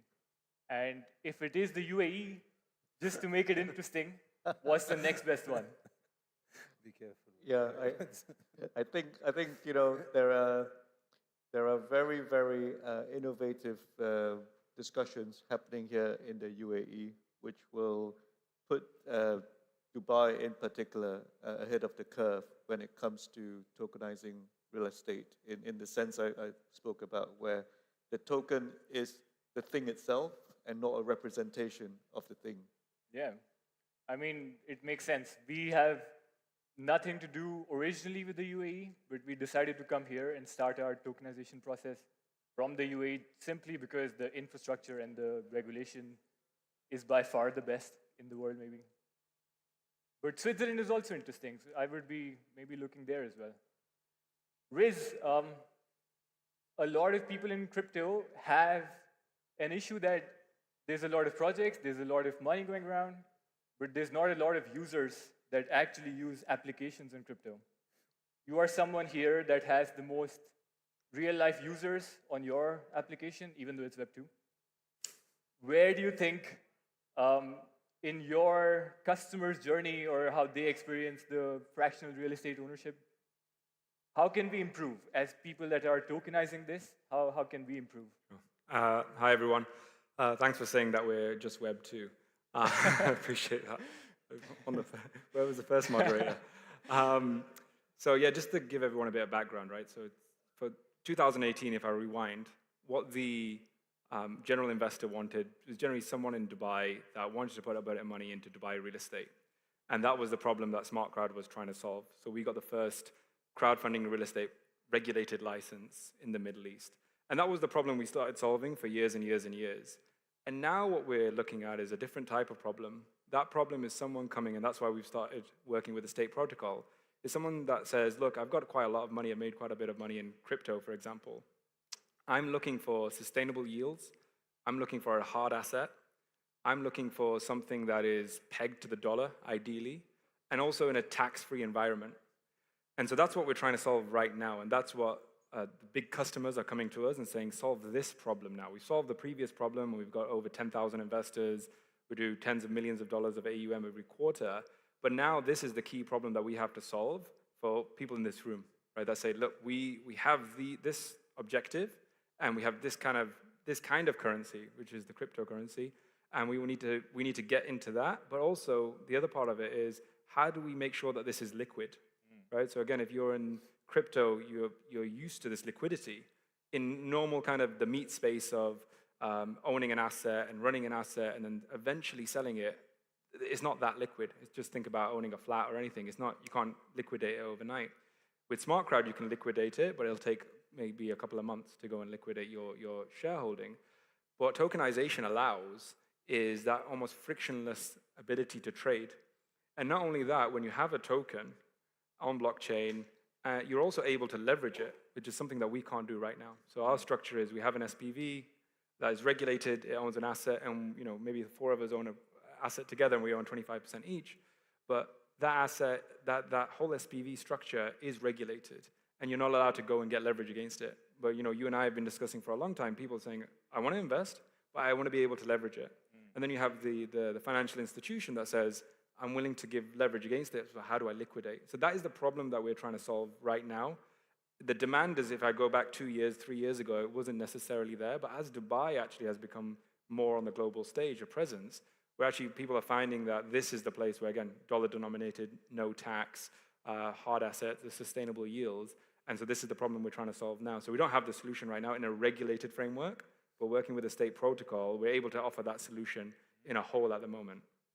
Yeah, very interesting. Kunal, tying the question back into your background as a capital allocator, do you see more opportunities coming out of this if we are, for example, able to enable leverage on tokenized real estate? Do you think that would make it more desirable for somebody who's trying to invest into real estate? I know you do that. Would that become a reason for you to choose tokenized real estate over traditional real estate? Or there's more reasons? Or there's no reasons? If we are able to create leverage on tokenized real estate. So, multifaceted question. I actually think when you use leverage, when you talk about leverage, I think you're spot on. That's the massive opportunity. I think of it more as collateralization.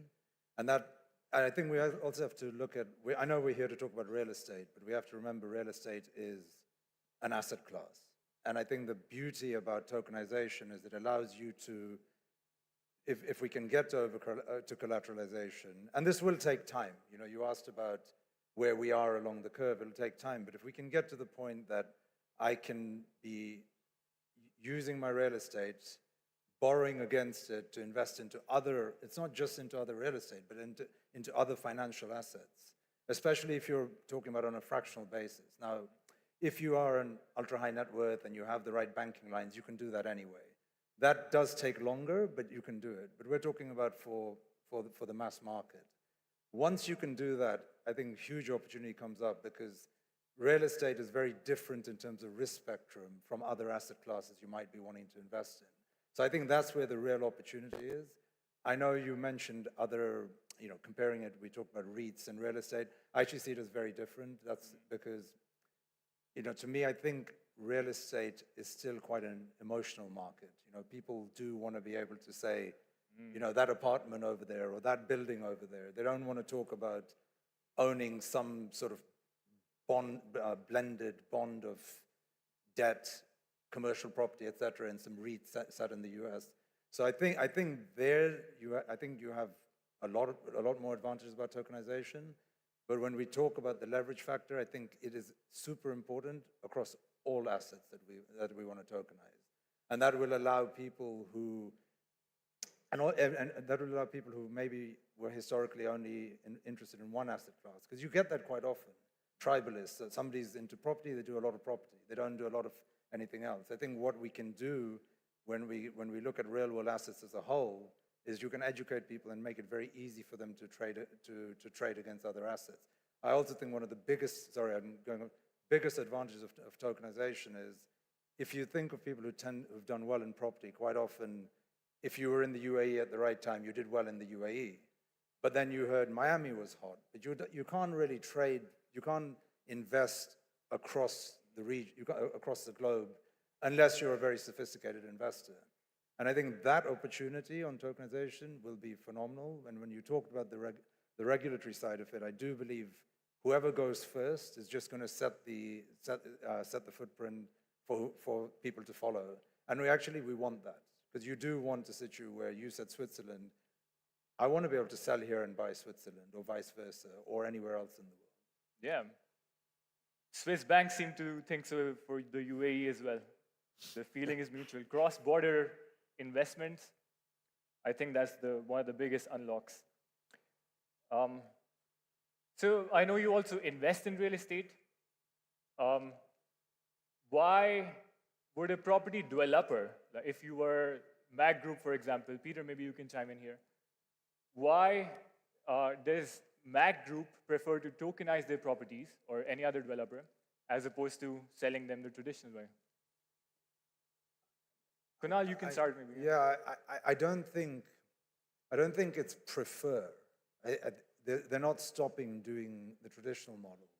And I think you've got, when you wonder why we haven't got to tokenization yet, you remember we're disrupting centuries-old industry here. Again, not just in real estate, in finance, across the board.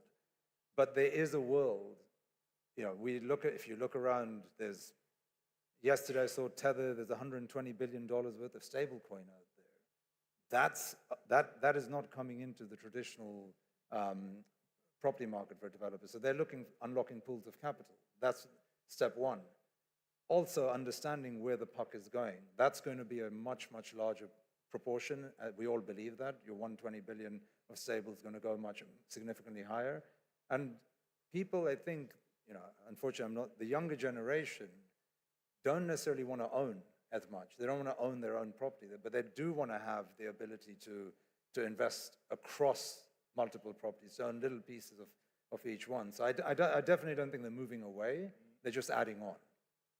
Right. And Peter, do you have anything to add to that? Why would, let's say you have the biggest property developer sitting in this room, why should they tokenize their property on Mantra? To avoid the Kodak moment. I think, look, if you believe in this technology, which I assume 95% of people in this room do, then the true transformative nature of the technology means eventually, legal transactions can be done on chain. Conveyancing searches can be done on chain. Property transfers can be done on chain, right? So either you get with the program really early, understand the technology, familiarize yourself with all the challenges that are going to come in the coming years, or you're going to fall behind, right? Why would you take a digital photograph 15 years ago, right? Because there was films, this is useless. Why am I going to do this, right? I want a real photo. Or why would you shop online 20 years ago? You could just walk into a shop, right? So technology is going to transform some of the ways we do things. And I think if you understand that, then again, maybe it's a bit of a hedge, but I think also companies and industries need to understand where... As you talk to a lot of real estate developers, sellers, brokers, what percentage do you think recognize this, that tokenization is the future? This is something that you would have to get on with? Or do you think there's still some resistance there? Yeah, so in February this year, I did a course for a week on AI and tokenization. At the end of the course, I said to the lecturer, I didn't understand 95% of what you just said. All I know is that I need to get onto AI, I need to get onto tokenization, right? and even sitting on stage here, I wouldn't say my knowledge of the space is very high, but you appreciate that this is the future, this is what we need to move into. There's obviously a bit of a danger where you say, and even I was telling you earlier, I made the mistake myself when everything Bitcoin started going hot and cryptocurrency was like, oh, put a few $1,000s in, and then next day it's worth zero, right? So that is that risk. So again, I think when you tokenize real estate, I think that's a good entry market for a lot of people. When I'm speaking to investors, real live investors, and they understand there's cryptocurrencies and tokens and everything, but when you bring it back to its tokenization of real estate, they're much more comfortable because there's an underlying hard asset. Again, it's a hard asset. You see there's a sustainable yields. Someone's taking care of all the hassle. And again, the dollar denomination and pegging, and also the tax-free environment makes it really simple for someone to understand. So if they're trying to get into this space, the tokenized real estate is a really easy way of getting used to that over a period of time. And then, as Kunal mentioned, who I should mention is actually an investor in SmartCrowd, they can basically, as you mentioned, you start expanding into different areas of assets and real-world assets that you'd like to invest in. So it's definitely a hot topic. Everyone's talking about it, but the sheer number of people that come to me and say, when are we doing this tokenization of real estate? And I said, do you even know what that means? And they go, no. And they never even heard of what blockchain is. They just hear of Bitcoin. So it's definitely something that's coming up more and more in conversations. I don't think the regular retail investor is there, but definitely more professional investors. So I'll define a professional investor as someone who has more than $1 million of net assets. That's how we define a professional investor. All of them are talking about it, right? All of them are moving towards this.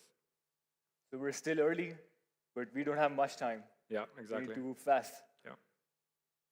Yeah. We also have a small announcement to make here. Estate Protocol already tokenizes real estate with SmartCrowd. We are also now going to enable people to get their golden visas for UAE using their crypto through real estate.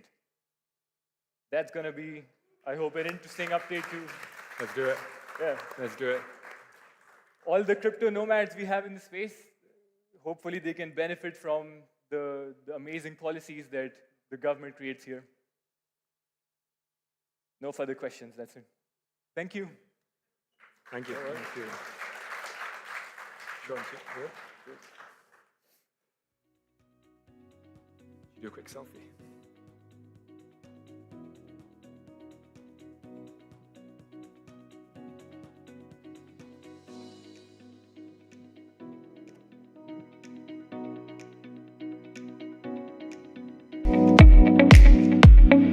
Amazing. Thank you so much. It truly is an interesting topic, particularly here in the UAE with so much construction going on. I do think that the tokenization of real estate will be key in Dubai's development as well as the industry development. And something else that they mentioned about kind of Web 2 users and the largest amount of our user base is still in Web 2. So it's how do we access them? And it's things like tokenization of real estate that could allow us to tap into that market and hopefully bring them into Web 3. And now we move on to something that's very, very key in this industry. It is regulation. So regulation of, we have some amazing speakers for you as well. Arena that I've met many times here in Dubai, so I know that this is going to be absolutely incredible. So please join me, everyone, in welcoming to stage the amazing Arena Hiva, who is going to be our moderator for this afternoon's session. And we also have Anthony from Midnight, Daima from Hacken, and Chad from Neptune. So guys, As I said earlier, you've had your lunch, you're ready for this afternoon session. Let's get a huge round of applause for this panel. Take it away, Arena. Thank you very much. Thank you. Absolutely delighted to moderate a panel full of my friends. You gotta go so, over there. Anthony. We're gonna do it this way. We're gonna mess it up. Oh, you're gonna mess it See, up. Oh, that sorry. way people know you're over there. Oh, okay. Chad's over there. Dima's here, and I'm here. Okay. And then Thank everybody... you for helping me. So Anthony is my, we actually swapped roles. Normally he interviews me for his fantastic channel where we talk really badly about a lot of fun things. So Anthony is one of my first LinkedIn crypto friend. Dima, who I've known for I don't know how many years, he's like a furniture in the crypto space. If you're not using Hacken to audit your smart contracts, then I don't know what you're doing. And my new crypto, that's all it takes to become friends. We actually gathered together and we decided to change the panel title, RWA regulations. RWA regulations per se. So we decided to talk about RWA lack of regulations and also the future of taking it forward. You know, what does it take for RWAs to stick? I wrote an article recently talking about STOs. Who remember STOs? Who's old enough to remember STOs? Did they die a peaceful death, or we have wonderful STO secondary markets? Yeah, I think they died a peaceful death, right? So why RWAs or tokenization of RWAs is back on track? Is it just a hype? Or, you know, we really have something interesting going on. So my first question to my wonderful panelists is, what is RWAs? Real world assets. As if the other assets that we're working with are unreal or are from an unreal world. I think it's an unfortunate rebranding of the tokenization of things. We have cryptocurrencies, digital assets related to blockchains, which I think are packaged in their own unique way. We know some of them relate to digital gold. If you look at Bitcoin, you know that some of them are related to the security of layer 1s, layer 2s, which are cryptocurrencies in and of themselves. And then we have other stuff that has value that we manage on blockchains. And we haven't really captured a collective title for that, but we've ended up, I think through DeFi protocols, trying to have a basket of other things you can put money into, being real world assets. And these are assets that are either in the world that we can tokenize and that have value, or they are traditional financial assets, equities, commodities, bonds, cash, that we choose to tokenize. And there's materially different use cases for both of those things, right? So financial assets for financial services and asset managers and venture capital, these things are already digital. We already have digitized these financial products. The value, as we heard in the previous panel, and we can talk more about this today, the value of token exciting and extending the boundaries of financial services. Invoices, art, physical assets are not without complexity because a lot of those assets are physical. And again, when we talked about real estate on the previous panel, the guys were saying, well, you've got regulation, you've got off-chain processes, you've got challenges with, you know, if I tokenize a Lambo, that's really exciting and very, very cool. But how do I know where the Lambo is? How do I know that Arena hasn't taken it out for a joyride and crashed it? How do I know that it's kept its service history up to date? None of these things are on chain today. And so while, yes, I could bring liquidity to my Lambo, I don't know why I'm here talking about Lambos, but anyway, here we are in Dubai talking about Lambos. These create other opportunities that are different to expanding financial services. It's about creating and driving liquidity to different industries or creating new ways of financializing things. We should also argue about why the financialization of everything is not necessarily a good thing. And that probably would be a good regulation title for next time. But ultimately, that's my opening gambit. You've got tokenization of established assets that exist in financial services, and then the tokenization of other assets in the world that have value that we would like to put on chain. Exactly, and they're not the same, right? If you want to tokenize your watch or your car, it's not the same as tokenizing and securitizing an entire building or shares. And Dima, coming to you, do you want to talk to us about your experience in real-world asset tokenization when it comes to a regulated asset class such as shares? Sure. Hello. Yes, we had one interesting experiment. I call it experiment. Not everybody knows, but we started as we started hacking in 2017. We won one pitching competition, and the winning prize was 33 bitcoins in exchange that we had to make an ICO. So this is how we started in 2017, and we do take care of our token holders since then. Like we support our token a lot. And one idea came into my mind that we can, we had a conflict of interest between different stakeholders group, between shareholders and token holders, because they want completely different things.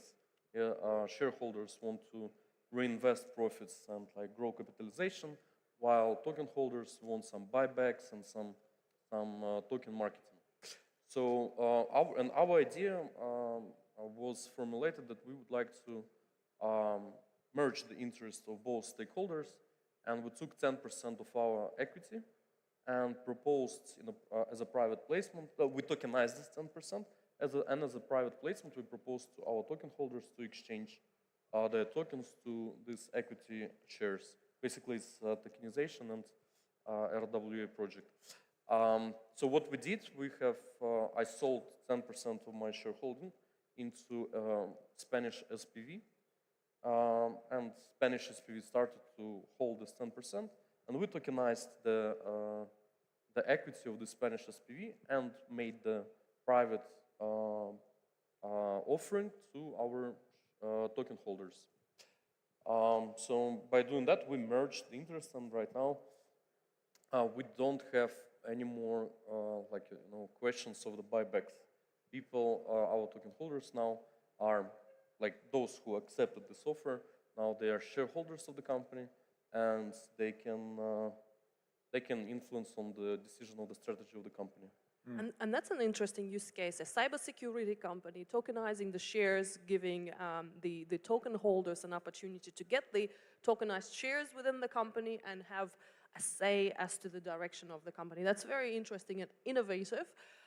I would question when, back in 2018, I tokenized the first corporate bond here in the Middle East, and the bond raised 800 million euros. And you know who were happy? The only people who were happy were the lawyers, because we charged fees for it, we did the structuring.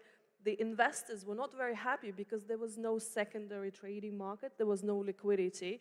The people who launched, the company that launched the bond were not very happy because they had to deal with complaints from the investors, and they had to pay legal fees, right? So whenever there is an innovation happening, and it's in a regulated securities market or other sort of regulated areas like virtual assets, I think the only people who are quite enjoying themselves are the service providers. Unfortunately, that is the case. What issues do you see? Regulatory barriers. Absolutely. What issues do you see? You've heard the term that oil and water cannot combine. They cannot mix, and which is then wanting. So we are finding out, and I was hearing earlier from the real estate regulation. So finding the regulation piece, getting some clarity around that, and acting as if we're doing it in the best interest that someday it'll be regulated is key. And then I think that is the challenge, right? Countries have borders, regulations have borders, regulators have borders, blockchain has no borders. A gentleman on the panel before us talking about, swapping Dubai tokenized property to US tokenized property. That's all fantastic, but how will that work from the regulatory point of view? So Anthony, you are quite an international professional living in multiple countries. What do you see happening on the ground from the regulatory point of view? Because the only country I see that really allows native on-chain ownership is my native Switzerland. So will we come to that point of view where other regulators will allow for that? I think it's got to be the logical conclusion when there's enough shouting, by the way, thank you for your support and thank you for your screaming, markets, or the intent from BlackRock, the intent from the Swiss government, the intent from industries at large. It might not necessarily be financial services where you see the first move. It might be if you have countries that have particular strength in industries.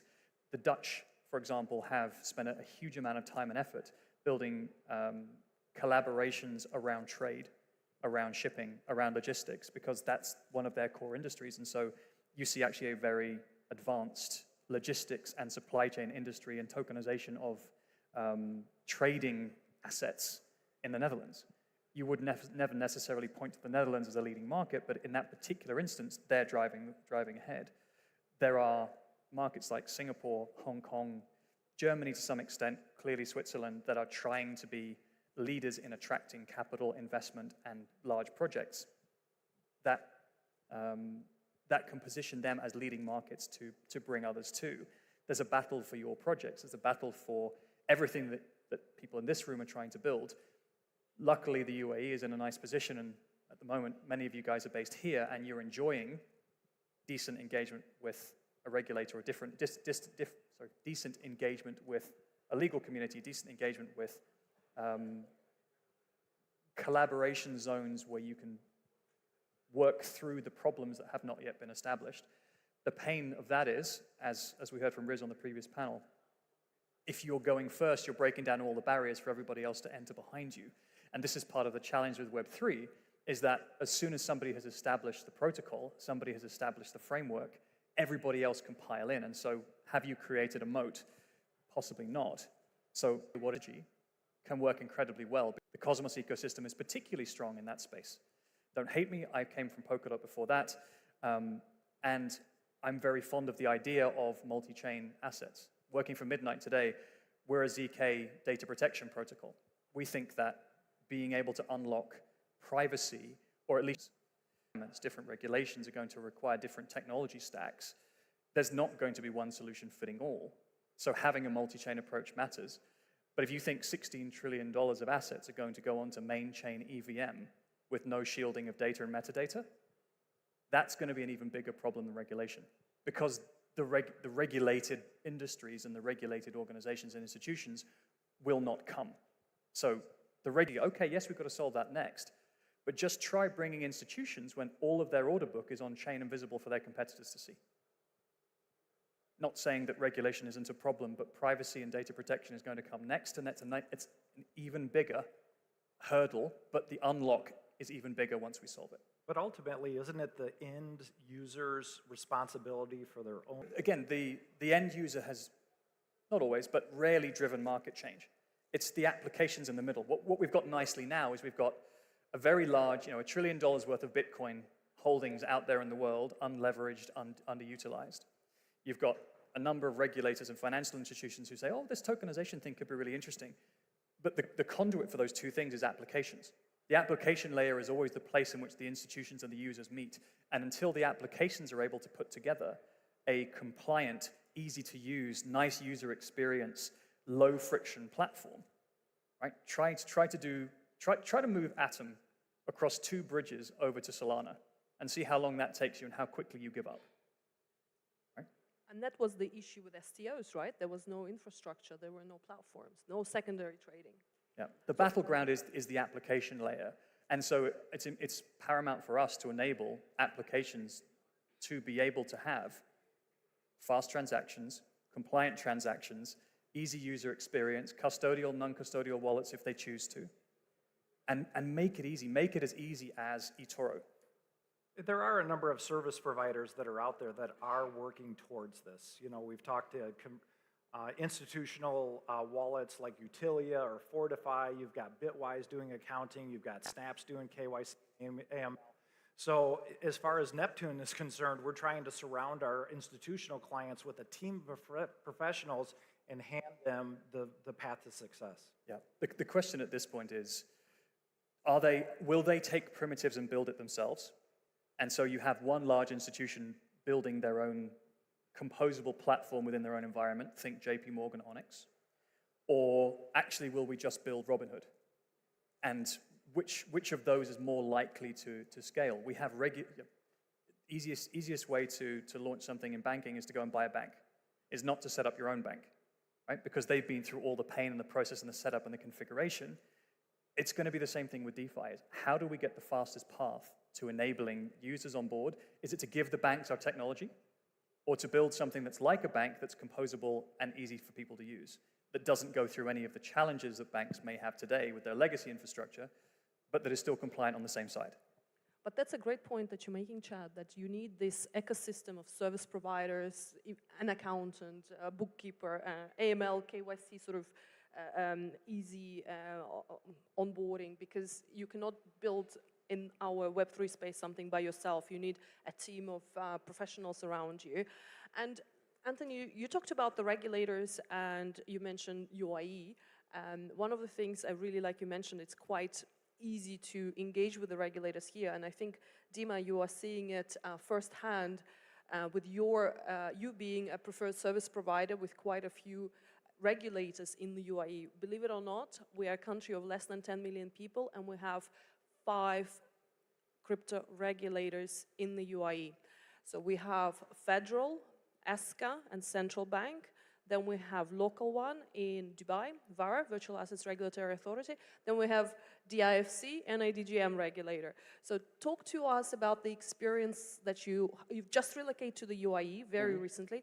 I've been in Dubai for 17 years, and for 17 years I'm screaming at all my friends, Habibi, come to Dubai. Finally, you're all coming. I'm very, very happy. Welcome. And so you've just relocated to the UAE, and you are preferred services provider with regulators. Talk about that experience and how is it engaging with community here? Yeah, I recently moved to Abu Dhabi, and my wife is happy, everybody's happy, and so it's great to be here. Yeah, for us, it's like we are very big believers in crypto, like our company, and we want our industry to succeed. And talking to regulators and educating regulators is one of the like key strategic initiatives. So we participated in European Commission sandbox. European Commission is our client. We work closely with ADGM. Like, this is the reason why I moved to Abu Dhabi, because we work very closely with them. We helped Bahrain to set up the regulation, obviously VARA, Turkish regulator. So all of them have like one, I wouldn't say problem, but one similarity. All of them, they are very big professionals. They want also crypto to succeed, but this is not their full-time job. They don't know crypto that much as we do, like I mean like the industry. And they were building some other regulation for like previous hot topics, and this is data protection, this KYC, AML, and they, some of them, they still think that this is the most risky area in crypto, and we need to rebuild it once again. But in fact, they just need help to point finger where are the really biggest risks. So yeah, we explain to regulators where they should create new laws, where they should focus on, that will help to make the fraudsters, hackers, and scammers' life more. Yeah. So, for example, I mean, I think Emirates regulators, they're moving with the best speed. They are risk takers, and they are ready to experiment for the best of the industry. Yeah, and living in a small, agile country with regulators actually working for the betterment and for the economy of the country, it's such a good change. If you see what's happening in Europe, they just want to argue and fight, and and here we don't have the pleasure of wasting time. We need to actually move the economy forward, and that's what I absolutely love Dubai about, living here for 17 years. In the defense of Europe, we don't argue and fight, we just write a lot of papers. Papers, yes, sorry, writing papers. I really love the AI Act. There's 0 AI companies in Europe, but there is the first AI law in Europe, and some lawyers charged a lot of money for that, and that's what I keep saying, right? Every time you produce bureaucracy and the paperwork, the only people are winning lawyers. And as a full-time lawyer, I'm happy to bash lawyers. We need to tokenize lawyers. That would be a very useless exercise. But I agree, working with regulators here in UAE, it's absolutely, you actually send an email, you actually get a response, you get on a phone, you can talk to them. Yeah, but I want to also underline what is our vision on the regulators. So it's no chance that they are going to have, that they can create the perfect environment. It's just impossible. The responsibility on our industry lies only on us, on builders. And regulators, they are just tools in our hands to build a proper industry. So, and I think everybody should judge them in this way. That's a responsibility on us, regulate our responsibility in the end. That's one way of looking at it. Chad, talking about fantastic regulators, there's President Trump incoming promised to make US the crypto capital of the world, the Bitcoin capital of the world. He launched his DeFi coin, which did not perform very well. What is happening in the US? Here we are sitting in the UAE telling how wonderful and fantastic things are, how everything is rosy, and we have the best government and the best regulators and the best ecosystem. How are things in the US? Well, you never can believe a politician. And especially when they're trying to use it to gain votes and when they are trying to use it to sway the public opinion. However, with Trump, I actually really believe him because he is on the DeFi aspect of the platform. So I'm encouraged. I'm looking forward to here in a couple of weeks, maybe having some different regulators in the US, and we could probably do another panel at that time. Not political advice, always do your own research. Not political advice. There was a Friday prayer this last Friday, and the lady next to me prayed for the health of President Trump. Why? I overheard it, and I actually thought it was cute, but I think maybe we all need prayers for the crypto industry and for Amen. the peace and health of everyone. But give me more. Give me more. What's happening in the US with regards to real-world assets? With regards to fantastic. So there are a lot of regulated platforms.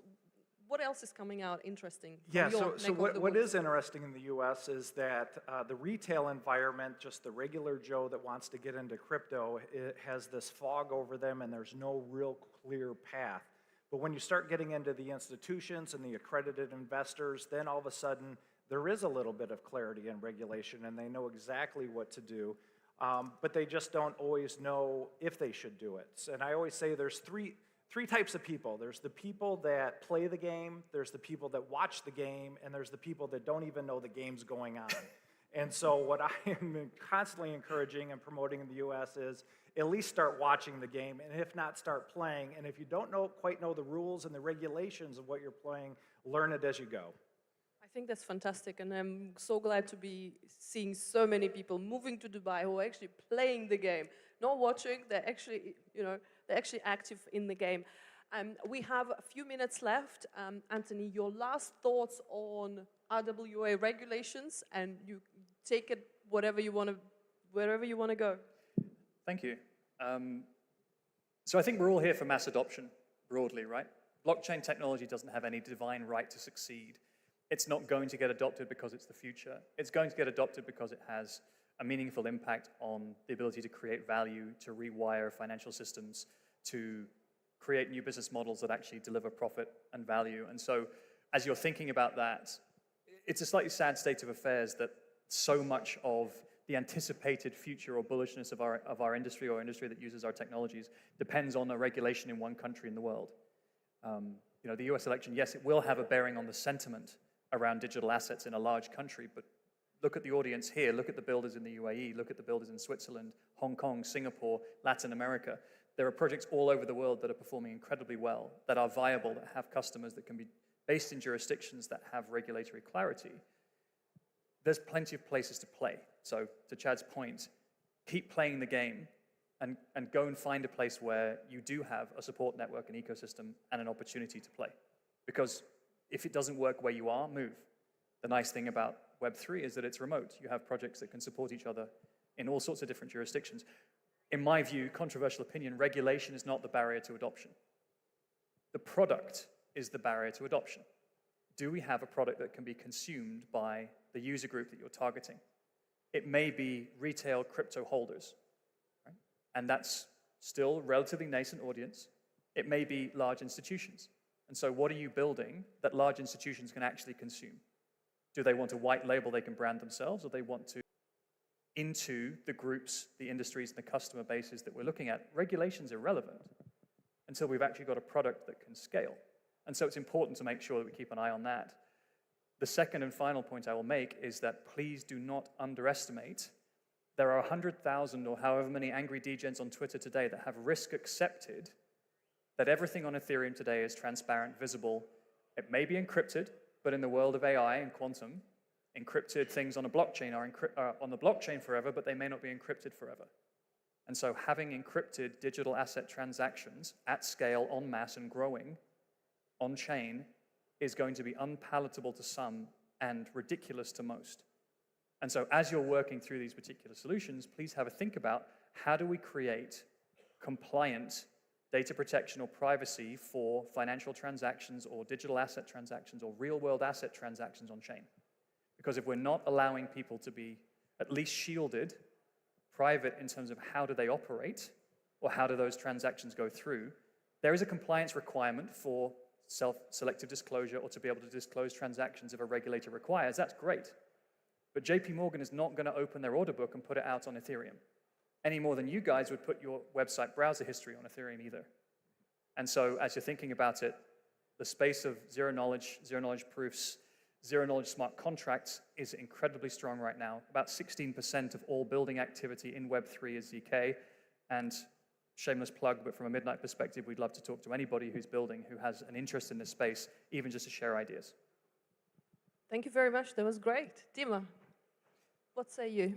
Well, I definitely think that RW should be regulated because it's quite risky to let it go, for community to create new class of assets that is liquid and that can scale to trillion industry. Like obviously it creates a lot of inflation risks. So, but I don't see how this regulation can be at the global scale. So probably it needs to be all localized. So, but generally, yeah, I mean, I'm very bullish on RWA and tokenization of a lot of different stuff and everything. Tokenize everything. Yes. Yeah. And I know you're a Bitcoin bull. You are a Bitcoin bull, and can you stop Bitcoin? And that's, I guess, my closing remarks to the regulators. If you're out there, you can't stop Bitcoin. You can't stop tokenization. You can't stop crypto. You just have to work with it and make it to what makes sense for everybody. And the train has left the station, so jump on. China has tried to ban Bitcoin how many times? They're not doing very well. So I think banning technology is never going to work. And unfortunately, the US is trying to do that. They are putting in prison the developers of a technology, which I just think absolutely shocking. My last thoughts are as follows. If anybody were to crack RWA regulations, that would be the regulator here in the UAE. Why? Because the talent is coming here. The capital is coming here. You are all here. Previous panel mentioned golden visa for properties. There are now golden visas for Web3 talent. I received a Web3 talent golden visa. My colleague Dima received Web3 talent golden visa. So if you're talented and if you're Web3, come and talk to us. We'll make sure the UAE government relocates you here, because this is what they want. They want the smartest people working on the most difficult issues in order to create prosperity and move the technology forward. Thank you very much. It was a pleasure having you. Thank you very much. All right, thank you.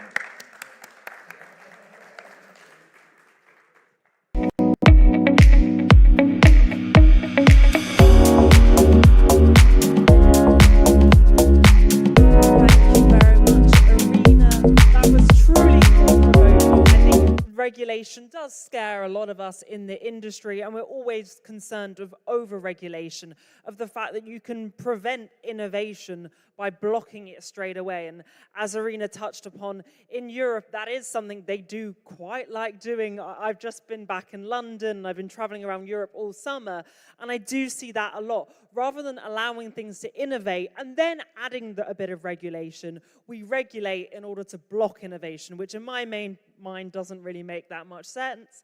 And that's why being here in the UAE, it truly is pro-innovation. They're always asking the question, how can we make things driven into the future? How can we push these types of innovation? So it's really exciting to be here in this region. And for anyone that's traveled here as well, please do reach out to the likes of Arena, who has been established here, about how she can help you as well. Okay, so we're moving on extremely swiftly. We're sticking to real-world assets. This is all about real-world assets or the lack thereof. So please, I want to create more energy in this room. Give a big round of applause to our next amazing speaker. This is CJ Fond from GSR. Round of applause, everyone, for CJ.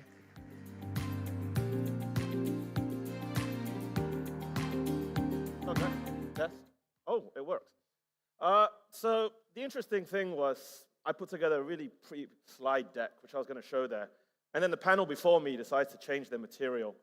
And for the last 20 minutes, my heart's been sinking because everything I wanted to say, they pretty much said it. So I decided for the next 15 minutes, I have two choices.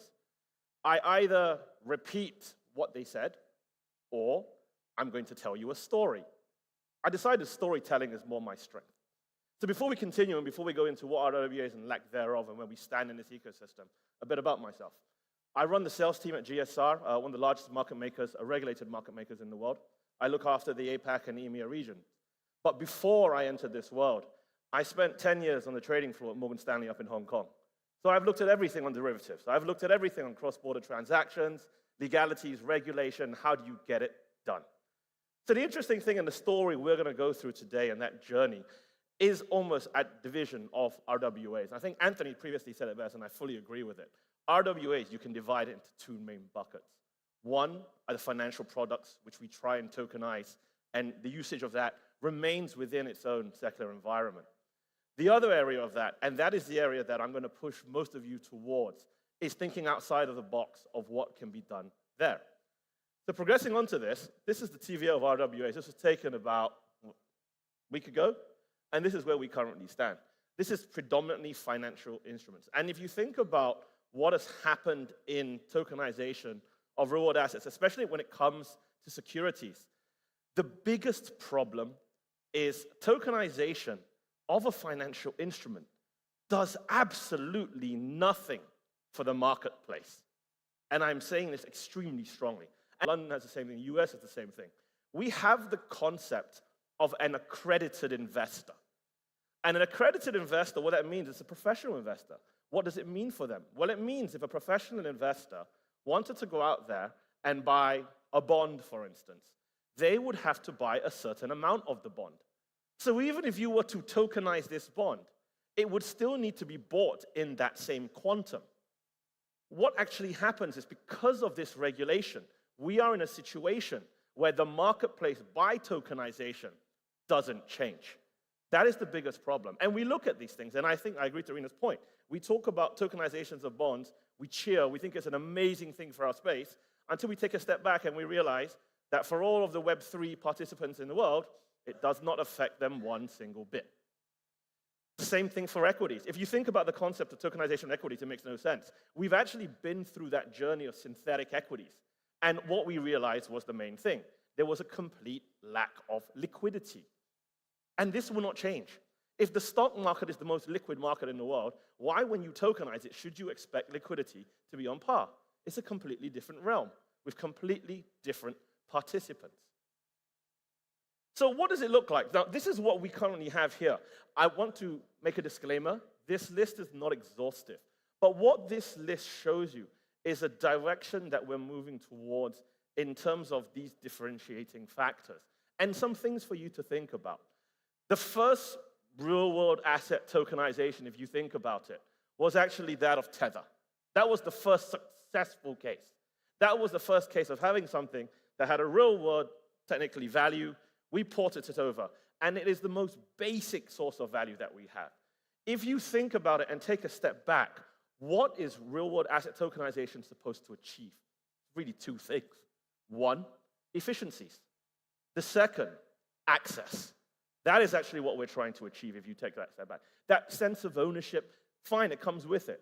But really what we want to do is access. Now, let's take an example for access. Imagine if you're a business owner. What do you want? You want access potentially to funding. If you were an investor, what do you want? You want access to a piece of the pie. But the one thing that keeps getting forgotten on these journeys, and I'm going to bring it up again because I do think this will be the biggest driver, is regulation. To give you an idea why I'm so caught up on regulation, so I'm based out of Singapore. In Singapore, we have one of the most progressive regulation.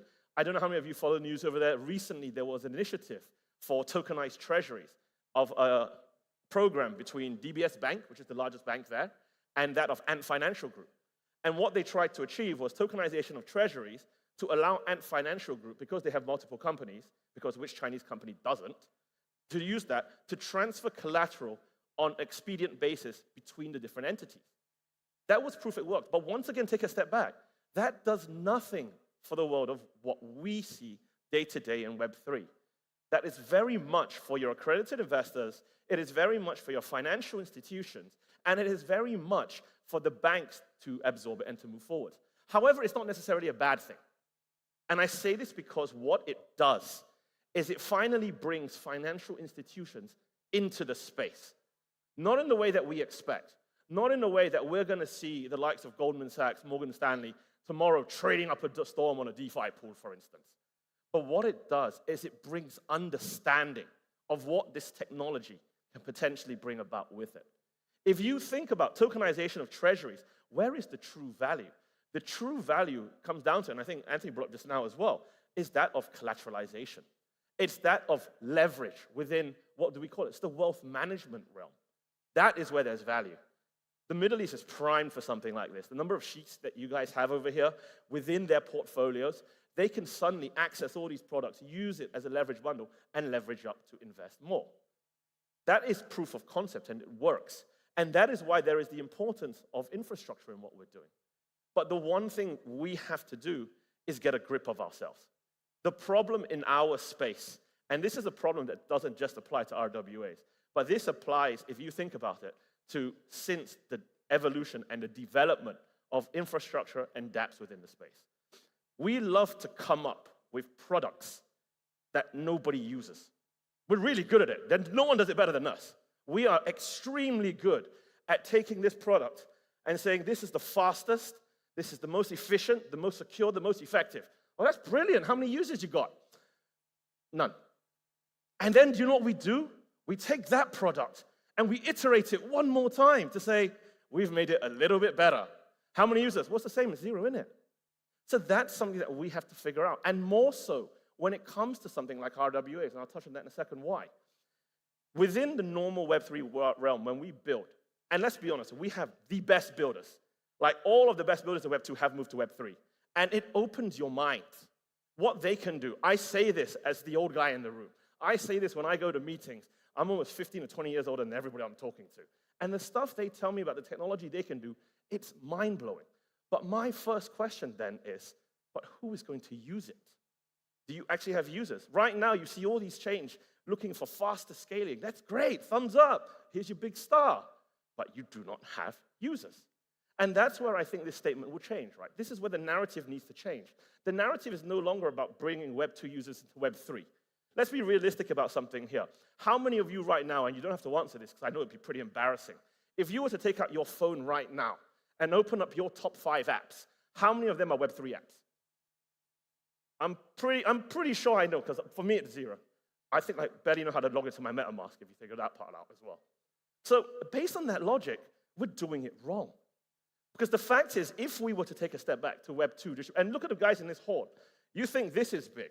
Have you ever been to an expo when it's a holiday travel fair and seen how many thousand people show up there? That is the real marketplace. That is the real world. And plugging in Web3 plumbing into something like that, that is where you get proper users. Now, I digress slightly, and like I said, I'm here to tell you a story. So if we were to move into the real world assets part of things, Why is it so important? Because the building that we have done historically, when we have created a product, the underlying token that we tend to create is for utility. Even if it's just perceived utility, we create it because we think, fine, this is going to be used in this ecosystem. If it doesn't work, notice I am not using the term rug, but if it doesn't work, we shut it down, we try again. That's how it continues. When you enter the world of RWAs, you're fighting in the big leagues. You're fighting with regulators on every single part of the continent. You're fighting with regulators who have done years of history of dealing with financial institutions. As it said as well in the previous panel, you don't make a bank, you just buy a bank. Because creating something like that from scratch is near on impossible. So what actually happens in the real world assets area is you are now touching product, you are touching underlyings that actually have day-to-day connectivity with everything that's out there. Let's use a case in point. Let's use real estate. I like real estate.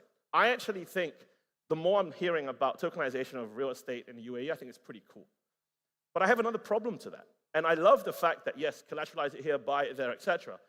But if I went to a coffee shop in Singapore, coffee shops in Singapore are a bit like your cafes out here, except on a much cheaper level. And I sat down there and I went to the auntie who sold me a cup of coffee. Would you like to buy a token of this building in the UAE? She looked at me like I'm mad. And that's the problem. The problem right now we have in the RWA sector is all we are doing is, once again, product pushing. We are just creating product, send. There is no true demand for that. The demand actually tends to be very localized, or to a point of my previous panelists, tends to be by the very sophisticated. And that is a very small pool. Not only is it a very small pool, but they already know how to access it. So the tokenization part, well, it's a bit like icing on the cake. It's like a cherry. Different form, different function. The other part we then have to worry is, fine, demand is one aspect of this. But let's go to another side of it. And this is from the GSR helmet that we wear. Liquidity. Everybody needs liquidity. But if you think about a market maker, what is our job? Our job is to ensure the bid side and the offer side of all trading books are the same, equal books. And the reason why, if we do anything other than that, that's called prop trading, and that's why people go to jail. But let's assume we have to do that. So how do we ensure books are equal? We do that by active hedging of positions. If I sell something, I must be able to buy something to hedge that offset. How am I going to do it with tokenized real estate? Imagine if I am the guy showing the books, and no insult meant, but just an example. The Burj Khalifa, let's say we tokenized it. Why not? And somebody wanted to sell their token. That's great, but what am I going to buy? I'm not going to buy a floor of the Burj Khalifa. I run risk now because my books get lopsided. So once again, we are dealing with assets where it's not fully thought out on how do you create a liquid secondary market for this. And it's very, very much driven by who wants to buy it. Yes, there are platforms to buy, and it's done very, very well. But at a scale where we need to employ blockchain, at a scale where we think it is going to go global, I don't think we're there. This is another chart. This is TVR, and I think everyone remembers this, especially those of us who were in crypto during that period of time. That was solely driven by stables, that movement. And what it shows us is we keep going back to it, which is not a bad thing. What I want to explain and elicit here right now is the fundamentals remain in this space. If anything, the way we push boundaries has to be in a way that's progressive, but well thought out. It is not a think about. We've always wanted financial institutions to look at our space. This is the part of our space that they can look at. They're allowed to look at. So we can't just iterate and create stuff the way we have done it historically for utility tokens. So we're moving in that direction right now where we are having players out there who infrastructurally can put it together. And I'll give you an example. I was at Token a couple of weeks back. I think a few of you were. Longest week of my life, to be honest. And I met this founder who was from Europe, and this founder comes up to me. He's like, we're creating this platform. I said, great. And he was like, this platform allows anybody to tokenize a real-world asset. I said, that was great. I said, and I said, what about regulation then? He was like, oh, no, we have disclaimers on the website. I said, no. You can't buy the SocGen 1000 denomination because it is legally not allowed. He said, oh, no, then we won't start with that yet. We'll do real estate. I was like, okay, here we go again. And I said, fine, so let's say you tokenize something in the UAE. We're here in Singapore right now. Where's the demand going to come from? It's not going to be cross-border. And there's a lot more intricacies between doing that. And so therefore, it's not attractive. Here's the next statement. You have the exact same problem, not solved for this. Does it mean that we should give up? Probably not. And this is actually very interesting. This is actually something that, if you see right here, real estate is probably one of the most complex things actually to tokenize. And I think we can all agree there, because of the way that shareholding and transfer ownership occurs. But within the real-world asset tokenization concept, you can see there is a general demand, but this demand is actually not really from our space. This demand, if anything, is from the other side, is for someone for portfolio construction theory. That's where we're seeing that sort of demand, right? But is there an opportunity in all this? And I know that for the past, 10 and a half, 11 minutes, it sounded all very doom and gloom. The fact of the matter is, what we need to do in the teams that build in this space, and I don't claim to be one of them, we are a team of people on the market-making side that facilitate these things going forward. This is the market size right now for pretty much financial assets, right? It's $164 trillion. This was in June 2023. It's probably gone up more since then if you want to look at it right now. What does this show us? There is a market. This is a massive market. But objectively, this is not our market that we should be looking at, not as a first step. Do you want to do something that is tokenizing of a real asset? Genuinely, tokenize an IP. Tokenize something which is cool. The one thing we like to do in Web3 is create hype, create things which we think are cool that the rest of the world looks in and they think we're crazy for. Can you say NFTs? Same concept. If we go down that path of starting with something, let's say an IP, and we say, let's tokenize this real-world asset and really work out the mechanics of how it comes about, then you will get people to sit up and take attention. If, for instance, all we're trying to do is tokenize the next government bond, the next stock, the next fund, it's a journey that will be iterative. And if we're not careful, let's be honest, RWAs, so what do I choose in the underlying when it comes to tokenization? We must be very mindful, dare I say it, about whose toes we end up stepping on. Because it is a very different dynamic to build something like this. I do think there is a market for RWAs. I do genuinely see value creation in terms of what can be done. But does it mean that overnight, to the point previously, which I agree with, do we tokenize everything? That is not the way. It is going to be thoughtful, it is going to be slow, it is going to be painful, but most of all, it is going to be iterative. Thank you.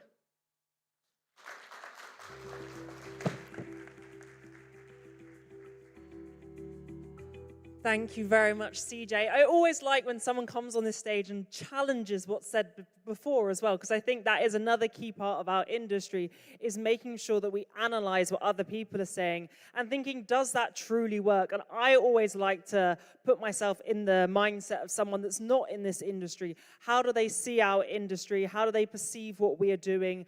And why would they want to even buy into what we're doing? Is there a market for it? Are we solving problems, or are we just creating problems and then making a solution which was never needed?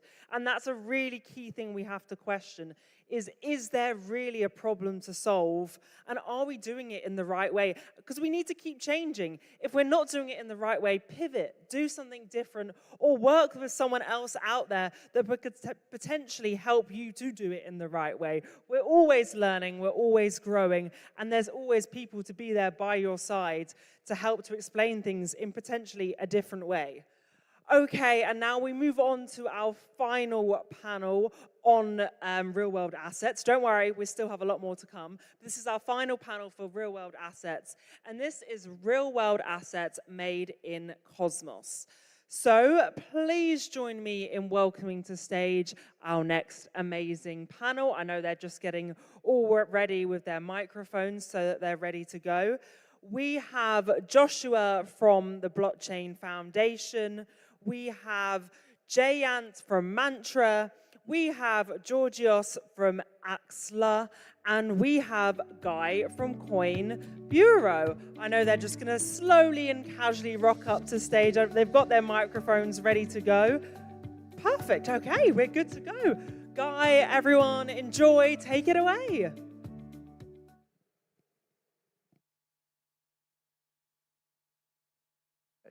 We want to do this in order? Yeah, shall we? Let's sit under our names.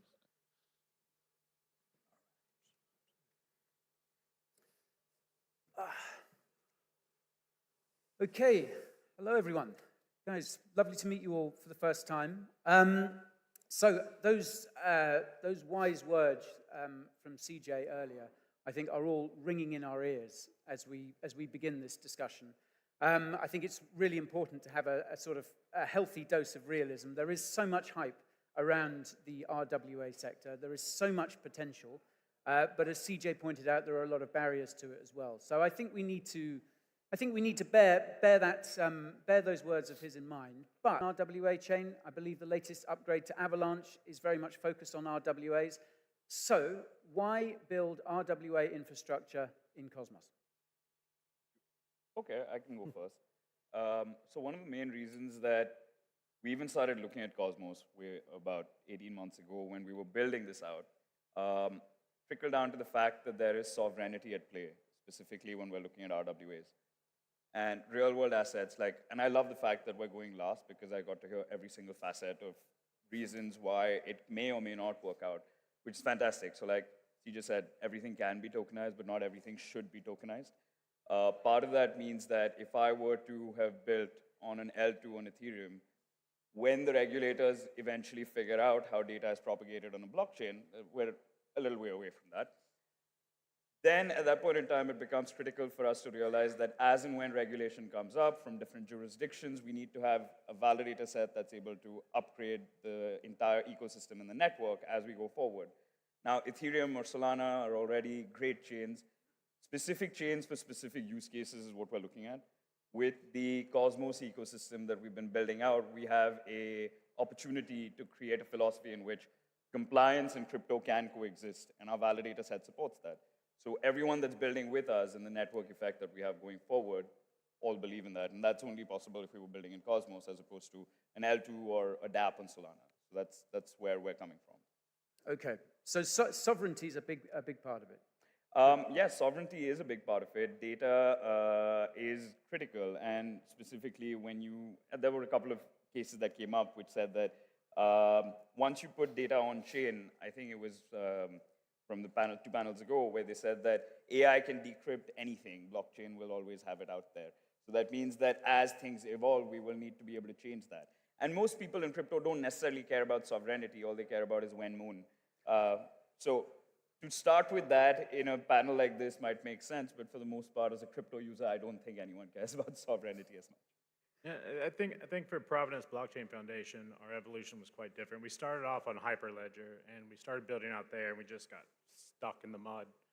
And we looked around, we thought about going to Ethereum, we thought about building in a few places, and where Cosmos made most sense was its modularity, the ability to be sovereign, but not from a retail user perspective, but because one of the benefits of building on Providence Blockchain Foundation, if you're a traditional finance, if you are willing to take on that risk, but you have a lot of people who want to dip their toes into the RWA and tokenization landscape, but aren't going to do that on a public blockchain yet. So you can go on a private zone or a zone and effectively push the IBC button and be off to the races everywhere that you need to go. So you can have sovereignty, privacy, you can have a fully private blockchain up until the day that you no longer have to have that, and then in a matter of minutes, over something like axelar or IBC, you can get to where you need to be. Exactly, and both Mantra and Provenance obviously have built RWA-focused chains in Cosmos, so great to hear their input. I think just from a general builder perspective, back in the day when we were building axelar, almost 5 years at this point, there were not even that many options, right? It was either like Polkadot or Cosmos, and after like technical evaluation, it was pretty clear that Cosmos was the most robust stack. You have modularity, you have the ability to customize the stack as much as you want, which is something we really needed with axelar. And even fast forward today, there are not that many options, right? L2s, we start seeing some custom L2s, but again, if you need certain opcodes, if you need to have your own validator set, if you need privacy, these things are much easier to do with Cosmos, and it's the most robust stack. It's been around for like, 6-7 years at this point, so why take the risk, work with a different solution when you can use the battle-tested Cosmos stack that so many other projects have been using for a long time. Okay, so So there's my answer to the question, why Cosmos? Now, what I want to find out from you three gentlemen is kind of where the projects that you're working on kind of fit in, not just to Cosmos generally, but more specifically to the RWA niche and the RWA niche on Cosmos. So, Jay, can I start and just ask, from building out Mantra, what lessons have you learned about investor sentiment and market demand for tokenized real estate? Because I know that's something that you've had a big focus on. How does Mantra aim to serve the demands of investors in that way? I think, like you said, tokenized real estate, but I'd like to broaden that a little bit because as a chain being specifically built to bring real-world assets online, and people have said that it used to be called SEOs. I think in the next cycle it might be called something else. But tokenizing assets and representing on-chain is a multi-cycle problem that we're looking to solve. One of the primary blockers to being able to solve that is that you don't have a database on which people can trust what's going on in terms of like the network effect of all of the issuers of assets that are coming on board. So right now, I think on the spectrum of tokenization, CJ's slide, and then there was also something from rwa.xyz, which says that if it is fungible and traceable in a Web 2 world, it is easiest to tokenize. So we have stablecoins that I would say that are real-world assets and probably the first use case that we've had. Yeah. Similarly, on the other end of the spectrum, we have the promise of what taking the largest asset in the world, which is real estate, and being able to provide liquidity, which doesn't currently exist in that ecosystem, and fractionalizing it. I think for the people that we've been building with, the promise of that future and what that could look like is exciting enough that they're going to take this journey with us and probably run through many brick walls while we're trying to figure it out with the regulators. But being in smaller, more agile regulatory environments that are keen to bring these assets on chain is definitely a positive, and I can see that has changed over the last several years. And one of the things that they're happy about is that when we're tokenizing assets, if it is an asset treated in the real world in a particular way, we're not saying we need to flip it on its head and change how we regulate it. All we're saying is that think of it as two-factor authentication for your business. There is a real-world methodology that you follow. So then you have on-chain provenance to prove that you have this authenticity, while you also have existing off-chain processes that allow governments to feel comfortable. So it's about how do we take this evolutionary next step towards finance becoming, like DeFi and TradFi coming together as finance, as opposed to being these two separate things that cannot mix together like oil and water. Okay. Now, you mentioned regulation there, and I do want to ask you a bit more about that in a moment or so. I want to talk about compliance, because I know you guys at Mantra are very big on that. But first, Joshua, can you tell me where provenance fits into the RWA equation? Because, I mean, looking at you guys have $12 billion in total value locked. 14 today. I stand corrected. So yeah, where does provenance fit into this? Yeah, so provenance has been around since 2018 via Figure, and then became its own blockchain. We were one of the first adopters of Cosmos SDK. And really what we've done is we've dove into the regulatory mud, if you will, and just had to figure it out piecemeal. And this is in the US regulatory environment. So some things that people may not be aware of that exist in the Cosmos ecosystem. So as you mentioned, we've had 14 billion of RWA TVL today. Now what's interesting about that TVL is it's not digital twinned, it's digitally native TVL. And in 2023, there was about 20 billion roughly, according to Reuters, of HELOC products. Those are second mortgages in the US. 30% of those were done on provenance. So it's the only asset class that we're aware of in blockchain. You could maybe talk about money markets or stable, something like this, treasuries, but it's the only asset class that we're aware of that's been truly disrupted by blockchain. So 12 of the top 20 mortgage lenders in the US are now doing HELOCs on provenance, Cosmos SDK chain, and not all of them wanted to, right? It's the only asset class that's kind of like do or die, because they were able to carve out so many bips of savings in the tokenization process, in the ledgering process as those came onto provenance, that people had to stand up and pay attention. And now today you have Figure Markets, which has spun out. They have built the regulatory stack. So that's the ATS, money transmitters, money transmitter licensing in all 50 states. And they've built out the everything market. You can go today to Figure Markets and you can begin to cross-collateralize your RWAs, and these are AAA rated ABSs. These are, regulated assets that exist on an ATS, and then begin to use those as collateral, to take out Bitcoin loans, Ethereum loans, get leverage, etc. So I believe the biggest thing in blockchain in terms of RWA that's happened is right here in the Cosmos ecosystem. As a matter of fact, the chart that CJ showed on RWA XYZ, if you go look, there's the big blue wedge. That blue wedge is just provenance. And then underneath of that is everything else in the entire blockchain ecosystem, Ethereum, Solana, everywhere else. So by far, the most real-world assets in blockchain lives on Cosmos today. And who's your sort of target audience then? Is it still those sophisticated investors that CJ and others have talked about earlier, or do you feel that there is a larger retail market out there for you to target as well? Absolutely. We were talking earlier today, and we're in complete agreement. I think we have a very similar view in the world in that we started off on the TradFi side, where a lot of RWA products start on the retail side. And there's very good reasons to start on either side. But everything is going to meet in the middle eventually as regulatory clarity comes.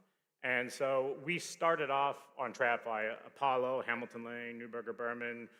We worked with axelar to do a POC with JP Morgan. We did the first AAA rated ABS with Goldman Sachs and JP Morgan, et cetera. But Figure Markets is now pulling that towards the DeFi side. And I think we will end up seeing projects, like Mantra and other projects like Plume, et cetera, begin to work alongside of everyone and start to meet in the middle. But I'll let you pick it up. Yeah, I mean, this is touching on a topic that we were chatting about earlier, where essentially, if we were to look at it, the technology exists today that tomorrow morning 1 billion users can be supported by any blockchain, most blockchains out there. So it isn't a blocker in terms of user technology that needs to be scaled for us to be able to get more users. It's about actual utility. How are you making their life 10 times better? So while someone may be looking at it from the perspective of how do you make capital more efficient from an institutional point of view, the other one would be how do you make capital more accessible from a user point of view. So the idea is that whether you're a single user with less than $100 to be able to spend, or whether you're an institution with $100 million to spend, we're reaching that stage in technological innovation where the same tech stack can be used for both. So it just comes down to what do you want to use that tech stack for? Someone can use it for institutions, someone can use it for retail, but the ability to have that entire spectrum within one blockchain exists in the way that we're looking at it now. Yeah, and of course that massively widens the addressable market, the pool of investors. So, Georges, where does axelar fit into this then? Well, Mantra and provenance tokenized assets, axelar takes them everywhere, right? Just some examples that Joshua mentioned. You have an asset that's tokenized on the provenance chain, but then you have other chains like Plume Network, it's an Ethereum layer 2, where you will be able to take a loan and get your real world assets. Maybe there's some incentives, maybe there's some unique structure, right? And you don't want to take the loan on provenance itself. How do you move the asset over to do something on that other market? And really our vision with axelar, which has been the vision of Cosmos since the early days, that there's going to be 1 million chains. Each application will have its own chain. So those assets will need to move. If you want them to use if you want to use them productively, if you want to do things with them on interesting applications, you will need to move them around. And you need an interoperability solution like axelar in order to be able to facilitate that. Another interesting direction, I think, if you are a builder and you want to deploy your asset natively on multiple ecosystems, now we have all different kinds of VMs. We have the EVM, Solana VM, Move, Aptos, and Sui. We have Cosmo. At least today, there's so much technical work in order to redeploy on many different chains. Many of these projects, they don't want to deploy a vanilla asset. They want to do all kinds of customizations. With axelar, we provide the infrastructure so that you can deploy the asset anywhere you want, and that the instances are connected. So you should be able to move the asset with zero slippage, right, if it's a fungible asset, and use it everywhere.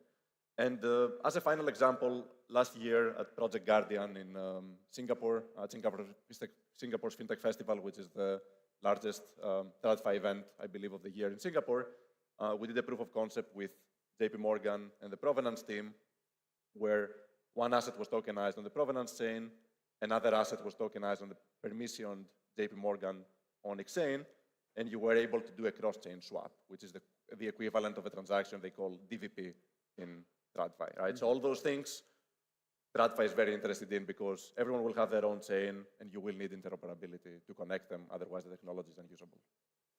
I'm glad you mentioned TradFi, Georgios, and because this is something we, my colleagues in coinbureau have talked about quite a lot.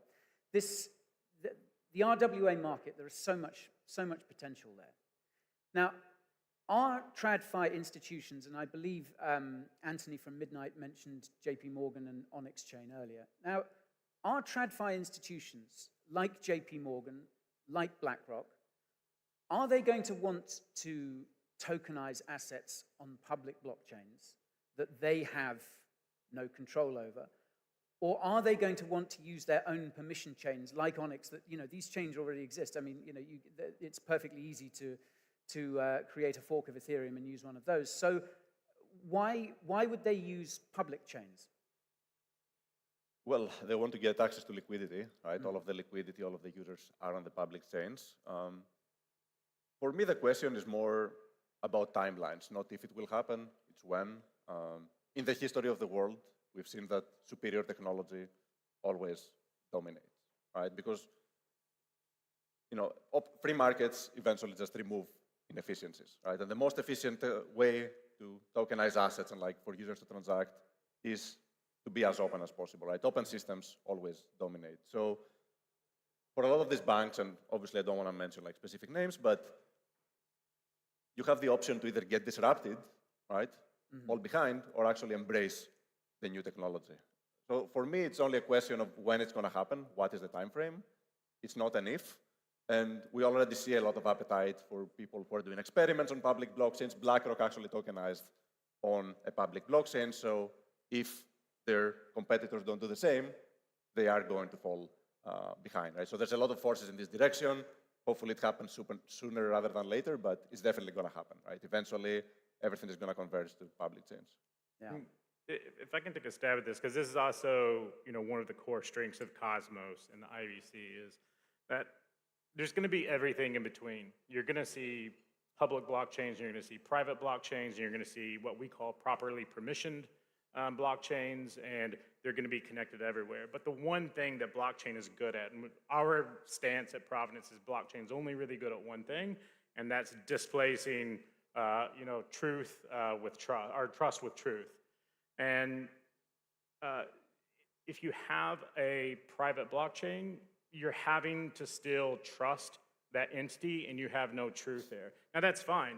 We trust our assets with many different entities, and we'll continue to do that at scale and at different rates. But the moment that you need to truly be trusted, that's when you'll want to push a button like axelar or IBC, bring assets off of your private construct and onto a mainnet, whether that's Provenance or Mantra or any of the other regulated RWA chains that exist out there. So you're going to see both, and this is where the Cosmos ethos and the have these private blockchain constructs, but they can't only live on a private blockchain construct. And privacy is something you can also get on a public chain as well, right? So you get all of the good properties plus, the privacy you need. But that's right. I just wanted to add on to the why would TradFi banks like JP Morgan want to use public blockchains? JP Morgan is a market leader. They don't need to do anything. It is the incumbents or the people that are trying to play catch up with them that are going to try and innovate in this space. So as a market leader, it is your responsibility to hold your fort. It doesn't matter how you do it. So up until the fact that JP Morgan's dominance is actually in danger from all of these other funds and banks that are tokenizing it, they're not going to make any change. But at some point in time, how important is composability and how important is having the money building blocks within your bank?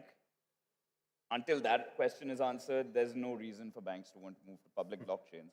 But there is a point in time in which that without public blockchains, you can't communicate with the rest of the world. It's like saying, I have a website that only I can see. It doesn't help anyone. So we need to have blockchains that other people can see. Otherwise, what are you interacting with? Yeah, they're going to be. They'll be familiar with the concept of trust me, bro. So, and Jay, that brings me back to what I wanted to ask you about. Complify is adopting. It is coming to the space quicker and quicker. And I think that ETFs in the United States are the best example of that. But there are many more. But obviously, TradFi, areas of the crypto space are waking up to the importance of that as well. You guys have worked a lot on compliance. So how does that, what does that look like? What work have you done in the compliance space? So I think specifically from the compliance angle, it's to understand why self-custodied assets in the crypto world has just not taken off as the way that we had imagined, right? So why do institutions insist on compliance? It's not like they hate innovation and they hate money. It's just that when you take on money from other people and then you have to return the money to them, you want to be as careful as you possibly can. So it's about being cautious with other people's money, which is why we need compliance. And the way that we've been looking at compliance is that I've been in crypto for a while, and I used to think of it as the bad word that we don't want to do. But given all of the fun stuff that happened in 2022, it just became relevant to me that there is a pragmatic way in which that we can bring users and assets on chain while also being able to provide some level of oversight to them. So at that level, we've realized that trying to enforce compliance at a blockchain level or at a dApp level may be hard. So similar to how you have your current KYCs or KYBs that are happening that are associated with your identity in some form in the real world, even on chain, we can have that identity in place and then be able to represent it as a way that there is an off-chain identity check that is taken place so that if something were to go wrong, there is regulatory oversight that we can fall back on and legal recourse. But given everything else that you have on chain, you're just a pseudonymous wallet address that's allowed to do some transactions and be able to participate in this ecosystem. So until there's a check and measure that we need to do in the real world, there is no reason for us to open up this Pandora's box of compliance. But that also means that the main reason I believe, and this is a personal opinion, that users are not coming in en masse into this ecosystem is because of their fear, uncertainty, and doubt. So up until you have a trusted ecosystem like a regulator, transfer trust to a trustless ecosystem, there is no users that are going to come on board. So from that perspective, we're like, let's not try to hope for what I want to see the world in 10 years from now. Let's work with what the world is today. And that means like, let's bring an on-chain representation that can eventually morph into something more passportable across various blockchains, also using different use cases to bring users on board. Yeah. Okay, so just to close this out, I want to ask all three of you what you individually see as the biggest challenges for the RWA sector. We've talked about, and other panels before us have talked about the opportunities there. We called this panel the $30 trillion opportunity, I think. And we are talking in terms of trillions of dollars.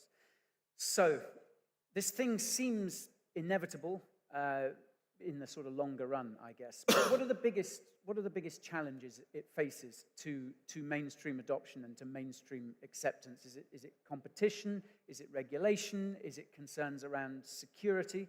Georgios, can I start? Regulation is definitely a big one, and we see a lot of pushback, right, in many big jurisdictions. So my hope really is that, we see jurisdictions like, Singapore and Hong Kong are very progressive, right? I think the Project Guardian that is annually organized by the MAS in Singapore is first of its kind, right? Like just seeing a regulatory authority of a country organizing like a blockchain-focused initiative and providing guidance to various institutions. I think this is very unique. Also here, right, in the Emirates, I actually just moved here very recently. Some of the other panelists were talking about how easy it is, how friendly the country is towards Web3 innovators. And I think as a first step, we need some of those countries, some of those jurisdictions to embrace the technology.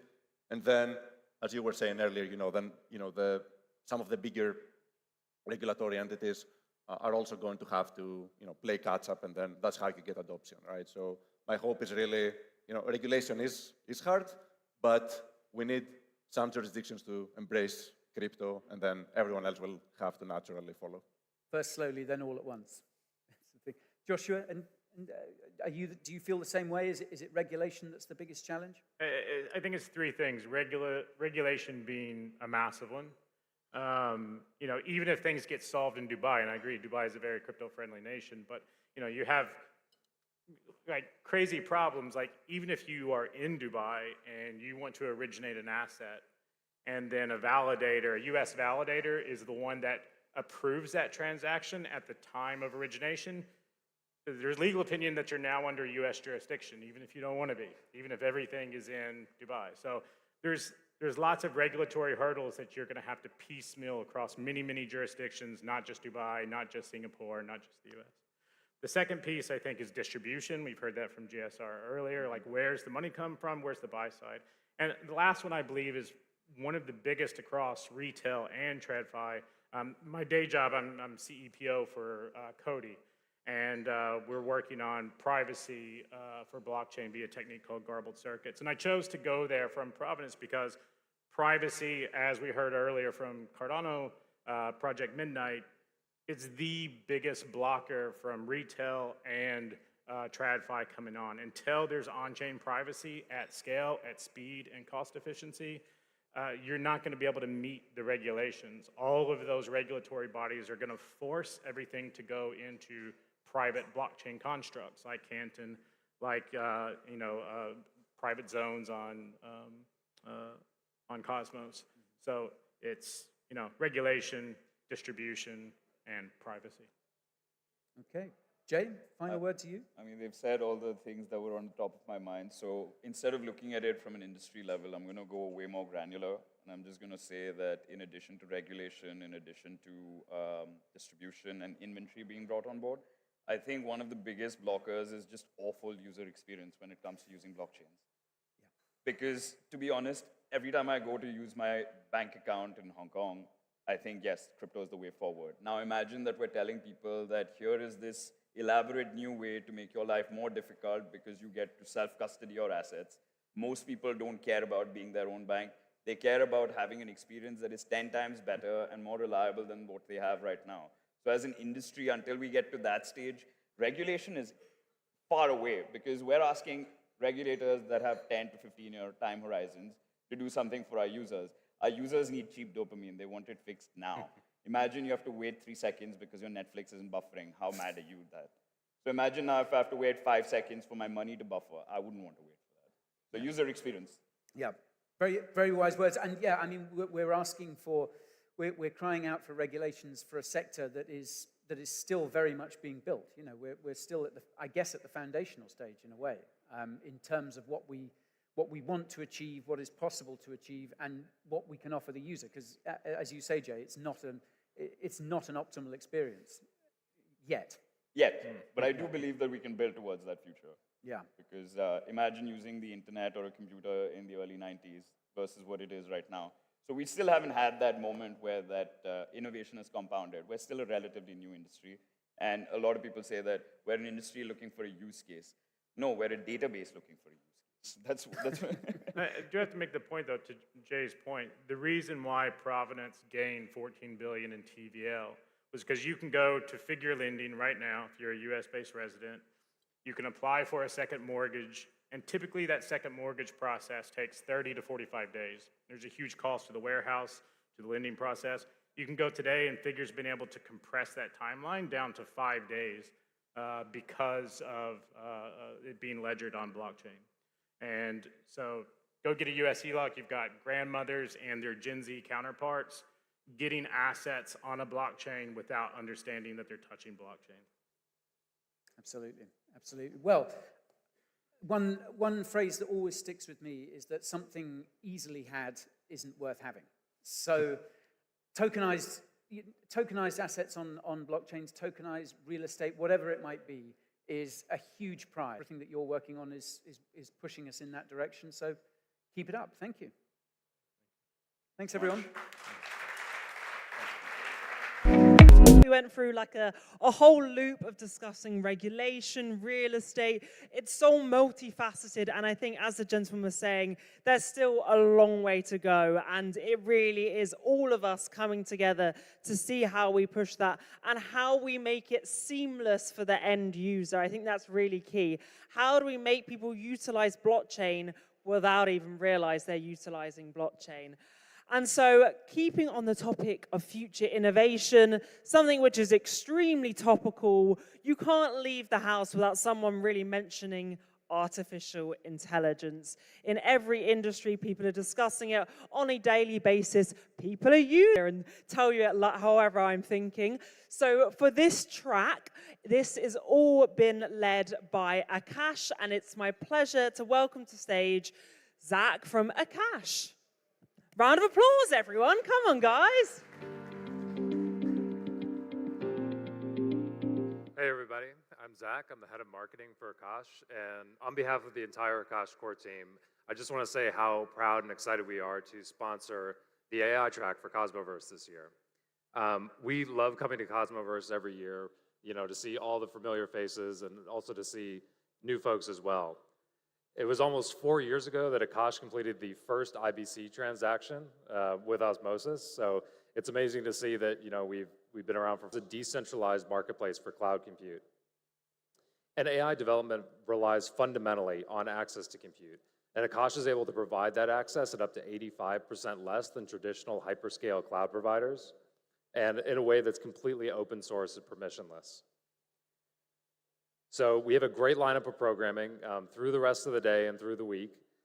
Immediately following this, you'll hear from Greg Osuri, the founder of Akash, who's going to look into where open source AI is today, where it's heading, and how Akash is fundamentally part of that evolution. Tomorrow, Akash will be hosting a workshop led by Needle Murdy and Archer Troyan from the Akash core team. They'll be diving into the architecture of Akash, how it's structured, how to get started on Akash, and most importantly, how to deploy, how to provide compute, and how to get started contributing to the code base. And with that, let's dive into the AI track. I hope you enjoy Greg's keynote and everything we have for the rest of the week. Thank you.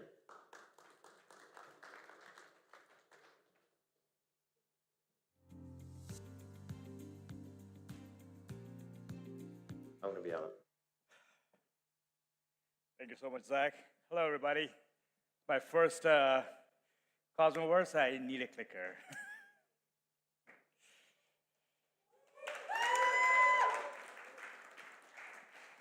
So today's talk, I'm going to take a little different approach. I mean, it's not too much about Akash. I want to sort of set the stage because, today we have all these new terms, DePIN, RWAs, DeFi, regulation, and all these, we get too caught up in what is going on, and more often than not, we forget why we're here, right? Why we began on this incredible decentralization journey, why Cosmos, and why are we really doing what we're doing, right? My name is Greg. Sorry, my bad. Well, so picture this. In 1969, the first and most widely adopted decentralized network was created to withstand a nuclear attack. And today, we end up with 4 companies controlling the internet. And if you ask me why we're here, what we do, why we're here doing what we're doing, my answer is, have we really forgotten the very principles that gave birth to this digital age? My name is Greg Osuri. I'm the founder, CEO for Overclock Labs. I am an open source maintainer for about 15 years of my life. Prior to Akash, I founded a company called AngelHack, and that led me to creation of Akash. Got notoriety in the open source world for writing some code. Been trending in the Golang category as a top 4 developer, only human being on the list, and pretty top ranks across the board for all languages. So if you look back the history of computing, it really began with centralization, right? You had mainframes, you come to the mainframe and use you borrow the time from the mainframe and use that for eventually the mobile ad with the internet. So traditionally, distributed networks built on open protocols is what historically led to the decentralization. Or the decentralization, we suddenly, personal computers, the actual is done by hyperscalers. So if you imagine a world where literally 4 companies are contributing to about 70% of the spend, you can tailor the needs of these 4 companies. And it's very reminiscent of the world that we fought so hard to go, move away from, the world of monopolies or the world of duopolies or the oligopolies, we call them, right? In fact, in American history, if you look back what happened in the 1800s, or late 1800s, there was this notion of heavy centralization that led to all kinds of outcomes which ended up in the Great Depression because of this heavy concentration of buying power by a few companies.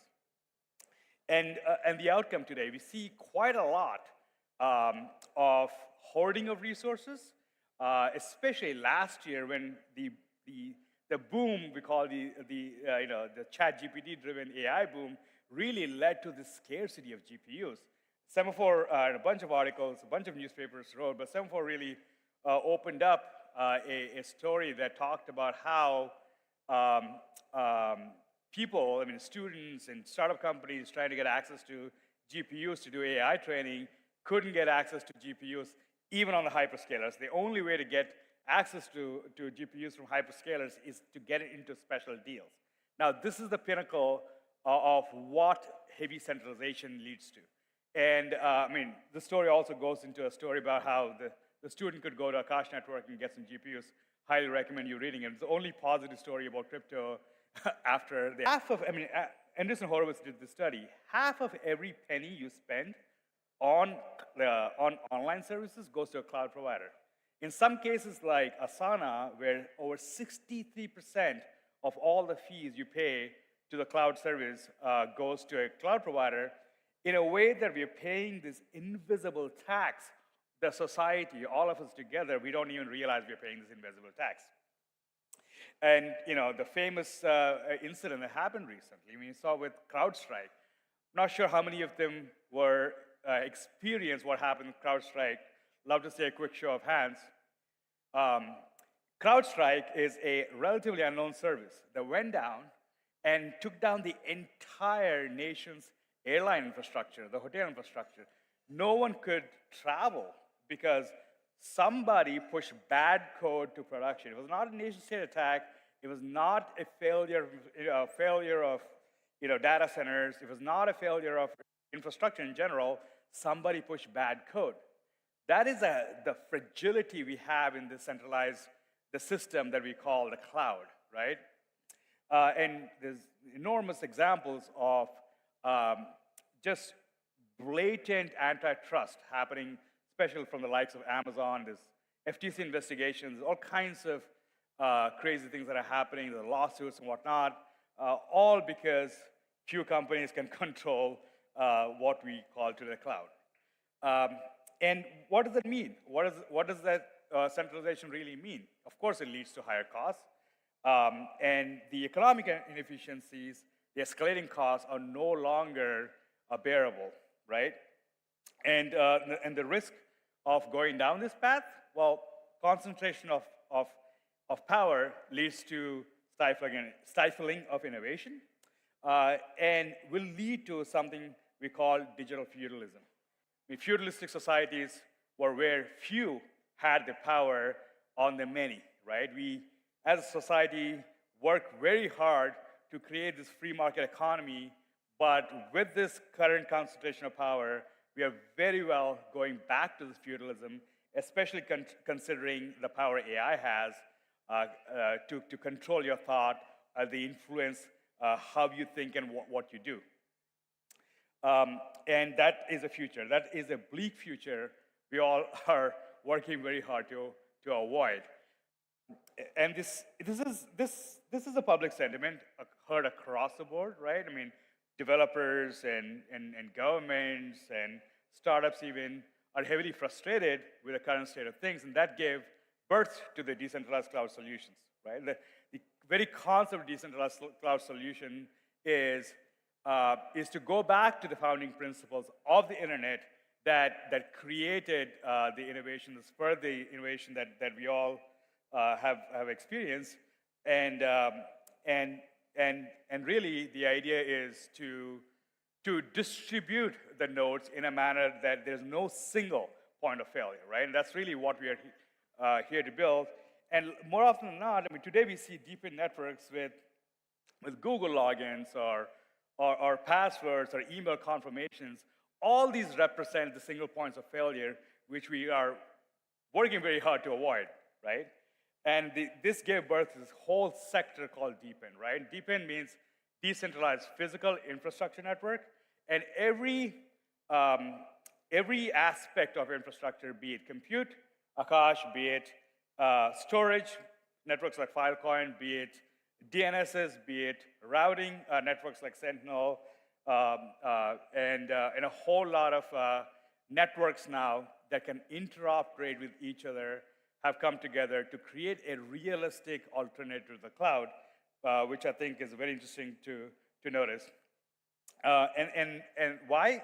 Because we need to restore sovereignty, right? With decentralization, individuals and businesses regain control over the data and the resources. And the very essence of decentralization is to empower communities and not necessarily individual companies. The decentralization leads to democratization of access to resources, just like what we saw with the semaphore story, which I couldn't go really into detail, but it talked about a student that couldn't get access to resources on Amazon, but could get access to the same GPUs that he wanted on Amazon, on Akash, sorry, and went about creating a company that eventually got acquired by NVIDIA. So that happened because of a network like Akash and because of decentralization. And the efficiency of cost is very visible. Today we see networks like Akash that can offer up to 85% of the cost that you would otherwise pay Amazon. I mean, in cases like GPUs, where you have H100s or A100s, it costs anywhere from one-fourth the typical cost you would otherwise pay, even for resources that are extremely hard to get, right? And reliability, I mean, Akash has decentralized networks because of the nature, because of the peer-to-peer nature, they tend to not have single points of failure. In case of Akash, Akash has been around for about 4 years and has not gone down a single time. And you can't say quite the same for networks like Amazon, where Amazon has reportedly about 200 outages on average per year. This is the decentralization is obvious lifeblood for innovation, and without the constraints of the hyperscalers, monopolies, open source communities can again thrive and regain the power to innovate. It's a brief case study about Akash. I mean, Akash, like Zach mentioned, is the world's first decentralized supercloud. And the essence of Akash network is to tap into underutilized resources and effectively create an alternative to networks like Amazon or Google's of the world without needing to experience much differently than using a centralized cloud provider. And the way it works really begins with the tenant, the user that defines the application workload in a containerized image and specifies how much they're willing to pay and where they want the workload to reside, creating an order on the marketplace, and providers that can fulfill the order, bidding on the order to win the order, and eventually leading to a deployment of the application. The protocol itself is extremely simple, extremely efficient, and there's not a single point of failure. In fact, it is run by a set of validators that are distributed across the world and a set of providers all contributing to this incredible super cloud. And Akash has been growing pretty well, and mostly in the AI, because the need for computation has quadrupled. And the need for computation, especially for AI, is growing at the rate of a half an order of magnitude every year, right? So today, it is predicted by 2030, about 5% of global GDP will be spent on AI. So Akash has seen incredible growth. Last year, we grew about 1,800%, about 1,700% in user fees year-over-year growth for the last quarter. And our biggest user today happens to be NVIDIA. And Akash is the only protocol that's integrated into NVIDIA products directly. And some of the amazing innovations in decentralized AI is happening on Akash. So AI training has been traditionally very centralized in the sense that you needed co-located clusters locally present to do any meaningful training, but that changed with Akash. Today we see companies like News Research, companies like Prime Intellect that actually cracked decentralized training. The first billion parameter model by News Research was trained on Akash. First 10 billion parameter model by Prime Intellect is being currently trained on Akash. So every new innovation in decentralized training or AI is being run on Akash, and Akash is in the front and center of this incredible decentralization that we're seeing. The growth has been phenomenal. Like I mentioned, the about 700% growth in user fees, about 72% growth quarter to quarter in our in the user fees. And again, in the applications deployed, we saw an incredible growth as well, about 40% growth from quarter one to quarter two. So we are, all this growth is spurred really by AI. And with that, as I leave, I want to leave with one question. As we stand at the crossroads of this incredible technological advancement, the choice is really ours to continue down the path of centralization, or to embrace decentralization and unlock a new era of innovation and empowerment. With that, thank you so much for attending.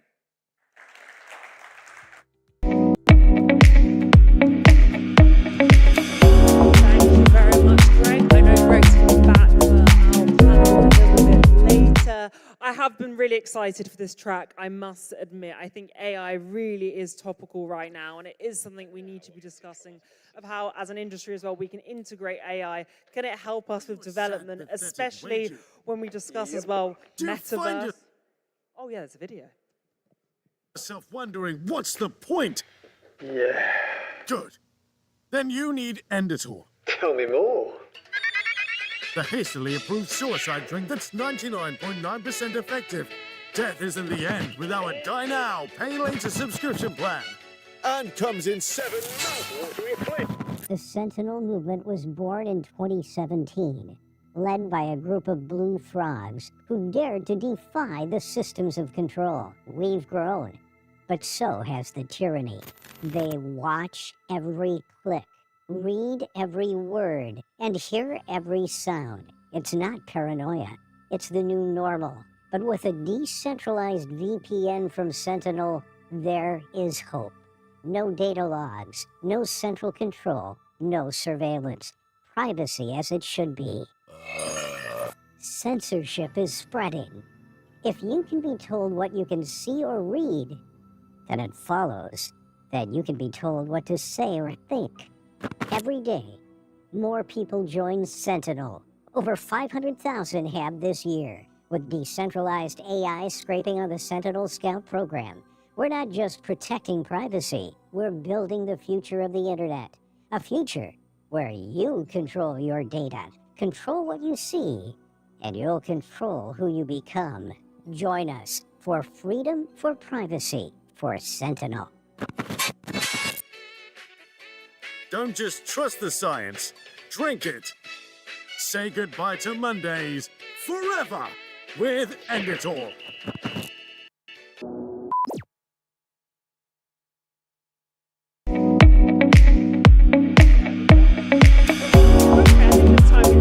The panel. So this is a discussion based around DePIN and privacy. So I want to keep up the energy here. I know the day is going on, but we still have some amazing panels and keynotes. So please join me in welcoming to stage. We have Zach from Breadcrumbs, we have Zach, so this is basically like Zach squared from Akash, we have Antonio from Warden, and we have Cosmos Hoss, our amazing moderator from Ore Chain. Please, everyone, round of applause. Woo!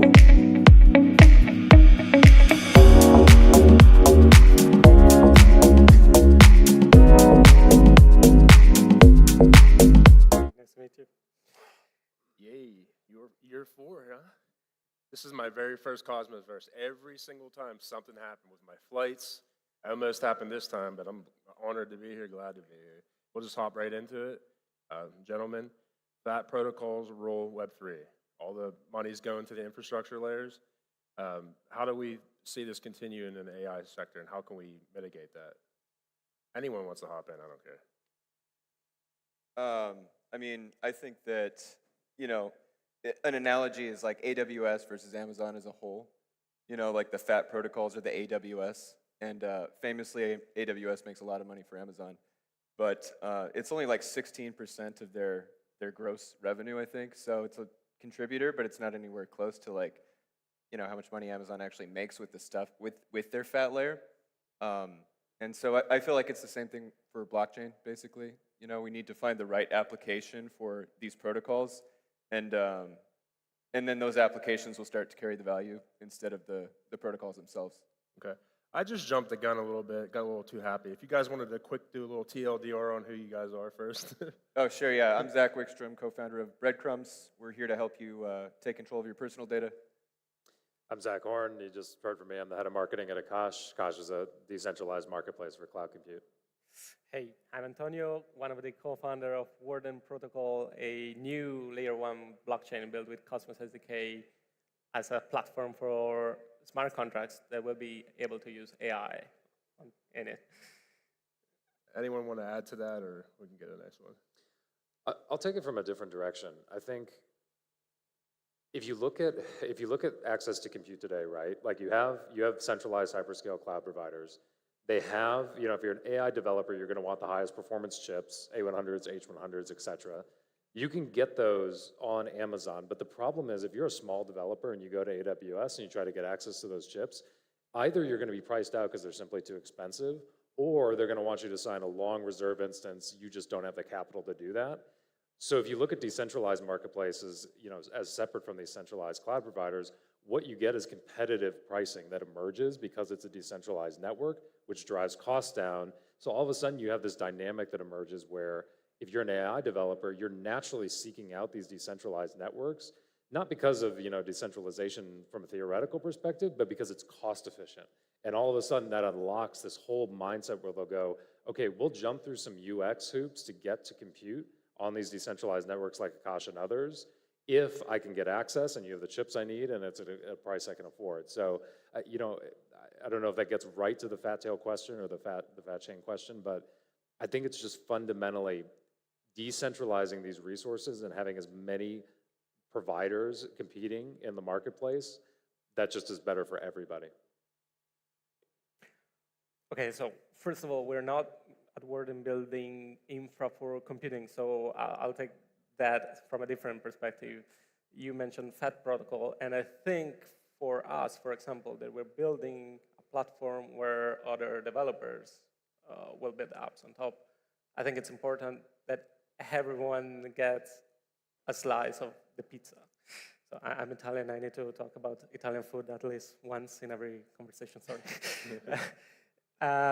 So the idea, I think it was Archway that introduced incentives for the Cosmos smart contracts developers that will get a slice of the fees every time their contract is actually being used. I think that's super interesting. It brings incentives to everyone, to the builders, not just for the protocol. So I guess crypto is a weird world where everyone is a bit greedy and tries to make money, but I think it's important that everyone gets a bit of it.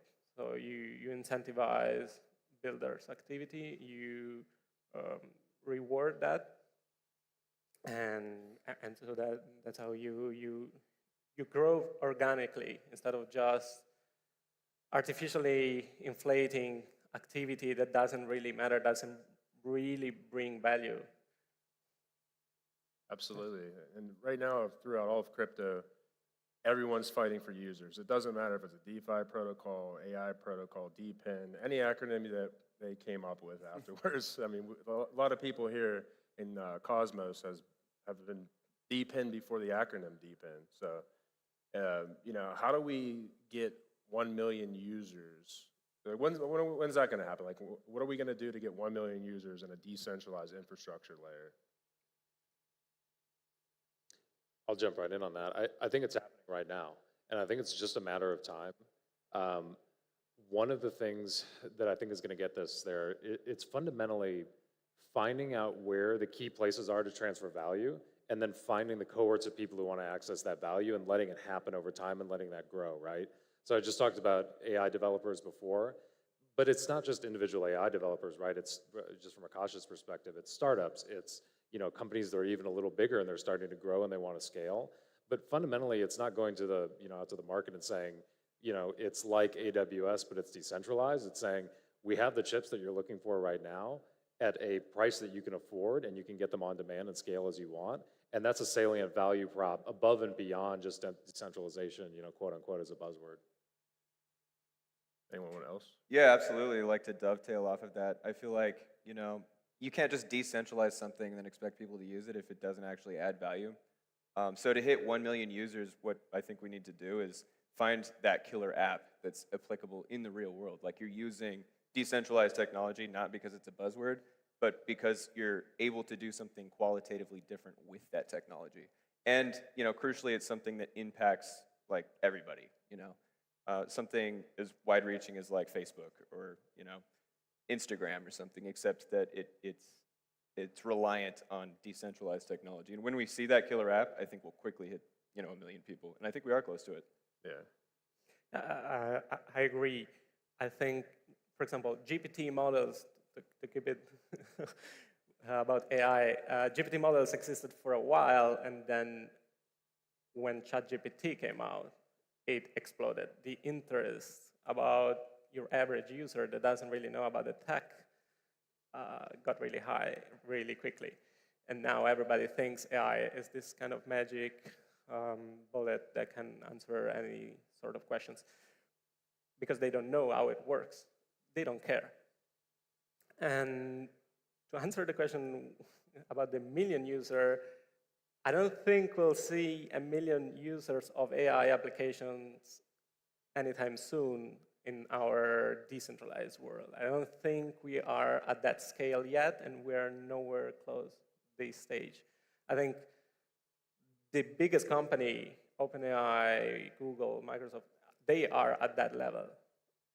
They can do because they have all this money, all this infrastructure, but doing that on a decentralized architecture is much, much different. And if you cannot trust a single entity, this is a big problem. And so I think there are many projects trying to work in that direction, but I guess it's a long way. That's my bottom line. Yeah, so I mean, thinking about it, AI can't be the best version of itself without decentralized infrastructure. It can be, to be honest with you, quite dangerous. If you train models to have biased data, I mean, who's to say AI couldn't essentially eliminate humans, So right.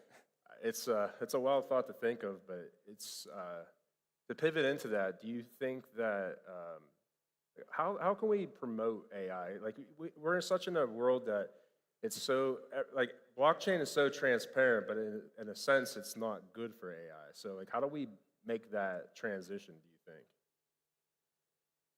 If that makes any sense? I think fundamentally, you look at what you need for AI, right? Look at the constituent parts, right? You need data, so you're going to need to source data from somewhere.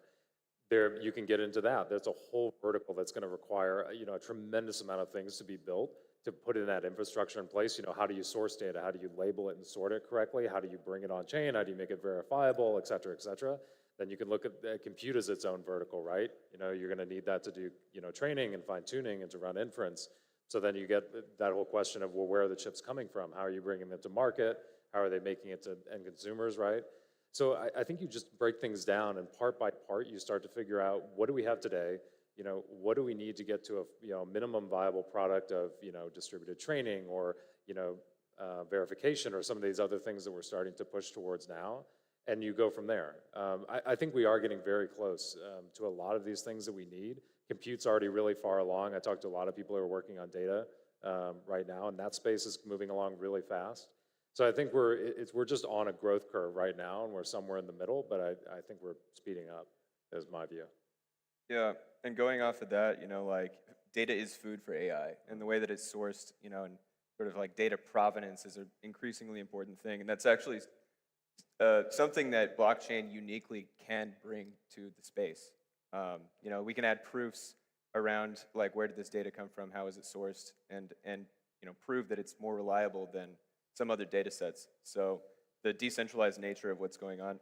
Sentinel, our friends that just did this commercial, are releasing they have a decentralized VPN service, and they're adding an AI layer on top of that for data scraping. So it's like decentralized data scraping, where anybody with their Android device can basically be a one-off data scraper. And because it's on a decentralized infrastructure, you can prove that this information is the information that you're looking for. It's formatted in the way for your training use case or whatever. So there's quite a bit of synergy between these two sort of spaces. I agree with what you said. On the other hand, I don't think really users will care about that. They don't care about improving the decentralization or the source of data.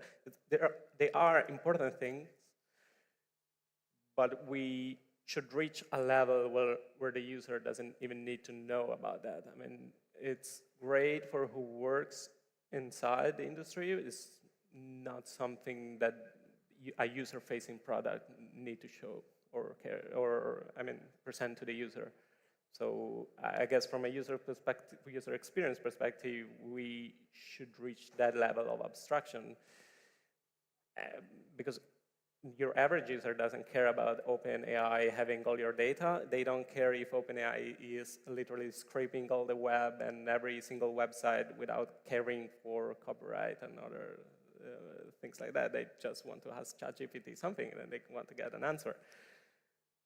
And so I guess that's it. That's why I said it's a long way before. There are also a lot of things to be done in that direction. On a lighter note, since you brought up the blue guy, do you guys ever find yourself like discouraged that you guys are all doing amazing things in the AI space and monumental innovative tech, and it seems like, right now, all anyone talks about is meme coins. So does that ever like discourage you guys at all? I personally don't follow all of these. I know all the buzz around meme coins. I guess it's part of the blockchain industry. It's part of the community. It's part of the culture that was created in the past few years. So it's part of the game, I would say. Even if I don't personally follow them, I'm not discouraged by them. I'm actually happy to see more and more buzz around blockchains. Yeah, I completely agree. It's not discouraging. It's a way to make it more accessible to people, right? Like you were saying, they don't care about the underlying technology. They just want the thing to work. But at the same time, there's clearly a huge interest in the world of crypto, and if memes make that even more pervasive, I'm all for it. I don't know if I have a very strong take on meme coins, but I'll say this. What's interesting to me is that the space is so big now that you can spend all day talking about decentralization and permissionless software and how to run inference on a decentralized cloud, et cetera, et cetera. And meme coins are like, they're not even 10 miles from that conversation, So I think it's just part of the permissionlessness of the space, which is kind of great. Like, and you can get into the ideology of permissionlessness, and that's a whole thing, right? But it's like, if that's a thing that can be done, and that's what people want to do, and it's all within the bounds of what users want, then great, Yeah. I'm gonna spend more of my time over here, but like, that's awesome, go for it. Yeah, I think people look at it as like a social experiment, and it's crazy. Every single conversation outside of crypto, I always somehow turn it into a crypto conversation, and then people are like, oh yeah, I own, you ask the random guy, like, oh yeah, I own some Dogecoin, It's like, the only thing they talk about is meme coins. So in a sense, for me, it does get a little bit frustrating because I've been in this space since early 2021, and to see the leaps and bounds of just the user, like the UI, UX, and I don't think you need a PhD degree anymore to like do anything in crypto. And it's nice to see it's always pushing forward. It's always getting better. And I just hope that we can kind of gravitate that average user that only cares about meme coins and show them that the tech is revolutionary and the benefits of using, for storage and for privacy and for everything else. And that's my only hope and wish. And maybe it takes the next cycle, because it seems like this cycle is, it's all anyone talks about is meme coins. But anyhow, to pivot from that, on a more serious note, how has, like with the regulations always shifting, how has that been on all your fronts? Like, what are you doing to stay ahead of it? Like, what's your hot take on the regulatory environment currently? Well, for breadcrumbs in particular, it's not a problem. It's actually, we try to align ourselves with these regulations as much as, actually the more regulation in general, that's probably better, because what we're doing is helping people reclaim their data sovereignty. And so, legislation like GDPR, CCPA, or the European Data Act of 2024 directly back us up. It's not an issue. I think from the Akash perspective, we spend a lot of time in DC talking to legislators, and I think my hot take, for lack of a better term, is that legislators, this is from a US perspective, I'm based in the US. I think legislators are going to take a very even-handed stance to regulating decentralized networks broadly and compute networks specifically, because they're fueling so much growth right now and they're moving so quickly. The sentiment that I hear is that they're not going to step in and, with heavy-handed regulation when they're not even sure how these things are growing yet.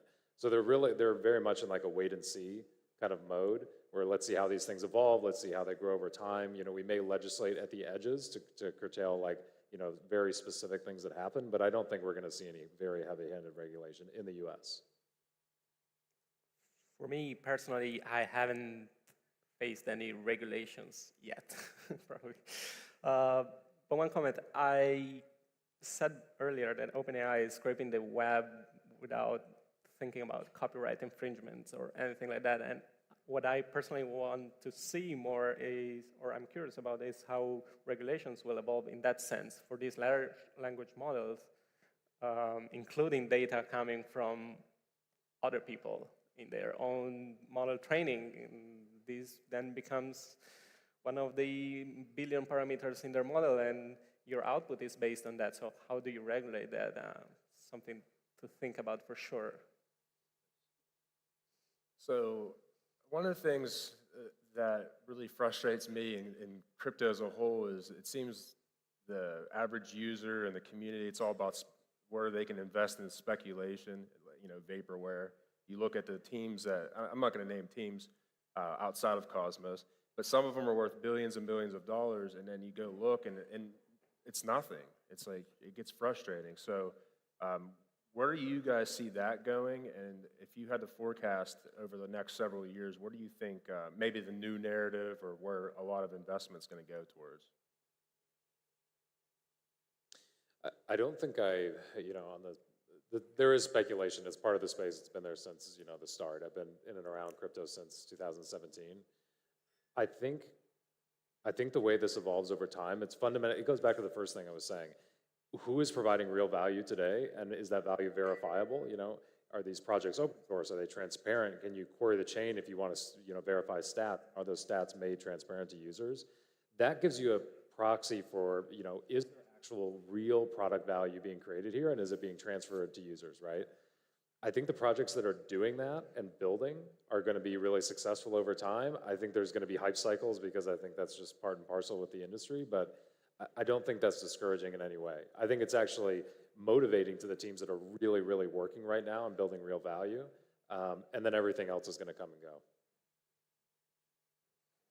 Yeah, I think there's a huge opportunity, especially with AI, to unlock everything it can do on data that's more immediately relevant to you, like some kind of application where you can look up what you did last week. It's weird that you can look up, who the third Roman emperor was, but you can't really say how much money did I spend at the airport yesterday.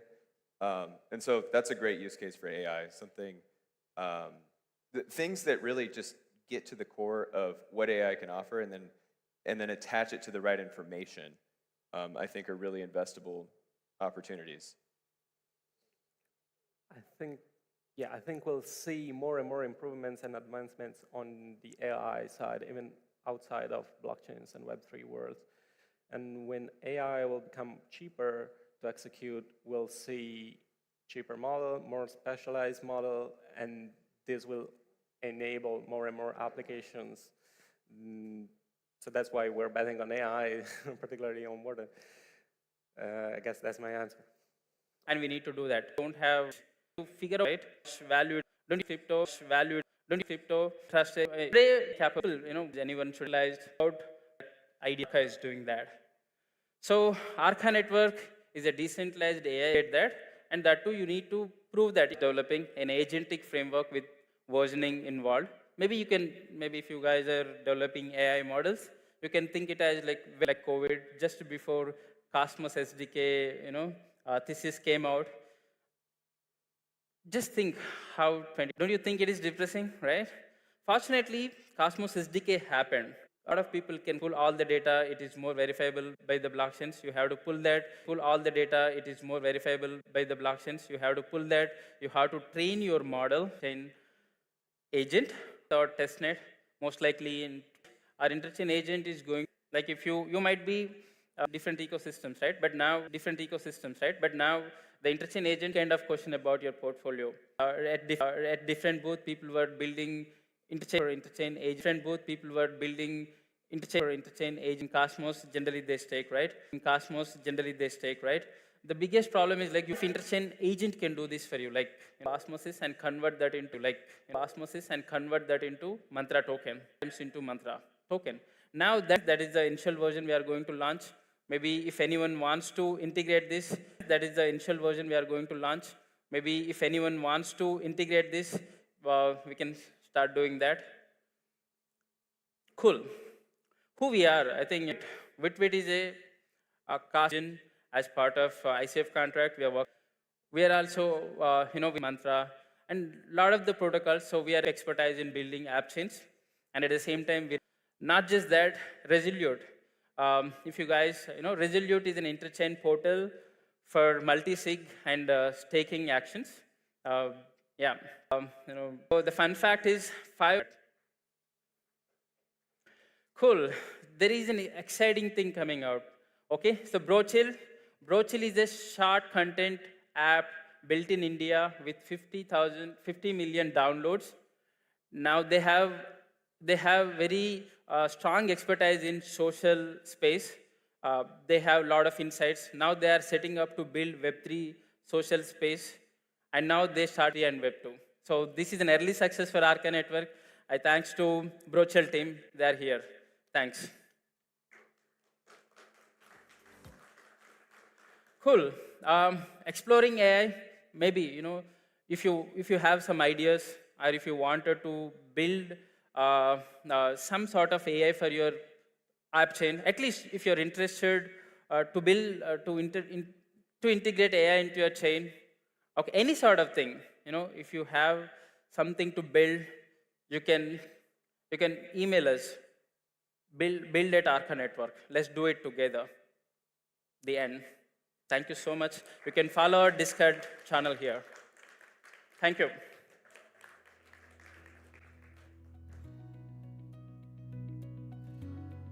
Thank you very much, Muti. I think he's going to be back for our final panel. We have 2 more keynotes and 1 more panel discussion here this afternoon for day 1 of Cosmoverse here in Dubai. So that means we're moving rapidly on to our next keynote. This is titled Super Intelligence. So please, let's give an extremely warm welcome to Valerie from Cyber. Big round of applause, everyone, for Valerie.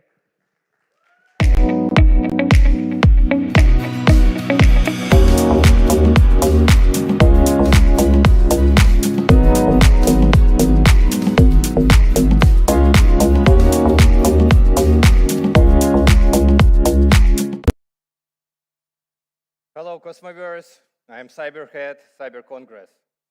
It's great to be in such place. Dubai is like a futuristic city that seemingly rose overnight from the desert. A testament to rapid physical development and evolution in the same fashion we see in AI and network states movement. Thanks to Dr. Marwan Alizurazi, whose AI initiatives are dedicated to prioritizing the well-being and the experiences of Dubai's citizens and visitors. Thanks to the Technology Innovation Institute, which one of the first to release the Falcon family LLMs to open source. Let me start with a short recap and introduce my team and project. In 2018, Cyber Congress was founded by the split of the engineering team out of Cyberfund. We are always focused on technologies and long-term visions. And this is why we choose Cosmos ecosystem, thanks to their IBC vision and Cosmos virtual machine. After several test nets in 2021, we launched Bostrom live on a stage on Cosmoverse in honor of researcher and transhumanist Nick Bostrom, who gave us the path to the superintelligence. Idea of Bostrom to create a bootloader hub and then bootload planet-scale superintelligence, cyber. If you think that Ethereum is a backbone, then Bostrom and cyber are brains. We launched Moon Network State, the first to date network state in the Cosmos ecosystem, wrote its constitution, and gave its 30,000 citizens the Moon passports. Our main product, a blockchain computer, Bostrom bootloader, and Web3 browser site. All these years, the project was founded by Founders Capital, and now the team is fully operational only on the chain's stake. Our code is fully open sourced, and communities can use our code base to launch their own chains and use SIPE as the main application to access. Bostrom is a bare-bone metal GPU network with more than 80 GPU that computes graph algorithms in consensus. During our development, we created foundation for Soft3 stack, the new paradigm of computing, vector for ACI creation. Soft3 led us to 3 million cyberlinks, collective labels, which put us on the pair with the tech giants for manual fine-tuning of their models. At launch, we decided to give 70% of stake to different auditories to give them free ability to train bootloader. After 2 years, Cyber Congress decided to end the gift initiative, as the approach does not seem to work. Gift is over, and 30,000 passports created with more than 100,000 signatures proved and 150 trillions of boots distributed. As a sovereign tech team, we failed to make efficient distribution in the face of crypto markets and markets evolved by leading VCs. Lessons we learned. It's very hard to achieve market and attention without strong influencers and VCs, even in the presence of the working product. Let's get down to situational awareness. From the global view, there are power tractors, United States and China. OpenAI, Google, Meta, Anthropic, Microsoft, developing United States-based AIs. Alibaba, Tencent, and tens of other players in China are developing China-based AIs. Tech giants are in deep couple with states. We expect AGI in 2-3 years, and then ACI in 1-2 years. It appears that everything could enroll until the end of this decade. So we need to hurry. Superintelligence will confer an ultimate strategic advantage. What is alternative for us? What is your alternative? The world needs a third option. Superintelligence, which is transparent, accessible, and provable, probably aligned by all people, not specific nations. We love games, and as game masters in mind, we launched the game, Age of Superintelligence, which consists of 7 episodes. The first episode was the call of the planet to us in the form of manifest, that we need to transform our civilization and communities to evolve together. We believe our project is foundational and needs time to develop. Let's make future episodes together. Today we announce the launch of Cyber, a fully private version of Bostrom, in 2027 to counterbalance the global game. But there is a still long road ahead.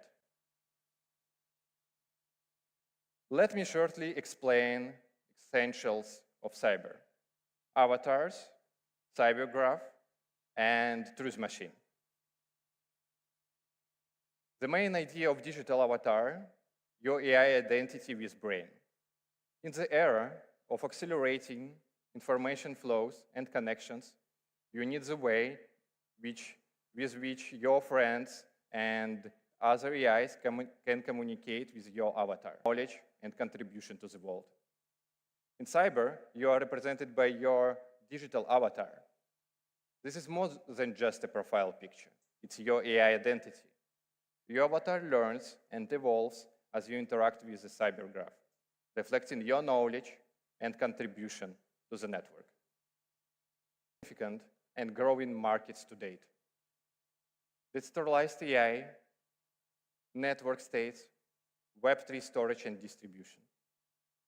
We are inviting you to join and make decentralized AI and network states main narratives of the Cosmos ecosystem. Here, you can read all information related to project. I would like to recommend to start with article, Introduction to Bostrom for AI Geeks, which will give you the view of our technologies and innovations. I invite you to play the game using Cyber browser and join collaborative bootloader creation and models training. Also, here you can get Moon Passport after signing Moon Code and join Network State. Supercharged by Moon Network State and with super intelligence, in order to understand how that could work in real life in the real land. Welcome to join Hackathon, Bootcamp, and Cyberman, which will happen in November. Consciousness is united, love and unite. Thank you all.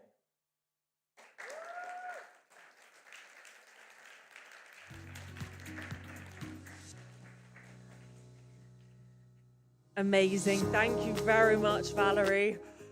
Okay, we have one more keynote and one more panel. Thank you so much for you guys sticking around, keeping that energy up. I know it's been a long day, but we've had so many amazing speakers. You've got to stick with it, right?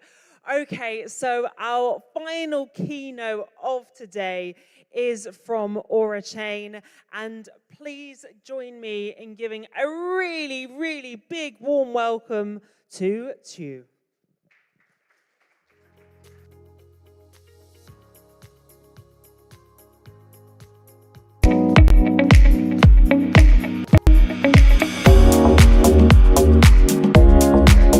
Hello, Cosmoverse.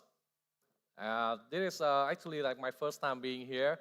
So I normally, the most question we got asked by Aurachain is like, what you're doing, how you can survive like AI before it was cool, how you building AI since 2020. So today, like I get a great chance to share with the Cosmoverse community about like what is Aurachain, why the principle, the direction of human-centric AI on decentralized infrastructure have been stick with us since 2020, and what we are doing with that. Before that, I think like you get a long day, so I'm gonna start with some story about like my story in crypto and how related to the story we're building with AI in Aurachain. First, that is like I start my story with blockchain and crypto in 2017 when that ICO was cool, and then you can get easily 50 million for like a technology of cleaning space trust. And kind of like I was seeing that's like, okay, crypto is something like maybe not sustainable. And we see that some of my friends, some of my partners in there, they are leading of the industry now, but some can't survive in the next 6 months. So how is blockchain about that? So I don't stop working with blockchain. I go to other thing else.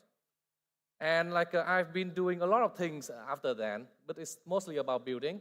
I was like, if you're in UK, you're gonna use Rightmove or Zoopla. So likely you're going to use 20 CI data for property.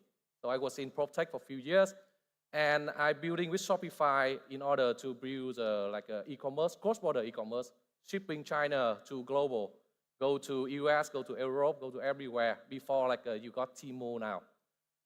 And then like I go to McKinsey. I have like a transform like a fintech organization from like agile transformation, digital transformation recently. I acted as a coach, helping forming team globally.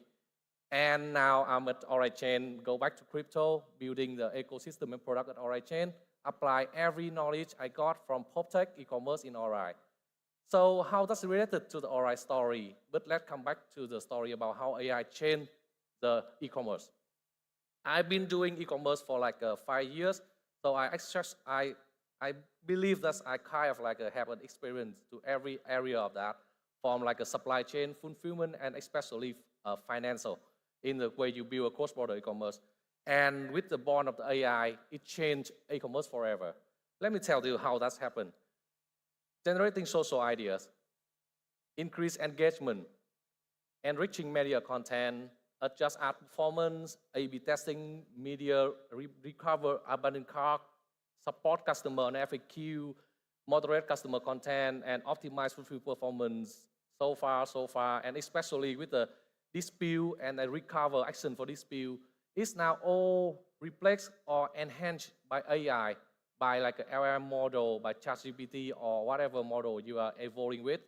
And it's not happening like now, it's already like happened since 2021, when like we have Clara, we have like a lot of like marketing, they already replace their work with AI.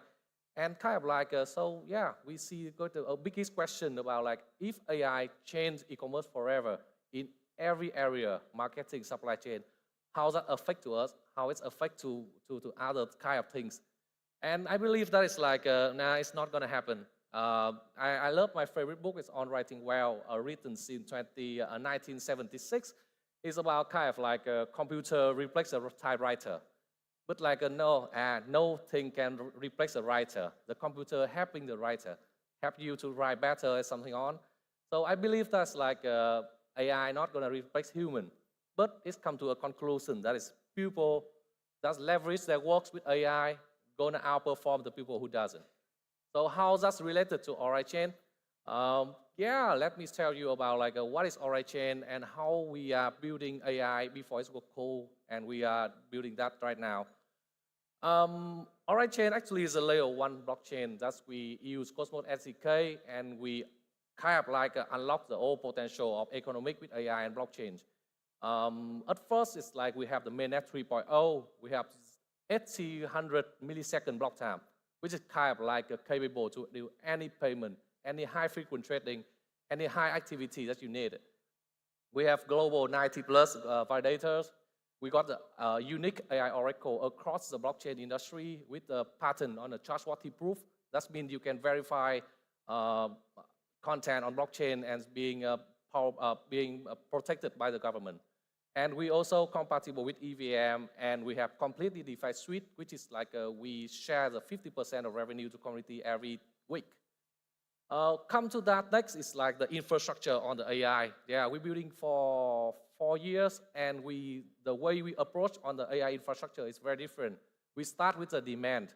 We don't start with the supply first, providing a lot of GPU, a lot of cloud industry. Actually, we start with how we are using AI, and then we scale that, especially like the story of Amazon Web Service. Like we got Amazon Web Service because of Amazon need to scale their cloud. And the infrastructure is now quite strong. We have like nearly like 2,000 VRAM, giving like access for cloud GPU to any people that get into the OriChain by staking. So you can benefit from the revenue from that GPU infrastructure. And now we are tackling the very important topic that people have been doing, and we've been doing that for like nearly 6 months ago. It's about like confidential computing by providing private intelligence and then give you the way to protect your data, even from the sysadmin, even from the people on the like cloud. So kind of like you don't have to worry about your private data being shared by the model or shared by the infrastructure admin, something like that. And come to the last, like the AI landscape in OriChain, we are enriching that day by day, week by week. We have the powerful suite about the AI. We got the AI Oracle V2 that's evolving like how you validate the AI models, how you make sure the AI is doing properly. That's what it's saying. We have the powerful generative AI, generative over like a 2 million, I remember it's like a 60 million like pictures on AI, right? We have AI companion and smart root for DeFi, and especially with the private AI, which I will share later. So kind of like, I believe that Orachain is one of the most serious builder that's been focusing AI since very early days, and we are making that the real things for people that can actually use AI in their life. And yeah, come back to the question about like how people leverage their work with AI, gonna outperform that. I'm gonna share you some story about like the product we are building with application of AI and leveraging the Orachain AI infrastructure. Starting with like a two stack. One on the left is our DeFi stack, and one on the right is our like a foundation AI, and that's will come with a lot of fancy numbers. First is like we got the AI smart root. That's we feeding the AI models, both tweaked by us, researched by us with the like LP data, and then we maximize we like tweaking the maximize flow problems in order to maximize the return of the swap when you do the swap post change. So actually, like somehow it like a liquidity fragmentation is an issue, right? So actually, with that, we see like a liquidity fragmentation unlocks the new opportunities. For example, like on the same amount of money, when you swap for injective in like a osmosis and apply with like a mechanism like that, we got 101% different. That is like kind of like a helpful in some way when the price is different. And recently, in the current market condition, a pump of 11%, like injective listing on Upbit, actually generating over like a $200,000 volume in 10 minutes on our DEX. Because like we are the only DEX that apply ZAP. If you on EVM, if you provide LP, you want to know that ZAP is very easy for you to provide LP and changing the position. And we are the only one to do that. And with that, it helps our users able to changing the liquidity, capture the arbitrage opportunity, and then like, make the profit, which we calculated over like 31,000, like 8% APR, because in 10 minutes, the price changing so fast in all the exchange. And that's how like you can leverage that. Now ZAP is only available on RDX, but we're gonna make that available as a universal swap, universal ZAP in Osmosis, in Dozo, and in other exchange as well. So yeah, that is how like we apply AI into DeFi. That's making like giving your users a chance to make more money and capture the opportunity in the right time. Another thing is like we have is like in case you miss it, like Orachain Lab actually building the Ton IBC bridge. So we open the door to Ton to Cosmos ecosystem. We also like provide a unique route with building the Tron IBC bridge. So we also the one who allow every Cosmos can go to Tron by using our bridge. And when I say about the DAO, I mean like a native church-led bridge. It's not managed by any AI, not managed by any admin, not managed by some of like a some like a people or something like that. It's managed by blockchain consensus. You send from one chain to other chain by relayer, by standard of IBC, and then just go. And actually, like if we see that it's like the infrastructure go quite well when we have about like nearly 200,000 ton being bridged to our ecosystem, which is I'm gonna show you some of like integration in Cosmos and how it's related to AI. So actually, like a ton or Tron, they use different technology. So how we do that? We actually leveraging the knowledge from AI agents in order to boost the knowledge for the developers. Developers still cannot be replaced by AI. But with the AI, we get the concept like fancy cells, back of cell from Ton, just align with the IBC standard very easily. That get the depth like way faster. Even that, like we build a Ton bridge for over like 3 months. But now like it's returned some of like a sweet fruit. That's like integration is coming and people are like happy with that. And I believe like today we also have some people from Ton Foundation as well. Like our ecosystem is growing and we are happy to be contributing to that success. The last one is we have one wallet, a wallet. That's the only wallet you need.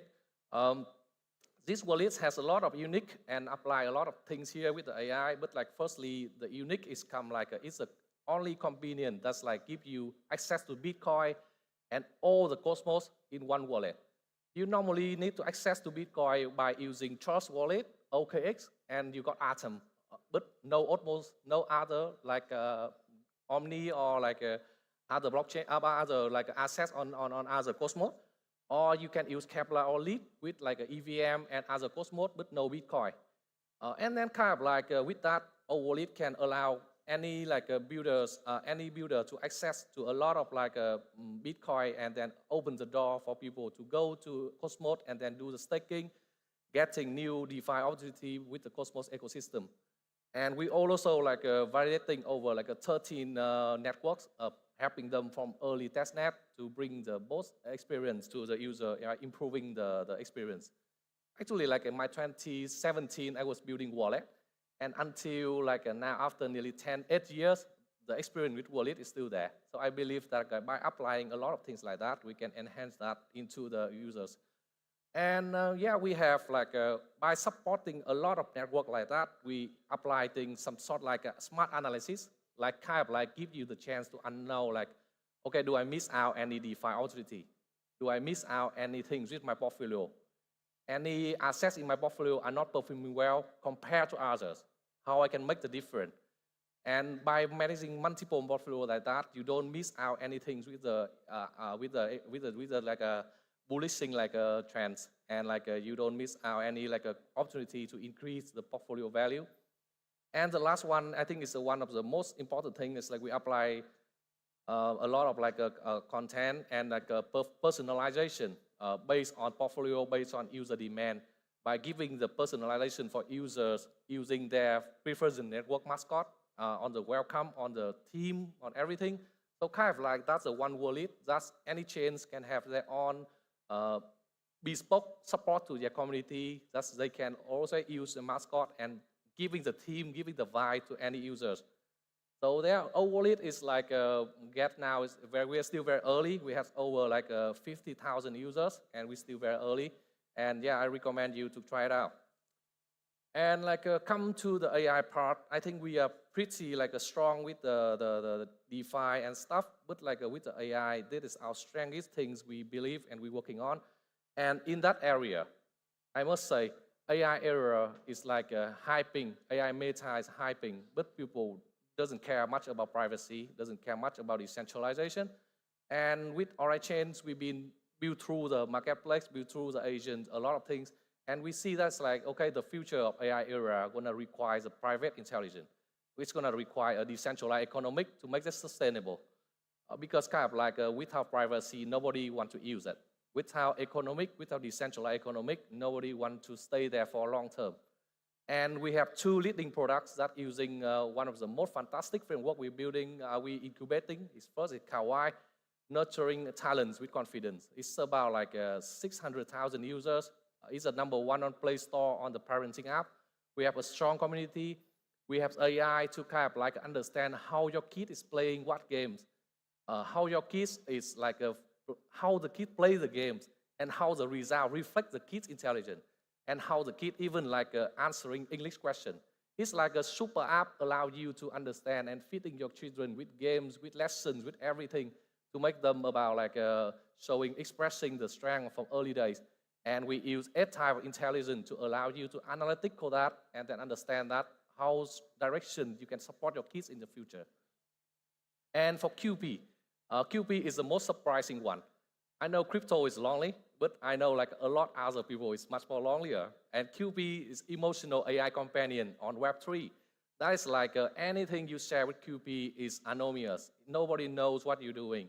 But we know about like the emotion you need. And then we suggest an emotion companion for you to talk, to discuss, and he has voice. He had voice. And what voice you detect for him is how the emotion you need. So kind of like you can, something we can talk to anyone. So what QP is a friend that you can talk with. And we have over 200,000 users, equally like a 200,000 wallet on our chain. That's like they claim for story, they post for emotion, and then they being chatting with our companion for every day. So everything about like living for a mission about like we make sure everyone has access to the private intelligence. So you don't have to worry about like a journalist being exposed. You confident to share your private information and you're confident to talk with that and make sure the knowledge being distilled from a lot of mega intelligence from other foundations. So you don't kind of like have a dummy models, you have the best model in that area with a high privacy and then secure with your personal data on that. We luckily to work with Intel on Intel HGX and we work with like applying the latest technology of NVIDIA 800 in order to make that happen. And like we are very like close to can make that open. But now like we are experiencing that with Kawaii and QB and we have already a very good result on that. So yeah, I think kind of like the infrastructure on AI, infrastructure on DeFi is good. But it's not just good for us because we believe human-centric technology can't live without the partnership, without the human companions.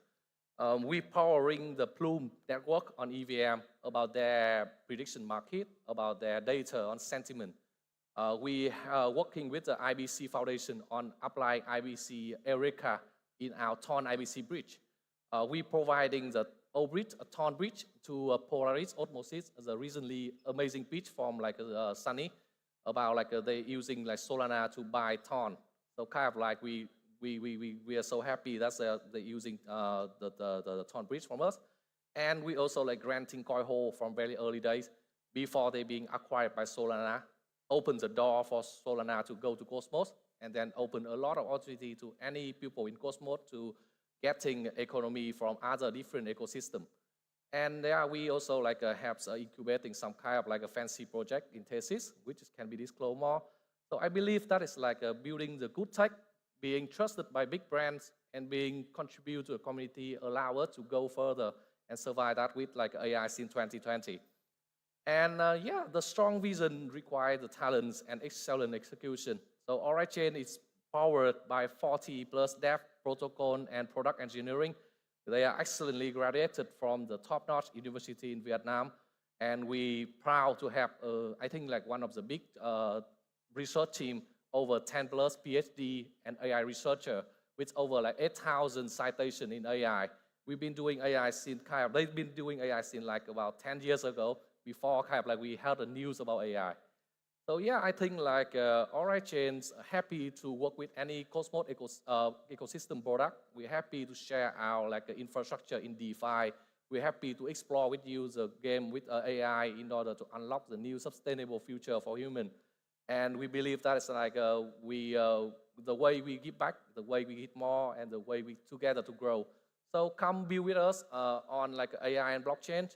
Reach to us on ORAChain, on X, and on homebase hub.ori.io. You're gonna get the taste of everything we get on ORI. So thank you, and hope you have a nice day of the day one of Cosmoverse.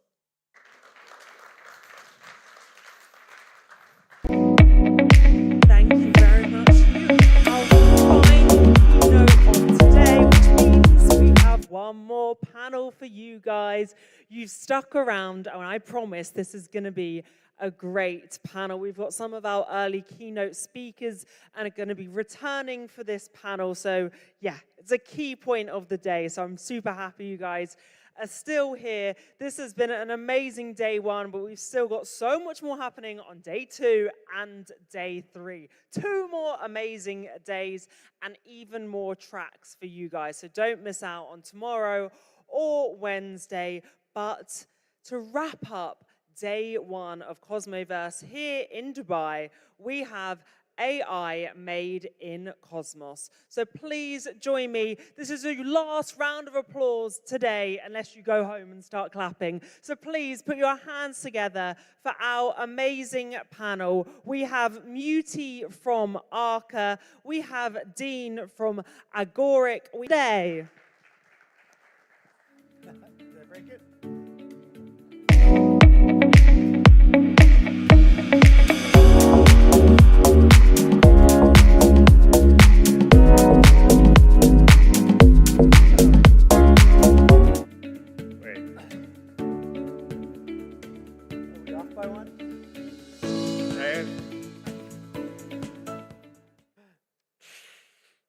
Okay, our final panel of the day.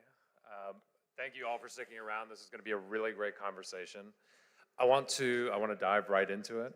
Let's just go down the line and do a quick intro, a little bit about yourself and a little bit about your project, and let's go from there. My name is Greg Osuri. I am an open source developer and a core contributor to Akash Network. Akash is the world's first decentralized supercloud. The superpowers come by tapping into underutilized resources, and particularly GPUs, which are very hard to come by, powering the most important technological paradigm shift humanity is facing, called AI. I'm Dean Tribble. I'm CEO of Agoric and a technical founder. I first got into software many, many moons ago in earlier generations of AI, and that's motivated a lot of the design for things that are not AI coming out of that.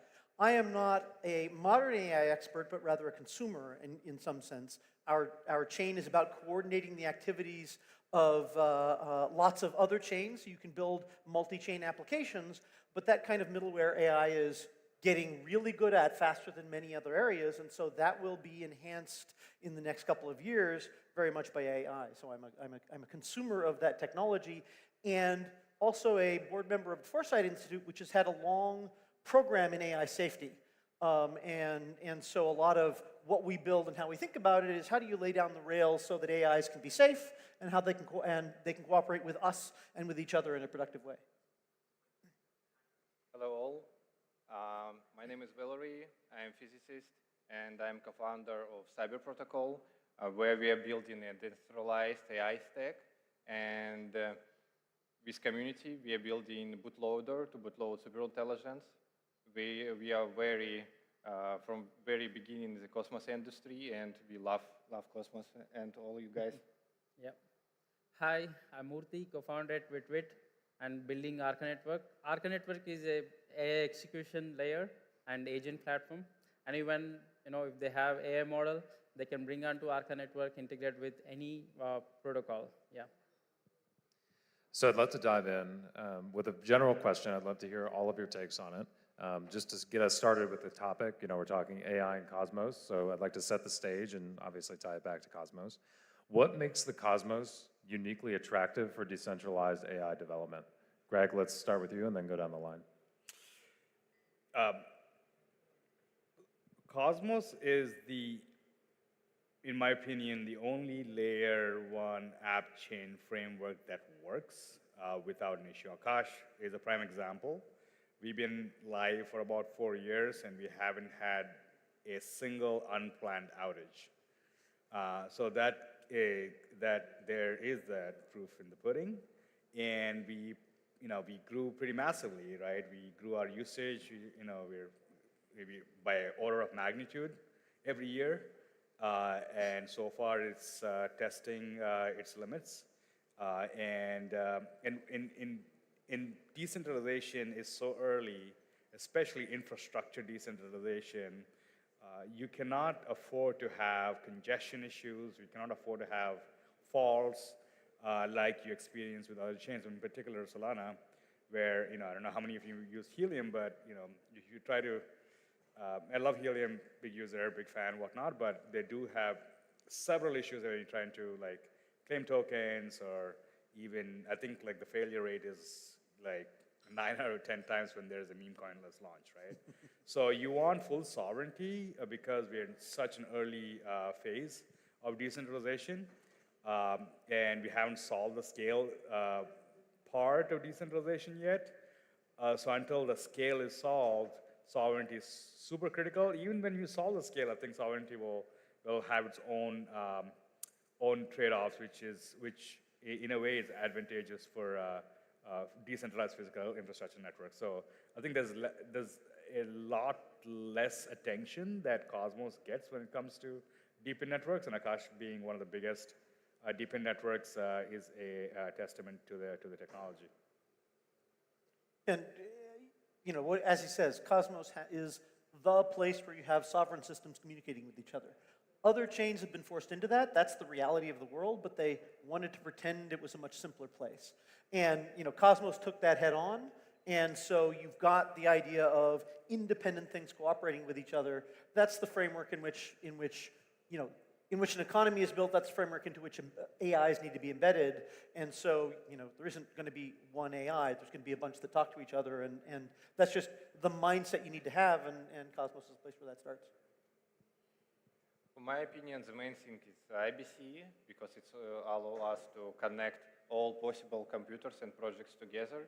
And Cosmos virtual machine allow us to define protocols to transfer data between chains. And AI projects, this field is pretty huge. It relates to AI agents, data curation, and incentives for data. And all this is pretty complex, big parts, but we can split them in modules. And all these modules can be pretty easy implemented using smart contracts, and Cosmos virtual machine is very fast and super functional. And with the power of IBC, we can connect all our projects together and bring power and all our features, communities together to build real smart AI. Great. So already Greg and Dean told sovereignty, and just now we heard about interoperability, right? So there is a different question to me all the time. So why you're building Arca network as a sovereign chain? You can be a roll-up on already existing L2s, right? So my answer is this. There was a specific use case we were trying to build Arca. Let's say now we have a quest going on Polychain, right? People are betting on who will win, right? See, the chain, Polychain is a marketplace, right? If that chain worth is very less comparing to the people who bet on that particular option, right? So now the underlying chain has to be much more valuable than that one. So this is one reason. And the another reason is, let's say if you wanted to build an AI agent to solve the resolution for that particular option, there is a cumbersome governance. If AI agent is going to solve that, we need to run the same AI model that scrape metadata and internet data and finally converge. Okay, so this guy won. And now everyone will accept that. That means AI agents transparently, they will be concluded in a consensus way that so someone is won in that particular option, and the smart contract will do its job, like distribute who won, who lost it. So this requires sovereignty, right? So maybe instead of asking someone else, we can ask our validators to run the same AI model. The output of AI model will be put into consensus. Whatever that comes, it is verifiable, right? So this is the reason why we wanted to build, as a app chain. I think Cosmos is the place, everyone builds sovereign chains. Yeah. So moving right along, I have a question for each of you that tackles each part of the AI stack that you need for decentralized AI development. Greg, I'd love to start with you. What do you see as the current state of open source AI? And why is permissionless compute crucial to enabling decentralized and democratized AI development?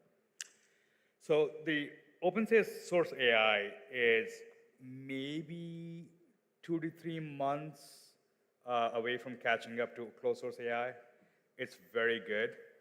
In some cases, like Llama 3.1, which is a 405 billion parameter model, exceeds the quality of closed source AI. Right? So and some of the open source, like smaller models, are significantly better than some of the closed source smaller models. So, but this Meta model was developed by Meta, which is a closed company.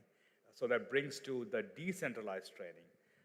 The Meta 405B took about 30,000 H100s, and I think it costs about $100 million. If I'm not wrong, I can't really quite compute the actual cost.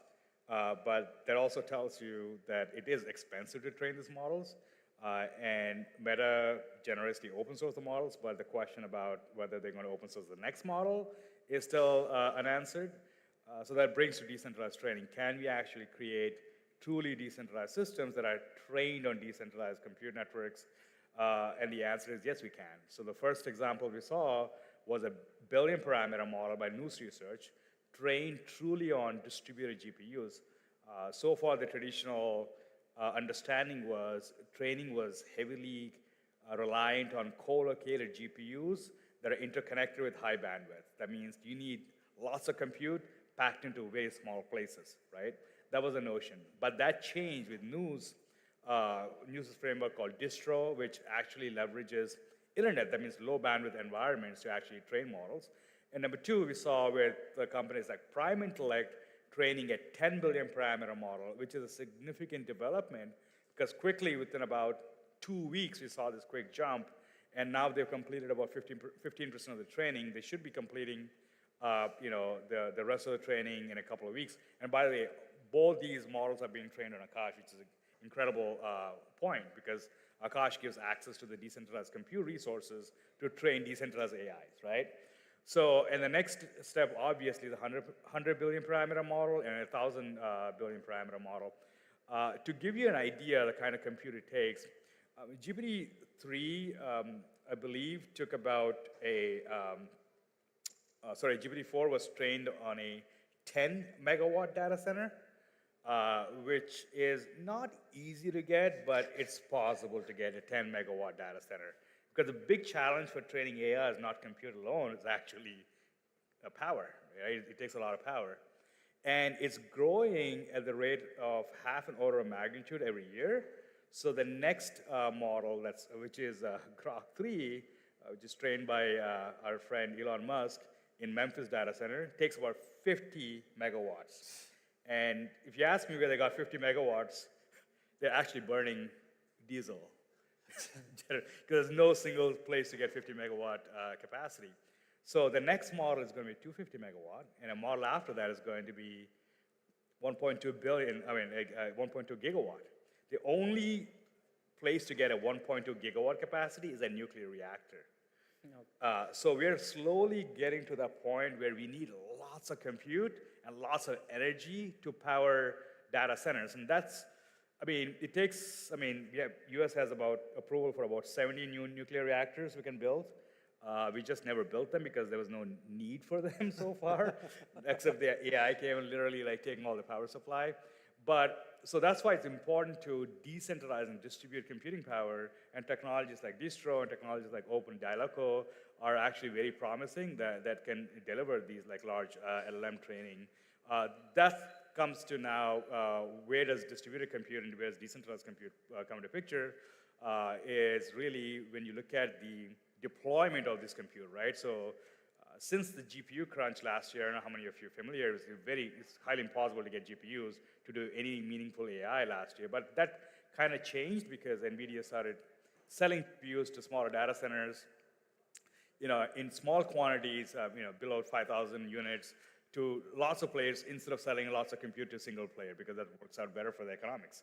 They want more distributed compute. So now there's enormous amounts of compute spread across hundreds and hundreds of data centers across the world, and that really tells you that really brings about the need for a layer to connect these distributed data centers, and that layer cannot be centralized, right?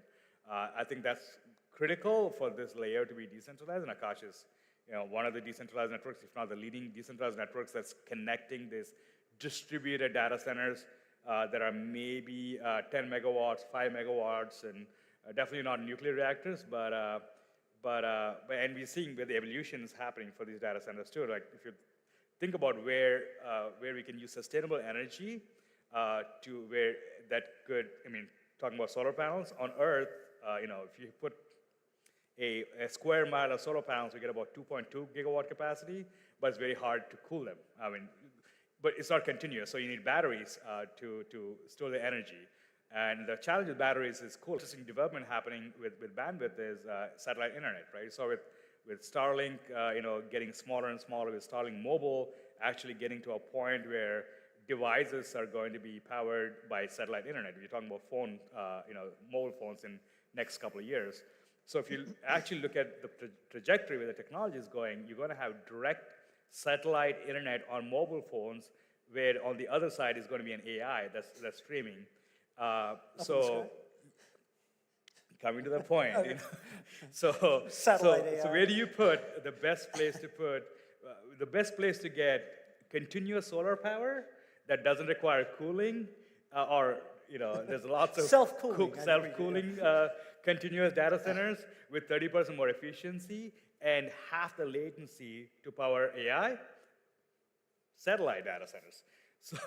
So it's not too far in the future we're going to have data centers in space.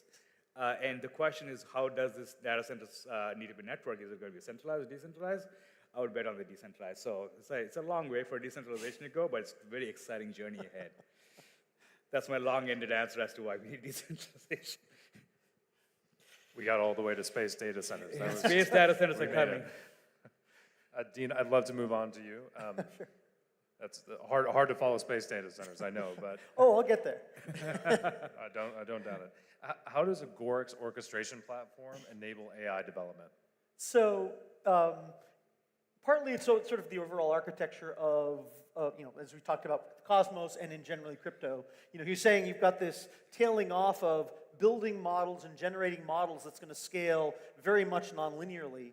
For that reason, and also for privacy reasons, you're going to end up with lots of AIs that talk to each other, right? The so-called agentic systems, right? Where the medical diagnosis is $85 billion industry in 2023. It's got, and a big chunk of that is the information, right? I've got a doctor's office. They do some amount of diagnosis. They then want to bring in a heart specialist to do more diagnosis. In the AI context, the doctor has an AI that's doing their sort of family clinical practice, and it goes, I could use a specialist. You've got the specialist that has an AI that was trained on special data. They have a special model. Now you've got, I don't want you to keep the patient data and mine it for your next generation, but you also don't want to give me your model. Now you've got the structure of that market means you have privacy concerns and walls that make you want to have AI agents that are cooperating. And that's what an economy is like. That's what we're going to get to. That's all about more and more complex pieces that someone needs to go, okay, here's the scheduling, here's how you put all these things together, right? We've got trillions of dollars a day of, managed inside of microservices that are orchestrated by JavaScript at the back end. JavaScript in Bloomberg terminals, Salesforce, all these different systems. And AI is going to end up in the same thing. Now, so that's one dimension. The other dimension is, as I was saying earlier, middleware is more amenable to AI than normal programming is. People think, okay, AI is going to write all our programs, and they aren't as good as that as they appear to be right now. That same kind of thing where they can tell you a story that sounds true and just isn't. But for middleware, they do pretty well because that's so much more structured. It's about pulling together best practices. It's about staying within these guidelines. And so that's a place where AI contributing on the here's what a user wants, can you generate me a strategy, is great. But the model they program to, where the strategy that the AI puts together, if it's in solidity for a multi-block, multi-turn, thing that's going to happen over time, no one will understand it. If it's in Cosmoverse, no one will understand it. Because what you said, do this, then every day do that, gets the expression of it in a program doesn't look anything like what the human thought they were going to get.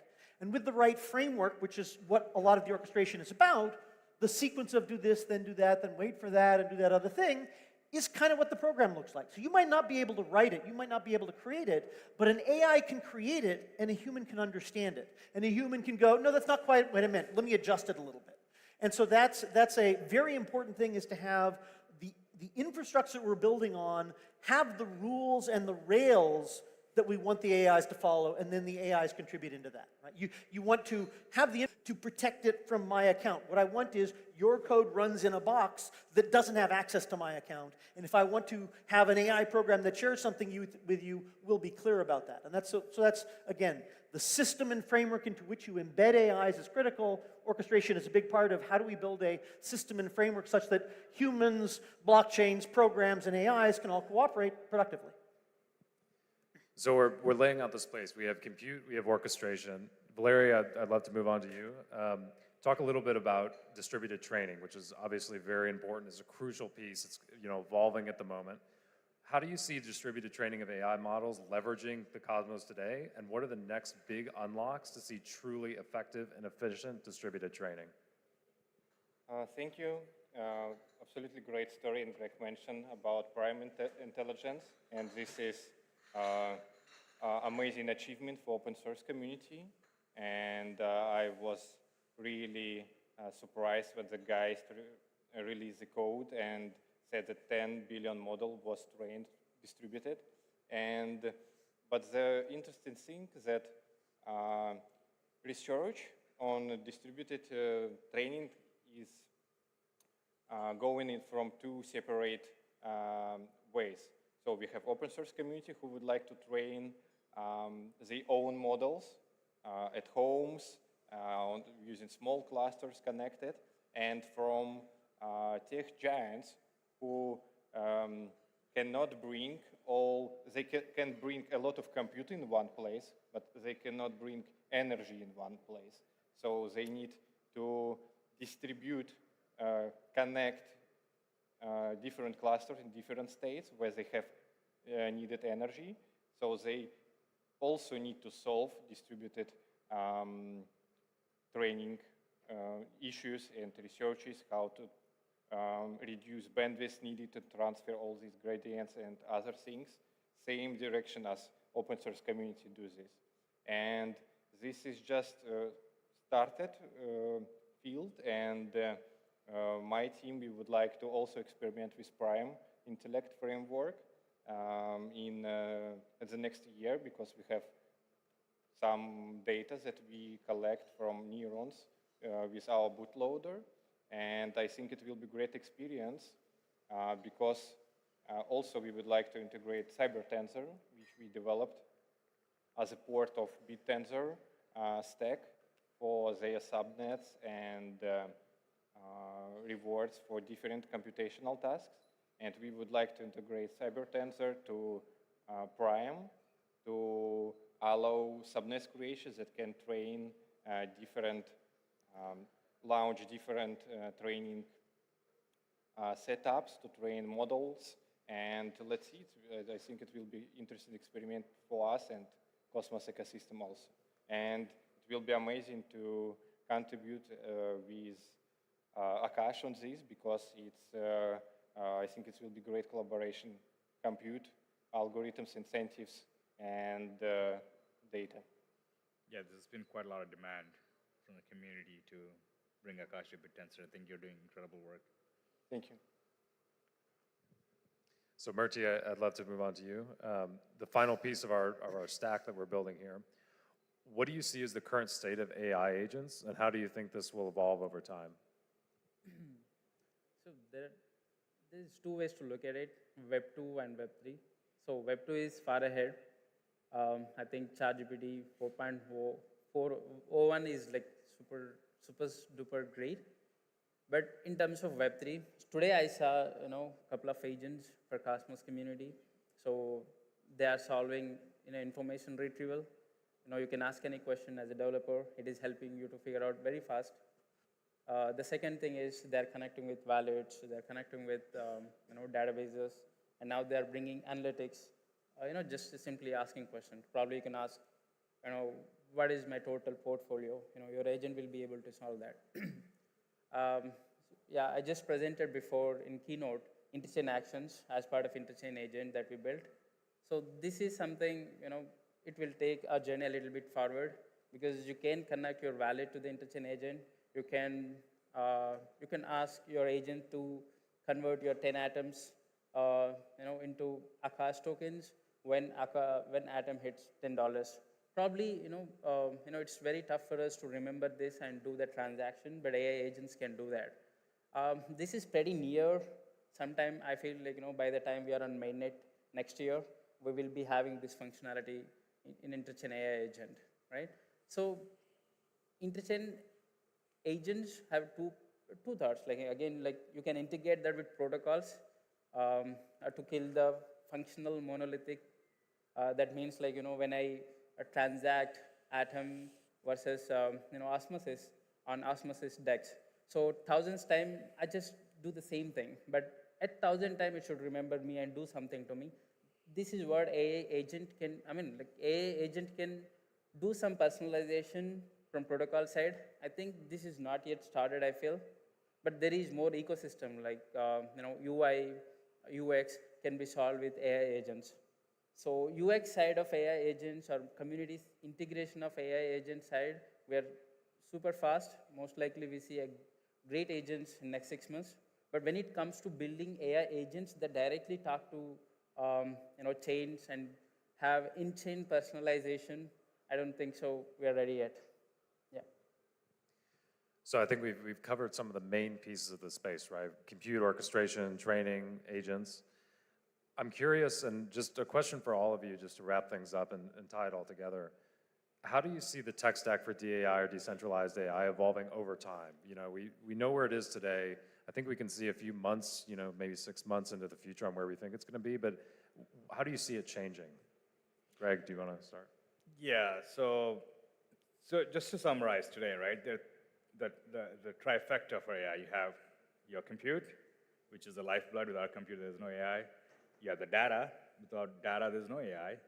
And then you have the model, the code itself, which is actually a small part. It's not a big part, but you do have innovations and models where the creators of the models need to be incentivized to create new models, right? So you have models, you have data, and you have compute. And all three layers need to be decentralized.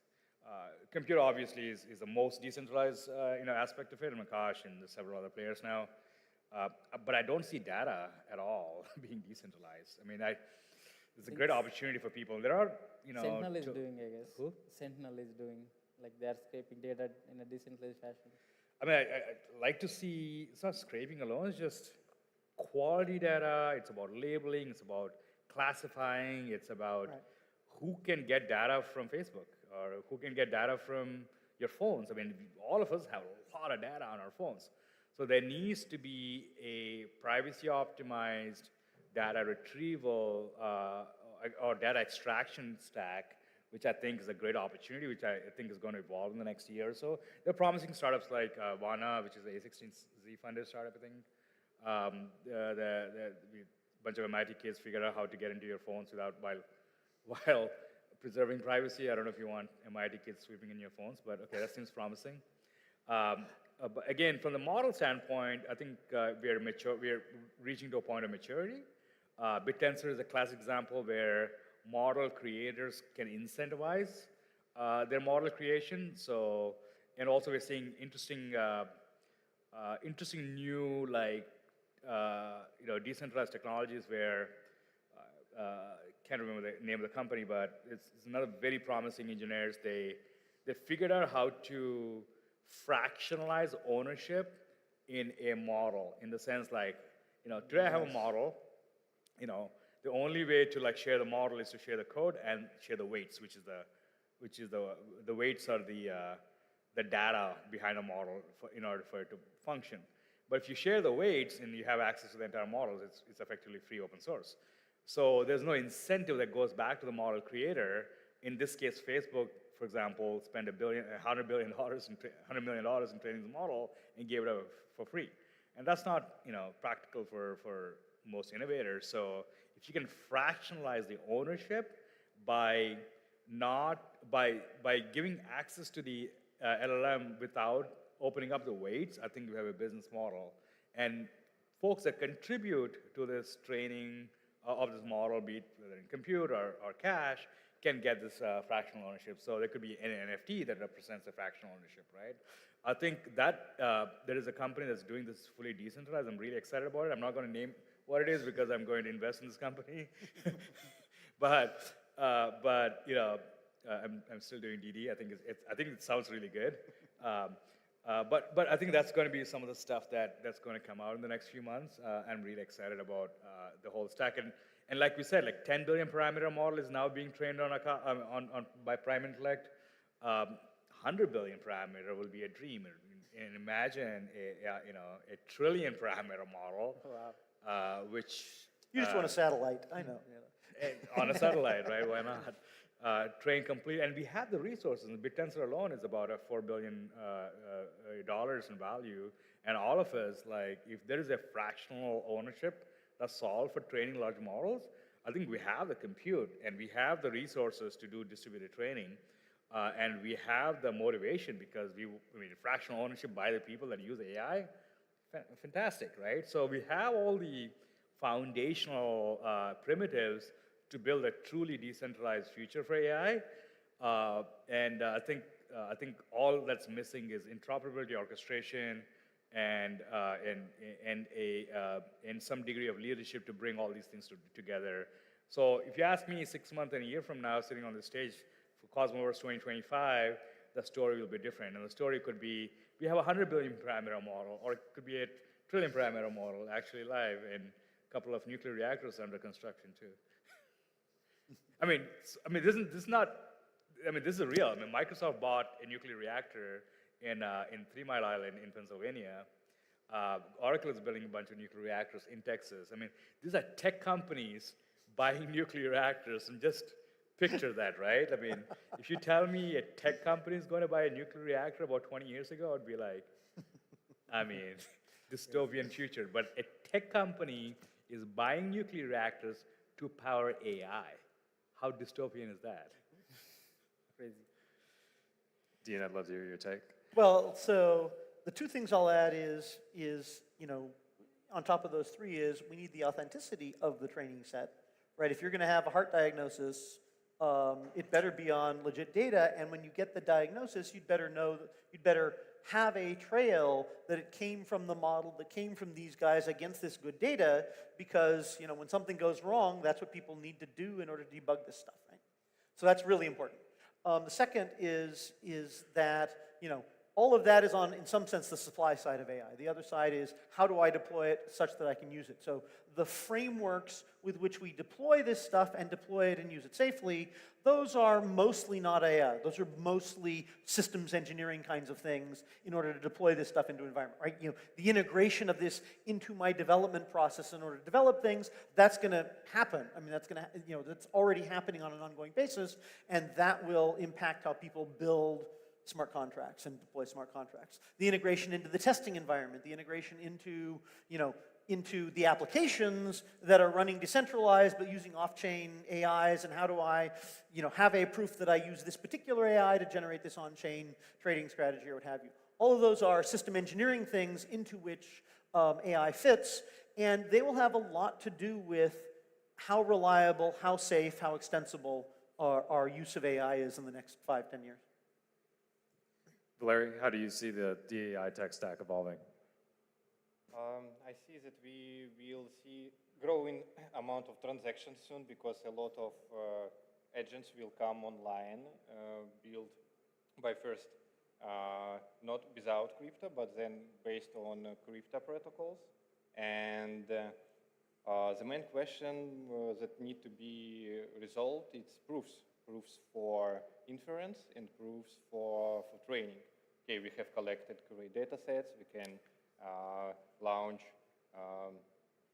order from marketplace hardware and launch needed compute.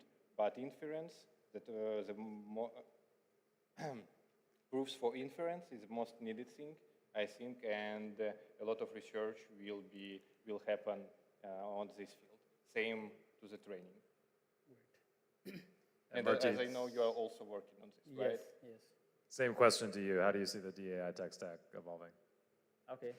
So continuing with this, proof of inference, I think EZK team, that team is working on building ZK proofs for AI and especially ML techniques. I think they're trying for LLMs. As part of Arca Network's testnet, internal testnet, so we launched the AI competition called Arca Santa. So we used a small VGG model to verify user-drawn image against like AI model. We used the EZK-ML verification tool. It was good, but the problem is proof generation was, it is taking so much time. And when we thought of doing this for interchain AI agent, which is a purpose-built LLM, the problem was, it has tons of layers, right? It's very hard to build a computational graph and verify there. So then we decided, okay, fine. Instead of giving proof of correctness, maybe let's talk about proof of inference. Maybe we can build a computational graph for first two rows, first two layers, and then last two layers. And if we are able to convince that these two, the first two layers and last two layers of LLM is doing right, probably we can, give a partial proof of correctness. Proof of inference is straightforward. I think we can do that. So as part of ARCA, we are working on these two streams. Proof of inference it's already in place, but it is taking so much time to serve for real-time users. But proof of correctness is like we have to build it. Like it's a way forward research we have to do. Yeah. I think that's the perfect place to wrap it up. Thank you so much to all our panelists, and please, round of applause.